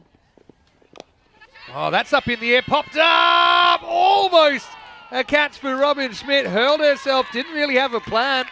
Just kind of ragdolled herself at it. And high drama in the second over. Deuces wild. 2 for 2 for Lemhuis. And the Netherlands 11 strike twice. 14. That made it 15 for 2 after 2. What a moment that would have been. Robin Schmidt, she saw it early. It kind of ballooned up in the air. She stuck out her right hand and Had that have stuck, that would have been one of the moments of the tournament. Well, the thing is, you know, when you've got a dive, normally it takes 3 or 4 steps to plan and get your balance. That's just one. She just ran at it and hoped for the best. You can see that Netherlands did qualify in second, but they still had to get through the qualifier. It was actually Ireland they had to beat in that game. But, yeah, honours even, I suppose, after 2 overs. What's the win predict saying? 65%. Isabel van der Woning. Longer this tournament's gone, the better she's bowled. Here she is in the final. Another play and a miss for Gammon. I think this is a really good call to bring on Isabel. She's been one of the bowlers of the tournament for the Netherlands, and in fact, out of any team, I was speaking to her earlier. I was complimenting on her bowling. She said she'd been out injured for, I think, 10 months. Yeah. She only started bowling a couple of weeks ago, and that's an incredible feat, to be bowling so well after not having bowled for so long. She gains rhythm, gains pace every time I've seen her bowl this week. But yeah, this is the final, it's pressure. These are human beings out there. Gammon, 1 of 5. Tries to funkify her batting and she'll do it. Brave shot, given the situation. But she executes it perfectly for runs. Nerves of steel there from Gammon. She could be forgiven for just going straight down the pitch and, you know, flat bat it, but she thought, nope, I'm going to hit it straight over the keeper's head. The old fake look to the offside, I like that. Extra points. Normally the eyes don't lie, but this time they do lie. Isabel gets a Yorker on middle stump there. I think that's a pretty tough shot to pull off, but she had the length to play with. Gets a boundary, her first. Oh, and that's fouls one to a foot. Well, this could be close. Oh, touch and go. And Lawrence has her head in her hands. I think my instinct was that Kesterman might have just been in. Maybe, but it took a while, I think, for Rosie to realise what was going on. Bang, right into the boot. And then took a while to get rid of it. Probably would have just been home. Kesterman's been a bit starved with the strike here. She's only had 3 balls and she's going at a rate of 300, so England want to get her back on strike and back firing into those trees. Round the wicket now, Van der Woning. Only 4 protecting the leg side, though. And one thing about Kesterman, she's the only left-hander you'll have to deal with. So, obviously, you'd like to see the back of her. Already smashed on halfway up the jungle, don't forget. Oh, she gets cramped and wears it. I think she'll be disappointed, not only that she's been hit by the ball, but also only 4 fielders on that leg side, and to hit with the angle, there's a boundary on there probably. Yeah, that was almost a bit of a freebie. The one fielder outside the ring on the leg side is quite straight at cow corner, so anything square would have been gone there. Van der Woning. Short. Oh, near that arm or glove there. So probably just genuine pace has beaten Tilly a couple of times. Yeah, I don't think Tilly has faced much of this genuine quick bowling. So maybe Amy Wheeler in the England camp can rival Isabel van der Woning for pace. But yeah, she was just cramped as she went down the pitch, and maybe that just caught her a bit off guard. Top of the arm, just above the elbow. It made a kind of meaty sound, didn't it? Wasn't really. Fleshy. Wasn't the gloves. Isabel, again, just kind of backing her ability to hurry Kesterman up. Last ball of the power play. Oh, great take. Okay, they'll get 1 extra, but that had 5 wides written all over it. Yeah. Rosie Lawrence, amazing bit of keeping. She was almost horizontal when she took that. She had gone full Supergirl style, stuck out her right paw and managed to stop that. And that otherwise would have been 5 wides guaranteed, so that was a tremendous stop there by Lawrence.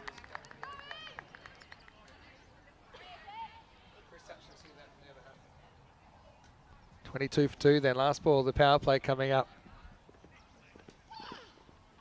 Oh, tries the lights, camera, action shot in that time. She won't hit it, and at the end of the 3rd over, we got a game on, folks. It's 22 for 2. Yeah, I don't mind that shot from Beth Gammon. I mean, she executed it once in the over. It's clearly her go-to shot to kind of get her out of jail, and that one from Isabel van der Woning, because she's going right arm around as well, that almost followed her as she tried to make space for herself on the offside. So yeah, England find themselves on all the 2s, 22 for 2. Yeah, I like this. Oh, they're going to Silver Seegers. I don't know. Early? Too early? Couple of things. Left-handers on. Yep. I was going to say, just thought that the first over was pretty incredible, obviously, from Lara. But obviously they like this matchup. 5 outfielders in play. Driven very, very well. DeLange will have to watch it fly across the rope, so Tilly becomes even more important here. Uses her feet nicely, gets it on the half volley and slams it through extra cover for 4. Yeah, that was a lovely shot, good use of the feet there. But I think I agree with you, Vinny. I do question Lara Liemhaus. If she's just bowled 1 over, 2 runs, 2 wickets, keep her on. She's got the momentum on her side. Especially with the ball in this condition where it was swinging, it'll get a little bit banged up as we head into the middle overs and towards the end. I can understand, okay, the way she was bowling, she was probably a bit of a leg side wide risk to the left-hander who was on strike, but well, let's see. Silva bowled well this morning. I like the one that kind of went straight on. Kathryn kind of gets beaten by the bounce. Yeah, I think she's safely in there. Tilly just dummies a bit. Her foot gives a little twitch, but she's well in the end. But good glove work there from Rosie Lawrence. Rosie doing a pretty good job setting the stumps up as well. It's a long way to go for Jazz there. She's just enjoying herself in the sun. A long tournament. Anyway, Seegers. This one's more the regulation leg spinner, and it's adios. And 1, 2, 3, Maximo! Oh, My that life was is complete. well I can go done. home now. I can go home now. No, don't go home just yet. It's Seegers just rolls out a bit of a half tracker. Kathryn knew there were outfielders there, but she backed herself to hit it over the top and over the rope. That's exactly what she did. That's exactly the problem when you have Seegers, who is a great bowler, but she can drag 1 or 2 short, and it just really plays into the hands of the left-hander. High risk, high return proposition, Silva. That one's hit straight, but slight miss here. It'll fade. At least the ones that gave England a bit of a hassle earlier on, but well done by Riker. Keeps it to 1. Gammon was looking for the 2 there, but Riker arrowed in the throw, made sure that it was just the 1. And all these singles, if you can keep them down to singles, at least keep it in the game. I mean, England have to get 55 off 38, so anything that's a dot or a single can be a check in the box for the Netherlands, and they're tweaking around with the field. Of course, they can have 5 out now, and for the right-hander Gammon, they've sent out deep covers. 3 of the boundary riders are on the leg side. Well, Gammon will get a piece of this. So probably what I would do at this stage, this next over, I'd wait to see who's on strike. If Kesterman was on strike, I might go back to Van der Voning. If the right-hander's on strike, I still think I'm bowling out Lara Liemhaus with the ball kind of slightly newish. I know they haven't gone to a 5th bowler yet, but they can always kind of go to that a little bit later.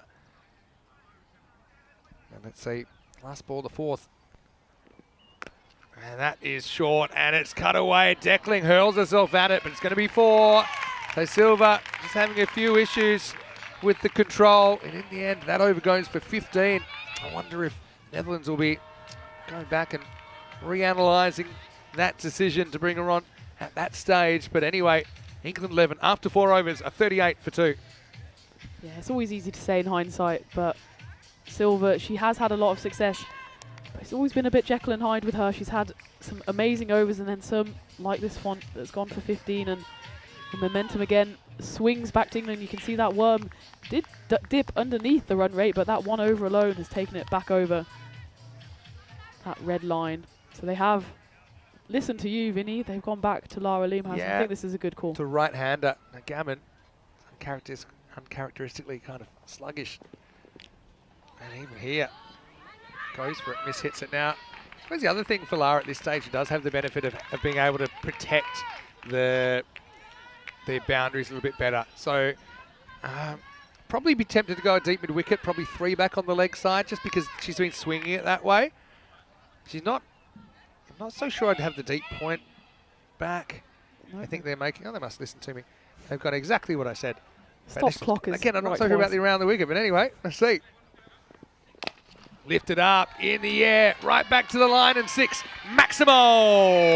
Well, that is courageous for Kesterman, who just backed her power, plays a very correct on drive in the air and gets 6. Yeah, she's smiling at that one. That was a lovely shot.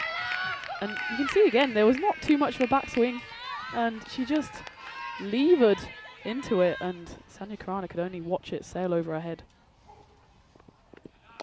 Now goes offside. That'll be a one-hopper out to Riker. Yeah, also just because of the way that Lara was moving the ball, I'm not so sure I like the round the wicket either, because I think you're taking a lot of things out of play, the LBW in particular, but even you'd love to be creating one angle, then changing it with the movement of the ball. Now we're seeing her go back over to the right-hander, Gammon. Oh, that's a little bit of a lucky edge, but in pocket of suerte, as this English innings kind of mirroring what we saw from the Dutch. Even though the English have only lost 2 wickets, the Dutch lost 4 early, but in the middle overs, they've just been able to create some of these boundaries. And that score ticking along nicely for the English fans now. Beth Gammon swung hard at that one and was rewarded with a bit of luck, but if you swing that hard, it's always going to fly away when there's pace on the ball. Well, back to the future for Gammon. Who had these kind of problems with Lara when she first came in. She's trying to be proactive though. She's not prepared to be in a rut. She's going to try things. Yeah, well she knows she's got plenty of batting left in the shed as well. So they don't want to go ticking down to anything more than a runner ball.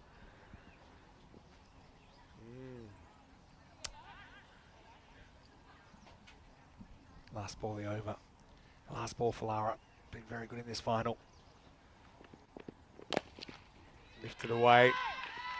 A lot of bottom hand in that shot. Riker will do the fielding. It's the end of the 5th over. 51 down, 37 to go for England. They're 51 for 2 after 5. Let's welcome you into the commentary box. Compliments of the season from our family to yours. Vinny Sander, Mr. Maximo. And I've got to say, Tina, I know that you're going to watch the rest of the final from the comfort of the fan zone. But I want to say, honestly, I've really loved having you as part of the commentary team. Everyone does. I'm hearing a lot of people in the background saying that as well. We'd love to have you back in 2025, and I'm sure we haven't seen the last of you. Have a wonderful Christmas and New Year. Thank and you. I'll give you a very... German handshake. Eye contact. I love it. Yeah. I feel the warmth. Yeah, a nice German handshake for Christmas. Merry Christmas to everyone back at home. Thank you for the support, and you won't have seen the last of me, I promise. That's the kind of promise that I'm going to make you keep. Tina's been a wonderful addition to the commentary box here in this ECC-W. Stay tuned for more Tina Goff in 2025. But right now, we've got a final on our hands, and yeah, you still feeling the Netherlands have a shot at it? They're my Dutch neighbours. I'm going to back them to the end, so let's see. I think there's still a few more twists and turns to go yet. Hello to all Tina's English cricket teammates as well, if they might be tuning in. Anyway, so we go to over number 6, and Izzy van der Boning is coming back. I suppose there is this gap between runs required and balls remaining. That gap is 8 at the moment. So the Dutch, they just need to try and maintain as long as they can. Grinch will be out for one of these two teams at the end of the game. Oh, wow, what a shot. It's been attempted to go to fine leg. It's gone to deep third instead. Gammon will get one. Vinny Sander here, Mr. Maximo. Joining me back to finish season 2024 is Rico Fall. Of course, Rico, you were here on the very first match of the season. You're doing the very last as well. It's been a huge year, hasn't it? It's been an incredible year, it really has, and looking forward to the conclusion here. And pretty tense. I like the fact they've gone straight back here to Isabel. She's got genuine pace. She's going to opt to come around the wicket here. But Tilly Kesteven, what a start she's made. Remember, the very first match that England played, she really struggled. She didn't score. Then second time she was out there, it was a run of ball 19. But how things have changed now, and she's timing the ball perfectly. She's a threat here. You can see they're trying to set the field right to her. You can see Caroline de Lange moving fielders in and around, but the leg side is well protected. But if she hits it with the pace on, it stays hit. Well, she tries it, and she's going to get it over the fine leg. What a shot from Kesteven. Just had zero regard for the risk, and that really could have gone anywhere, but Deckling had to chase it back to the fence. 4 runs, an extraordinary wrap shot. Ginna Sona, this is spectacular, and what a time to pull it off in the final. She's showing no fear, playing all her shots on merit. You saw that field being changed by Caroline de Lange. They moved the fine leg up, but she does like to play the ramp shot. She's executed it well before on a couple of occasions. She just checks to see if that field is still there. Yep, the field is still there. She might even go again. Oh, good comeback from Van der Woning. This is where you need someone to step up. Still got that kind of equation. Runs over balls. There's the Scots, who weren't they entertaining side to watch after the first day. They were kind of spending a lot of time in the Hall of Mirrors, having a good hard look at themselves, but they came out. They won that 5-match winning streak, starting with that golden ball win. One good ball, big wicket.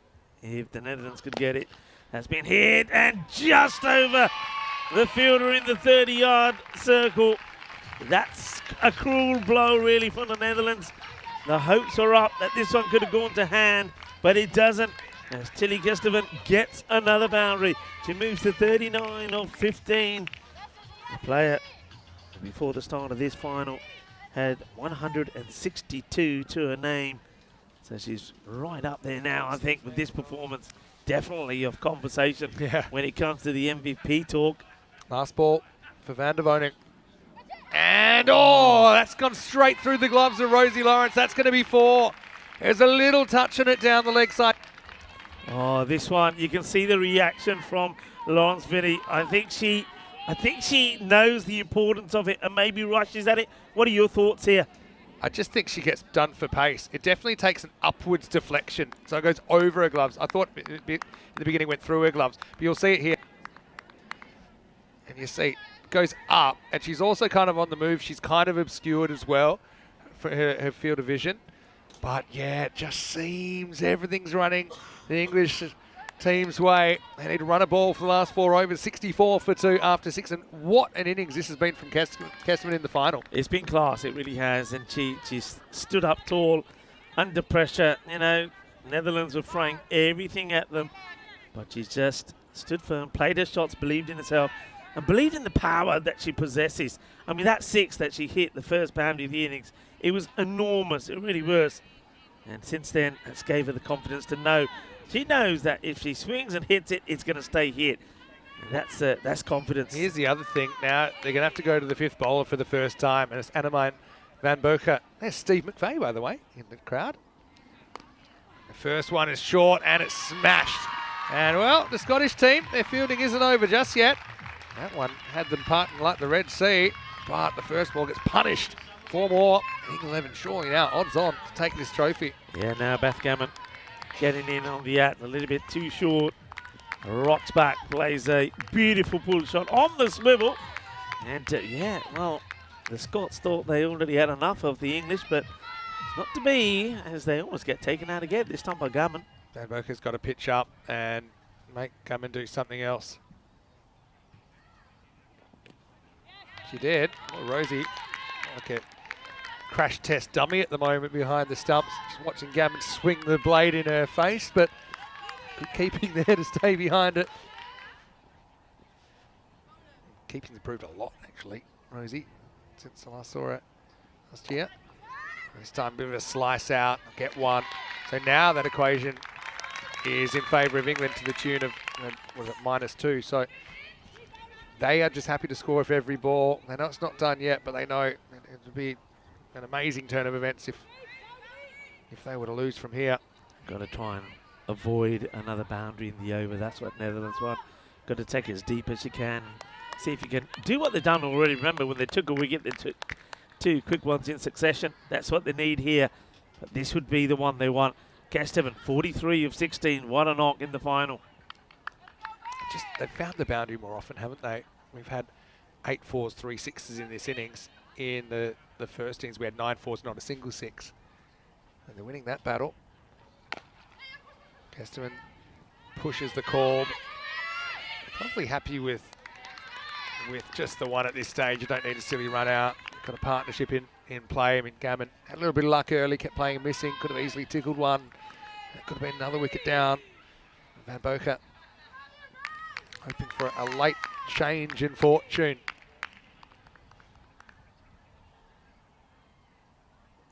Well, that, I think, is going to be too high there. They're checking this, but I can tell you now that this has got to be high. The batter is leaning backwards and sort of playing it around shoulder height.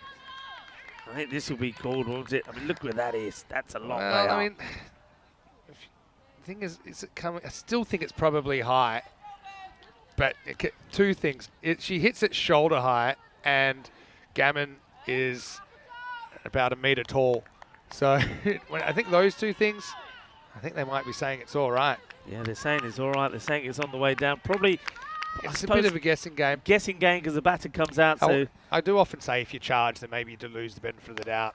But no doubt about this, it's going to get away despite the efforts of Robin Schmidt. It will be a boundary. Yeah, I think this probably goes all the way. Yeah, I didn't know. I mean, it's really close. It's a super effort from Schmidt out there, but I mean, when she hits it, it stays hit. And let's have a look. Is it on the way down? Shortening at the body. Ooh, well, that's 6. Yeah, I think that goes over the rope. If anything, I can see the rope moving.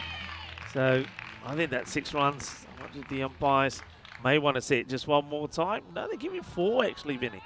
They're giving 4 here. Let's have a look. I'm pretty sure this is 6. Yeah, that looks like that looks like 6 to me. But anyway, I reckon they still got time to change this one because they haven't been haven't bowled another ball. So I think they are. I think they'll change it. Yeah. Yeah, correct call. Well done. Good work there by the umpires. Jasmine and Meta on field, and then you got Sneha, who's the third, and that 6 now means that will be the 50, won't it? 50 up for Kesteven. Yeah, well batted. 50 in the final, Vinny. And I've got to say, I know we've seen some great knocks in this Premier Division, but that has got to be one of the best of the lot. Runs in the final worth double, Rico. Yeah. You know, it's a real tough time potentially ahead, but she's steadied the ship nicely. Happy holidays to all of our viewers. The next time we will see you will be the 31st of January. But yeah, send me a message over the festive break if you'd like to. Maybe I can catch up on them. I'm always well behind. Schmidt comes back on a wing and a prayer now. The Netherlands, just 11 required for victory, make that 10. So, yeah, the Netherlands, I know, obviously not quite the side we saw last year with some individuals out of it, but it's been great to see some other players stepping up into the breach. And I think they're finding themselves maybe about 20 runs short here. Schmidt, though, last roll of the dice.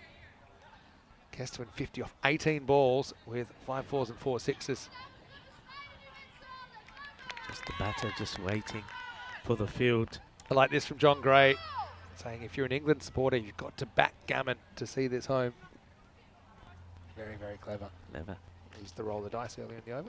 Not a good delivery that. It's going to be a wide, and it's one less to knock off, so England getting ever closer now. 9 required. They can do this in 2 hits, we know that, and especially Kesteven. I just get the feeling that Kesteven now is thinking, you know what, the match is done. Let's do it in style. Could go bang, bang. Well, that is a bang, but it's picked out the fielder, so it'll just be a single. And what a great season it's been. Reflect on these things. I still remember that you did the first game of the season in Cyprus, and well, it's been a lot that's happened since then, over 1,700 matches later, and here we are again. It's quite incredible, you know, when we have a look at that schedule.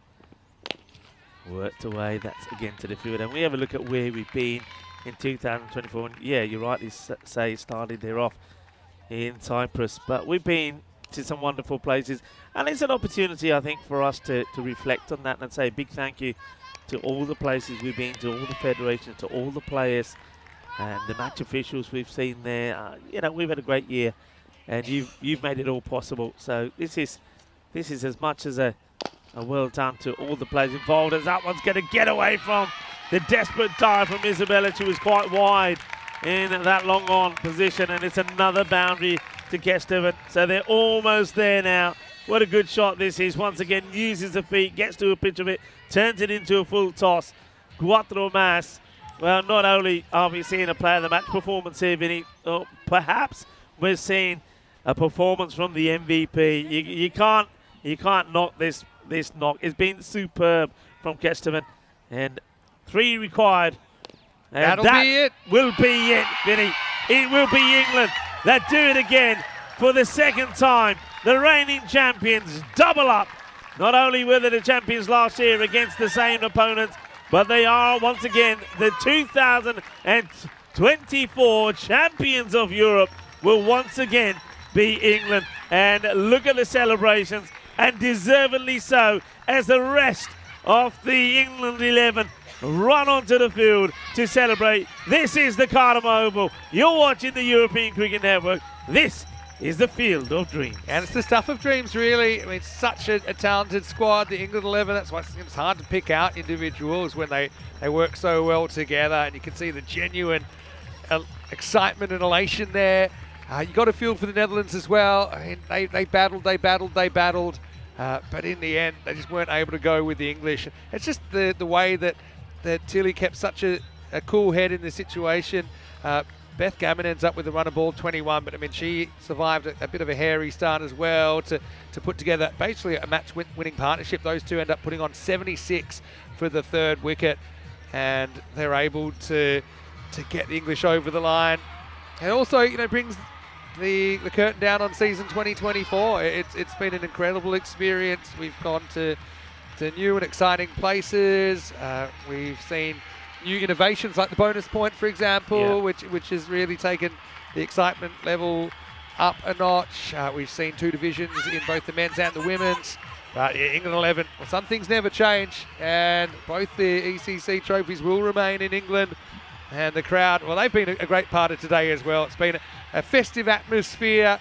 It's been really what cricket and European cricket's all about. Enjoying it, enjoying a good show, enjoying a skillful show, and enjoying sharing in the stories of these European cricketers. Yeah, and some amazing scenes being captured here by one of our tremendous partners from 2 circles. There's England in the huddle with I think that's Martha Maria, and in the middle of that huddle, capturing the smiles of the English.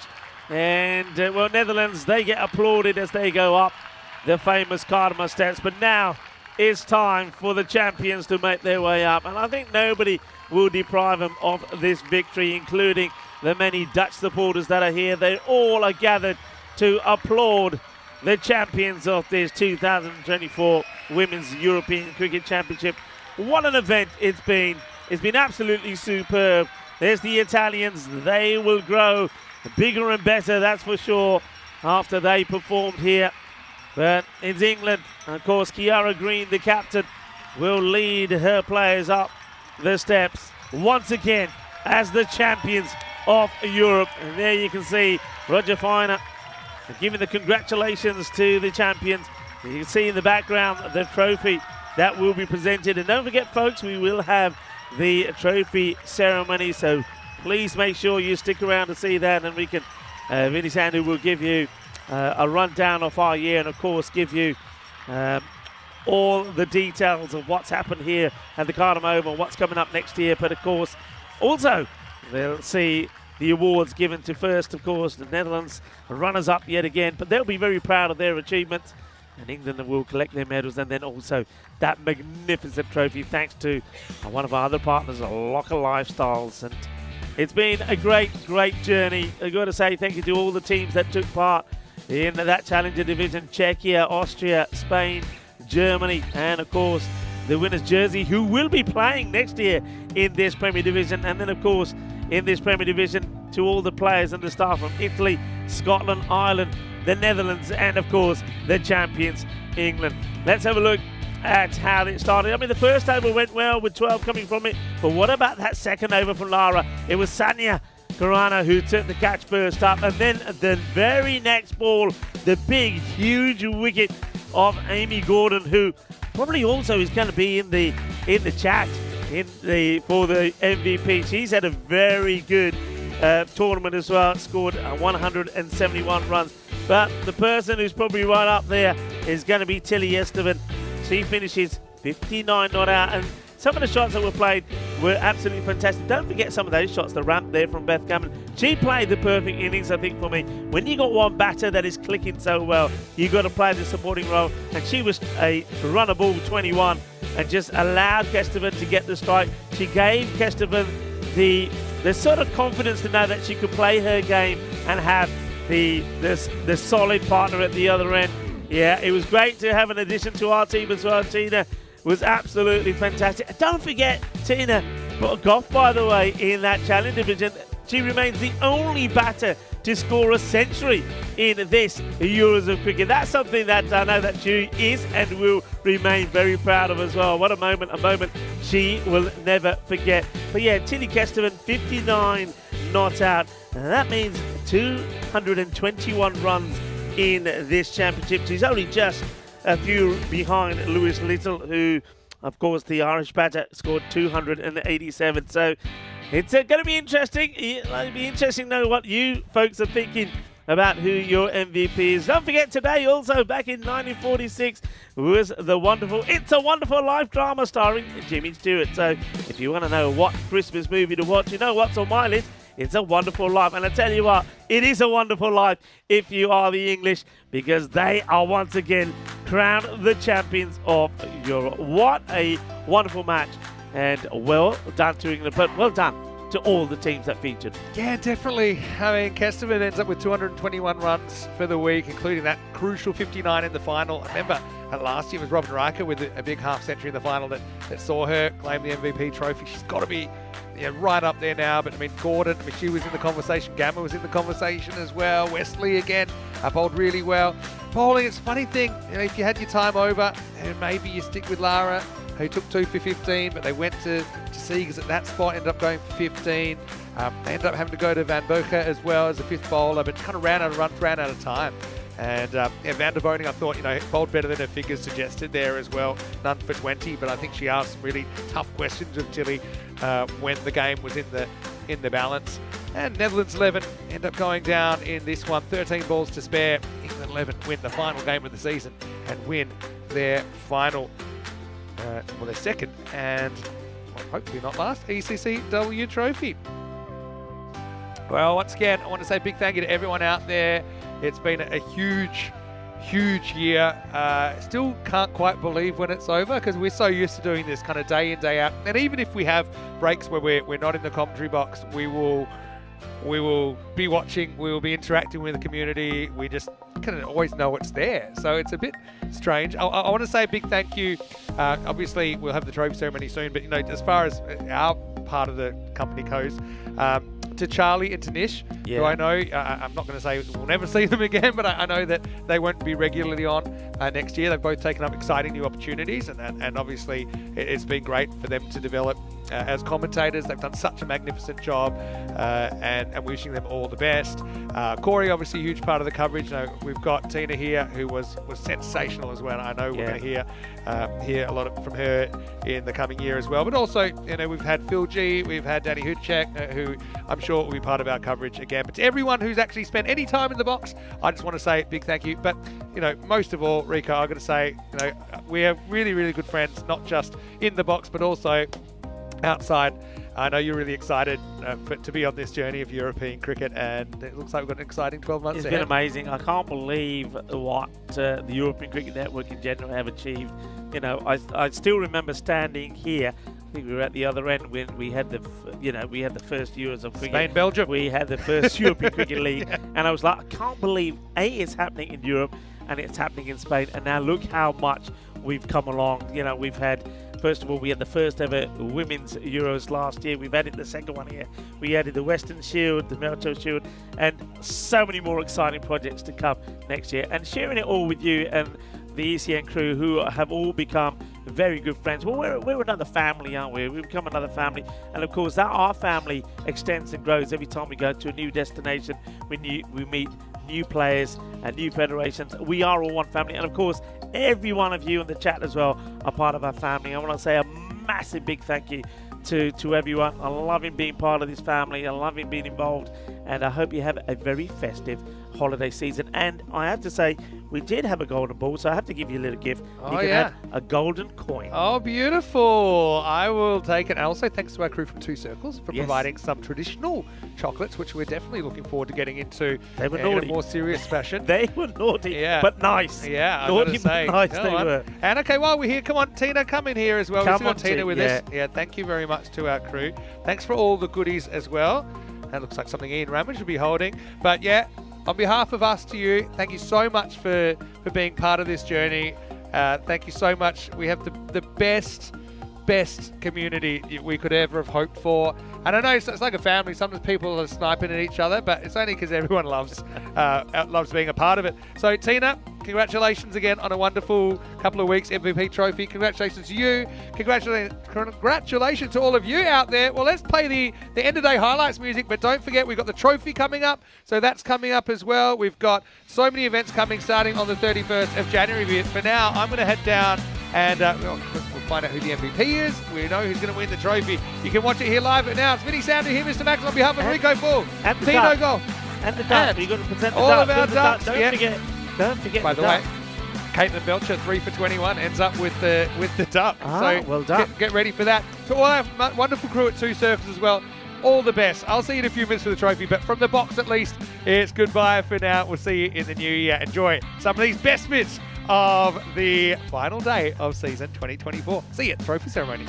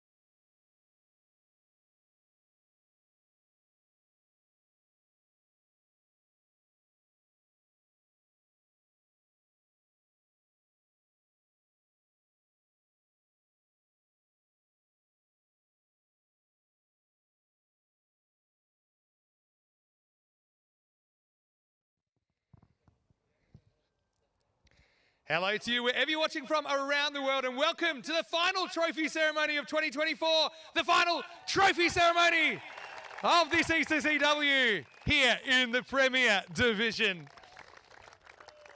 Great to have you with us, and honestly, it's been an absolute pleasure and an honour once again to be on this ECN bullet train. It's hard. We've gone from 17 matches back in 2019 to over 1,700 in 2024. So that is absolutely insane. Big thanks to everyone from the ECN crew. First up, no matter what your role is, whether you're here at the ground, whether you're back in the office, whether you're working from anywhere around the globe, we're a modern company. We love what we do, and we know there's no one else that is doing this kind of thing in the entire world. It's something very, very special. I do want to say, just before we get going, though, I do have some thank yous. And firstly, I'd like to thank Cricket España, in particular, Juan Carlos, as well as Jaime and John, for their support as the Spanish Cricket Federation to allow us to play on Spanish soil and to have the Euros of cricket here. Cricket España are very, very valued partners of ECN, so a big thank you to them. Also, we do have partnerships without which we wouldn't be able to do what we do. So I do want to give a big thank you to Dream 11 as well as Fancode, to HCL Software, to Paramatch as well, to La Junta de Andalucía. I know we have Carlos Garcia here, and muchas gracias por su apoyo. Thank you so much for your support. We do appreciate it. It's a very, very special thing to be able to create what we're creating here in the Andalucía region. To Rado as well, who've provided a watch for the MVP, and we'll find out who that is very, very shortly. They're official timekeepers of the ECC-W. To Victorinox that have come on board this year as well. It's been great to have them as part of the ECN family. To Bizaway Travel for getting us all around the continent, which is crazy. I don't even know how many countries. It would be probably over 20 countries we've been to this year. Overlapping events, multiple events. Bizaway have been sensational. To the United Nations World Food Programme as well. We do encourage you to support the Share the Meal initiative. Remember, there's a lot of people less fortunate than ourselves that suffer from hunger, and yeah, if we can all do our bit, it all helps, and it's been great to have them as part of our family as well. To Two Circles, our magnificent TV crew, I've got to say thank you so much for your professionalism, for your fun, for your questionable choice of music in the morning even. It's been great. It's been a great party atmosphere. And we have very much a female-dominated crew here at the ECC-W as well. So I've got to say, well done. Very, very professional. Also to Sports Interactive in the background as well. They're doing a lot of things that keep our broadcast ticking and keep it slick. So Sports Interactive also with our website, which has just had a revamp. And also, it's great to be here at the Kartama Oval. And Nacho, who is the owner of the Kartama Oval, and through his enterprise pro foot camps as well, to allow us to use the facility. It's looking great. Even with the bit of rain we had during the week, it's come up beautifully. So to Nacho, big thank you. And we're proud to have you as part of the European cricket family. Just quickly before we get to the medals, also I want to say a big thank you to our suppliers. So Sunset Beach Club, of course, that are obviously our accommodation partners here for the Euros of Cricket. To Carcast as well, our rental car partners. To Victoria Cerveza, as well as Mateos for the buses. To Rhino for their hire equipment. To Berrocal, as well as Print Shop Digital and Grizzly Bear Sports for providing the Grizzlies and their equipment during the year. So big thank you to all of our suppliers. Also, a few special shout-outs. I've got to say it's been great to have Peter from Purple Pepper back, and I enjoy saying that, but Purple Pepper have been feeding us over the last couple of weeks, and we are very, very thankful for their expertise and also their professionalism under pressure, trying to get a lot of hungry players and staff and spectators fed, and doing it with a smile as well. Also, I got to say, big shout out to Jay Wild, who has been instrumental in organising, obviously, our ground crew here. Big shout out for our ground crew as well. Always feels like seeing some of the extended family when they're here. And still a few balls in the bushes if you want to try and find some after this trophy ceremony is finished. Also, I got to say a special thank you to Leon, our DJ, who today is definitely the best dressed guy at the Kartama Oval. Leon, looking sensational. Thank you so much for keeping us entertained with the tunes. To Lydia and Ponde, our paramedics. Los Paramédicos, muchas gracias por su pericia, for your expertise, and honestly, you have been wonderful. Hopefully we see you in the new year as well. But yeah, special shout outs to everyone that's been part of the crew, no matter what your role is. We do really, really appreciate it. Just one set of people I'd like to thank specifically is the umpires. So congratulations for a wonderful tournament. I know it's a pressurized format of the game. It'll sharpen your senses, and I think you realise that. And to Ian, of course, for your work with the umpires over this ECC-W as well. But yeah, it's been amazing. Finally, my final shout out is to the viewers. I know so many people, we have hundreds of thousands, we have millions of viewers around the world that enjoy watching ECN cricket. So to you, thank you very much for being part of this season. Let's hear it for all our wonderful viewers all around the globe. Final shout out, I'd be remiss if I wasn't going to mention who I've been working with really, really closely over the last couple of weeks. And firstly to Rico, thank you so much for your friendship and your enthusiasm in the commentary box. Rico did the first game of the season, and that was on the 17th of January, and we've had cricket every day since then, sometimes in multiple places. But it's been a real breath of fresh air in the commentary box to have Tina Goff in the commentary box over this week. Tina, thank you so much. And you've really bought into it. Your fashion choices, spot on. You look wonderful today. But Tina, I hope you can join us for a few more stints in 2025. So big thank you to Tina Goff. So let's get on with the trophy ceremony, and it's the final one for 2024. We'll say that we have just a quick mention for the player of the final, and we do have something special for you. You have to see us afterwards. But for 3 for 21 in the opening stages of the final, the player of the final is Caitlin Belcher from the England 11.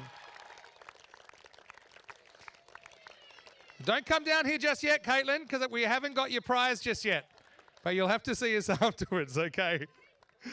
Also now it's time to announce the MVP of this Premier Division. Now this was so close, and I think going into the final, there were probably 6, 7, 8 players that if they'd had a big performance, they might have been able to do it. But in the end, the Rado Watch and the MVP trophy, thanks to our trophy partners, Local Lifestyle, as presented by Maida as well. Just before we announce the MVP, Maida has been with us full-time for the last 5 years. She was one of the real pioneers of ECN cricket when we started taking the show on the road. So, Maida, I wish you all the best with what you're doing next. You're such a popular part of the crew, and you're always part of the family. So I'd just like to wish you all the best for 2025 and beyond, Maida. But you're still at work, and one of the last things you'll have to do is present the MVP trophy to this player with 221 runs, including 59 not out off 21 in the final, Tilly Kestevan of England 11.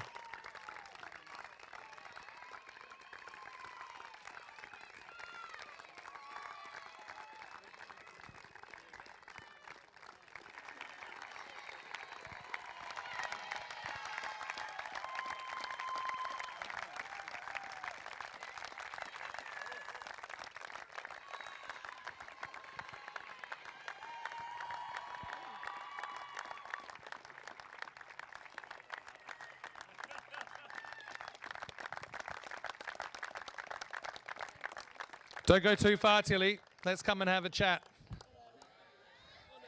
Firstly, congratulations.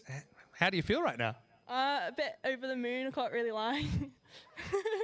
Yeah, it's a bit surreal, and it's been a great week, and the setup's great out here, and nice to get runs on the board and win it with the girls.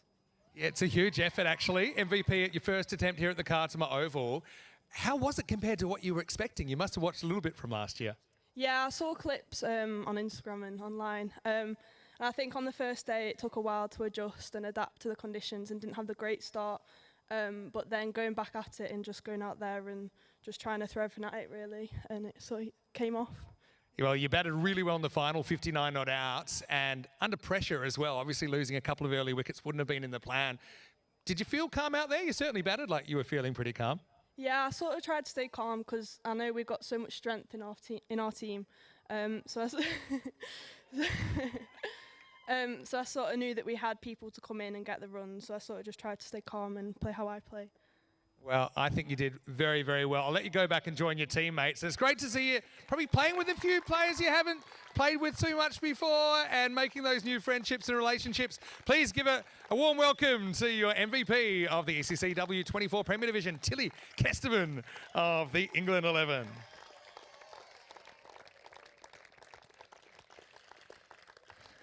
Before we get to the medals, I do just want to say a big thank you to all the players, even those that, of course, didn't make the final. I think it was a very, very competitive division.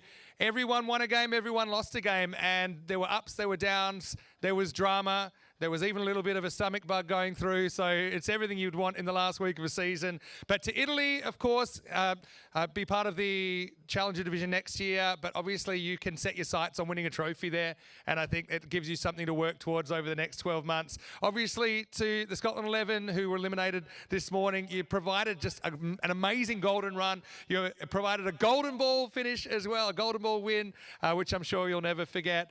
And to the Ireland 11 as well. You know, when the chips were down, you came up and put on a really good show this morning. So to all the players, I just want to say congratulations. It's been a wonderful division, and we look forward to seeing you again in 2025. But it's time to present the silver medals, and Judith Nigley will be providing these on behalf of ECN as our head of administration. And look, this is a team I've got a lot of time for. They are very, very skillful cricketers. I still remember they were part of the first ever ECN T10 women's cricket that we did. And it seems a long time ago, but it was less than 2 years ago. So to follow your progress, to see some players try the format that haven't really been able to experience it before, I think is very, very special. I think that Carolina, I think you led the side really, really well. I love the way you stepped up to the plate in the final and provided that rearguard action. I know every single one of you will have aspirations of playing cricket at the highest level, and so you should. We wish you all the best, and we're so proud to be part of that journey. We'd love you to come down now and collect your silver medals. Please welcome the Netherlands 11. Runners-up in the ECC-W Premier Division 2024.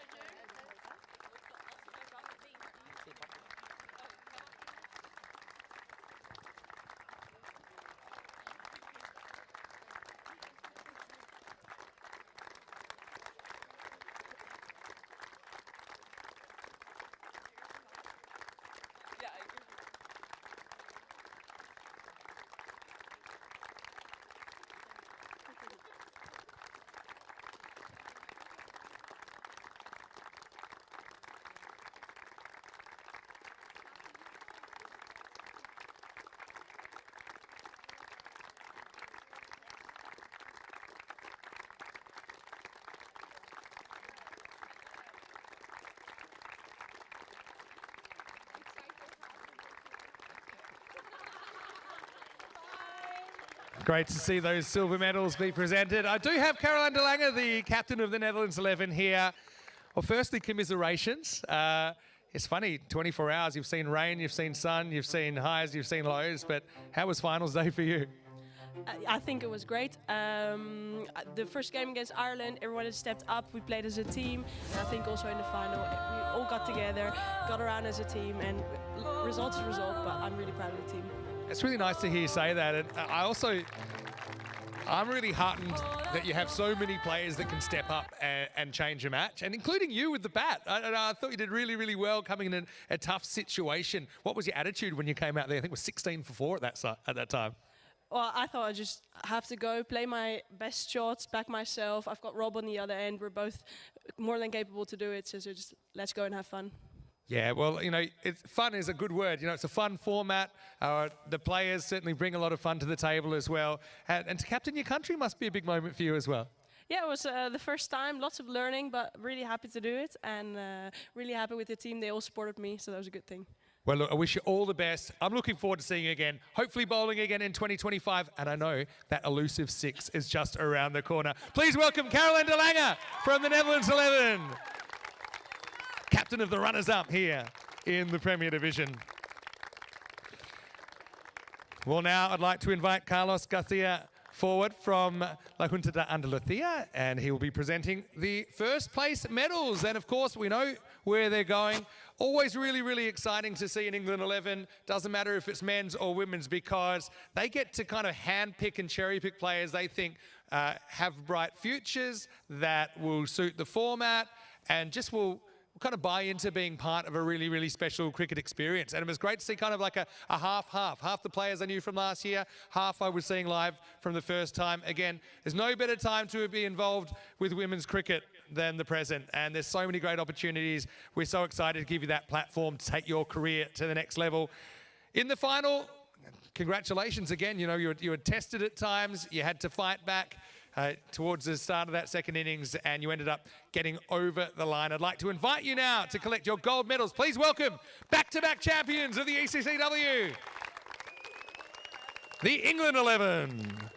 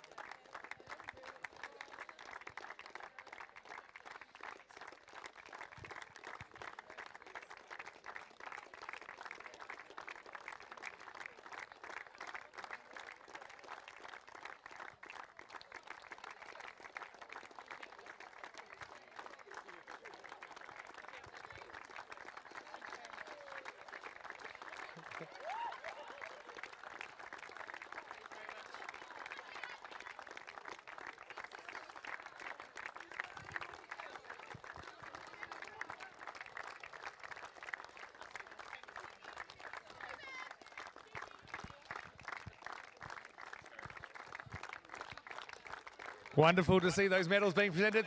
Muchas gracias, Carlos. We really appreciate you being part of this ceremony today. I'm here with the England skipper, Kiara Green. Congratulations, back to back. Thank you. Yeah, no, we're really good. Nice team performance in the end, so we're really happy. Had to work for it, though. I mean, you can take nothing for granted in this format. I mean, you had that, I suppose, that shock loss, if you like, when we saw Scotland pull off a record chase earlier in the week. Here on finals day, you seem pretty composed. You seem pretty well prepared for the moment, and it was great to see some players stepping up for you. Yeah, no, it was really good. I think we've kind of learned a little bit from last year, so we had that in our favour, that actually anything can happen. So it's just kind of learn from those and keep pushing the whole way through. Now, you're a back-to-back ECC winner. Tell me, will we see you back next year? I mean, we'd love to come back. I don't know if I'll be here, but who knows? Yeah, whatever happens, it's a great tournament, and we all love it. What do you tell people when you go back to England? They ask you about this experience. They ask you, what do you mean you're playing cricket in Spain? What are you talking about? How do you kind of communicate that? It's a really hard one, because I think everyone initially is quite shocked, but the environment here is amazing, and the the vibe of the ground, how everyone puts on a show. It's so exciting, and it is that anything can happen, and you just kind of go with the flow a little bit, and just, yeah, we always said to the girls when we arrive, we'll have a plan, you won't stick to that plan, because it just changes ball by ball. And look, final thing, as the winning captain, you must have a few thank yous maybe that you want to dish out.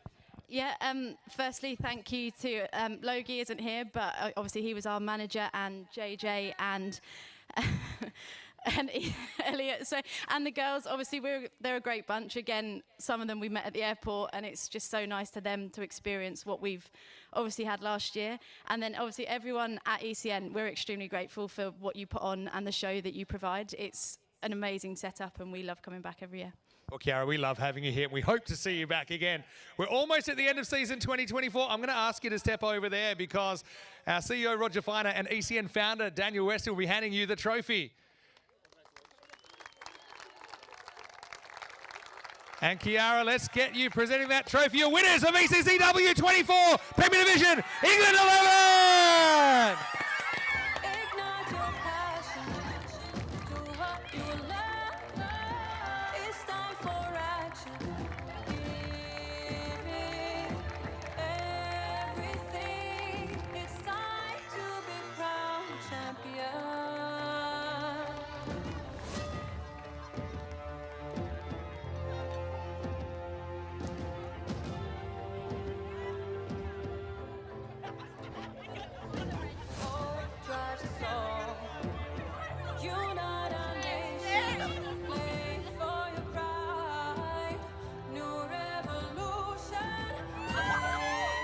Thank you again so much for being part of something very, very special, something we never imagined would be as big as it is, and it's only getting bigger and better. More matches, more things, and a few surprises to come in season 2025. We'll see you on the 31st of January. We'll start the season in Porto, Portugal, but for now, with a heavy heart, it's goodbye after 339 days of consecutive cricket. Mr. Maximo, on behalf of all of the ECN team and the European cricket family, stay happy, stay safe, look after yourselves, and we'll see you in season 2025. Hasta pronto.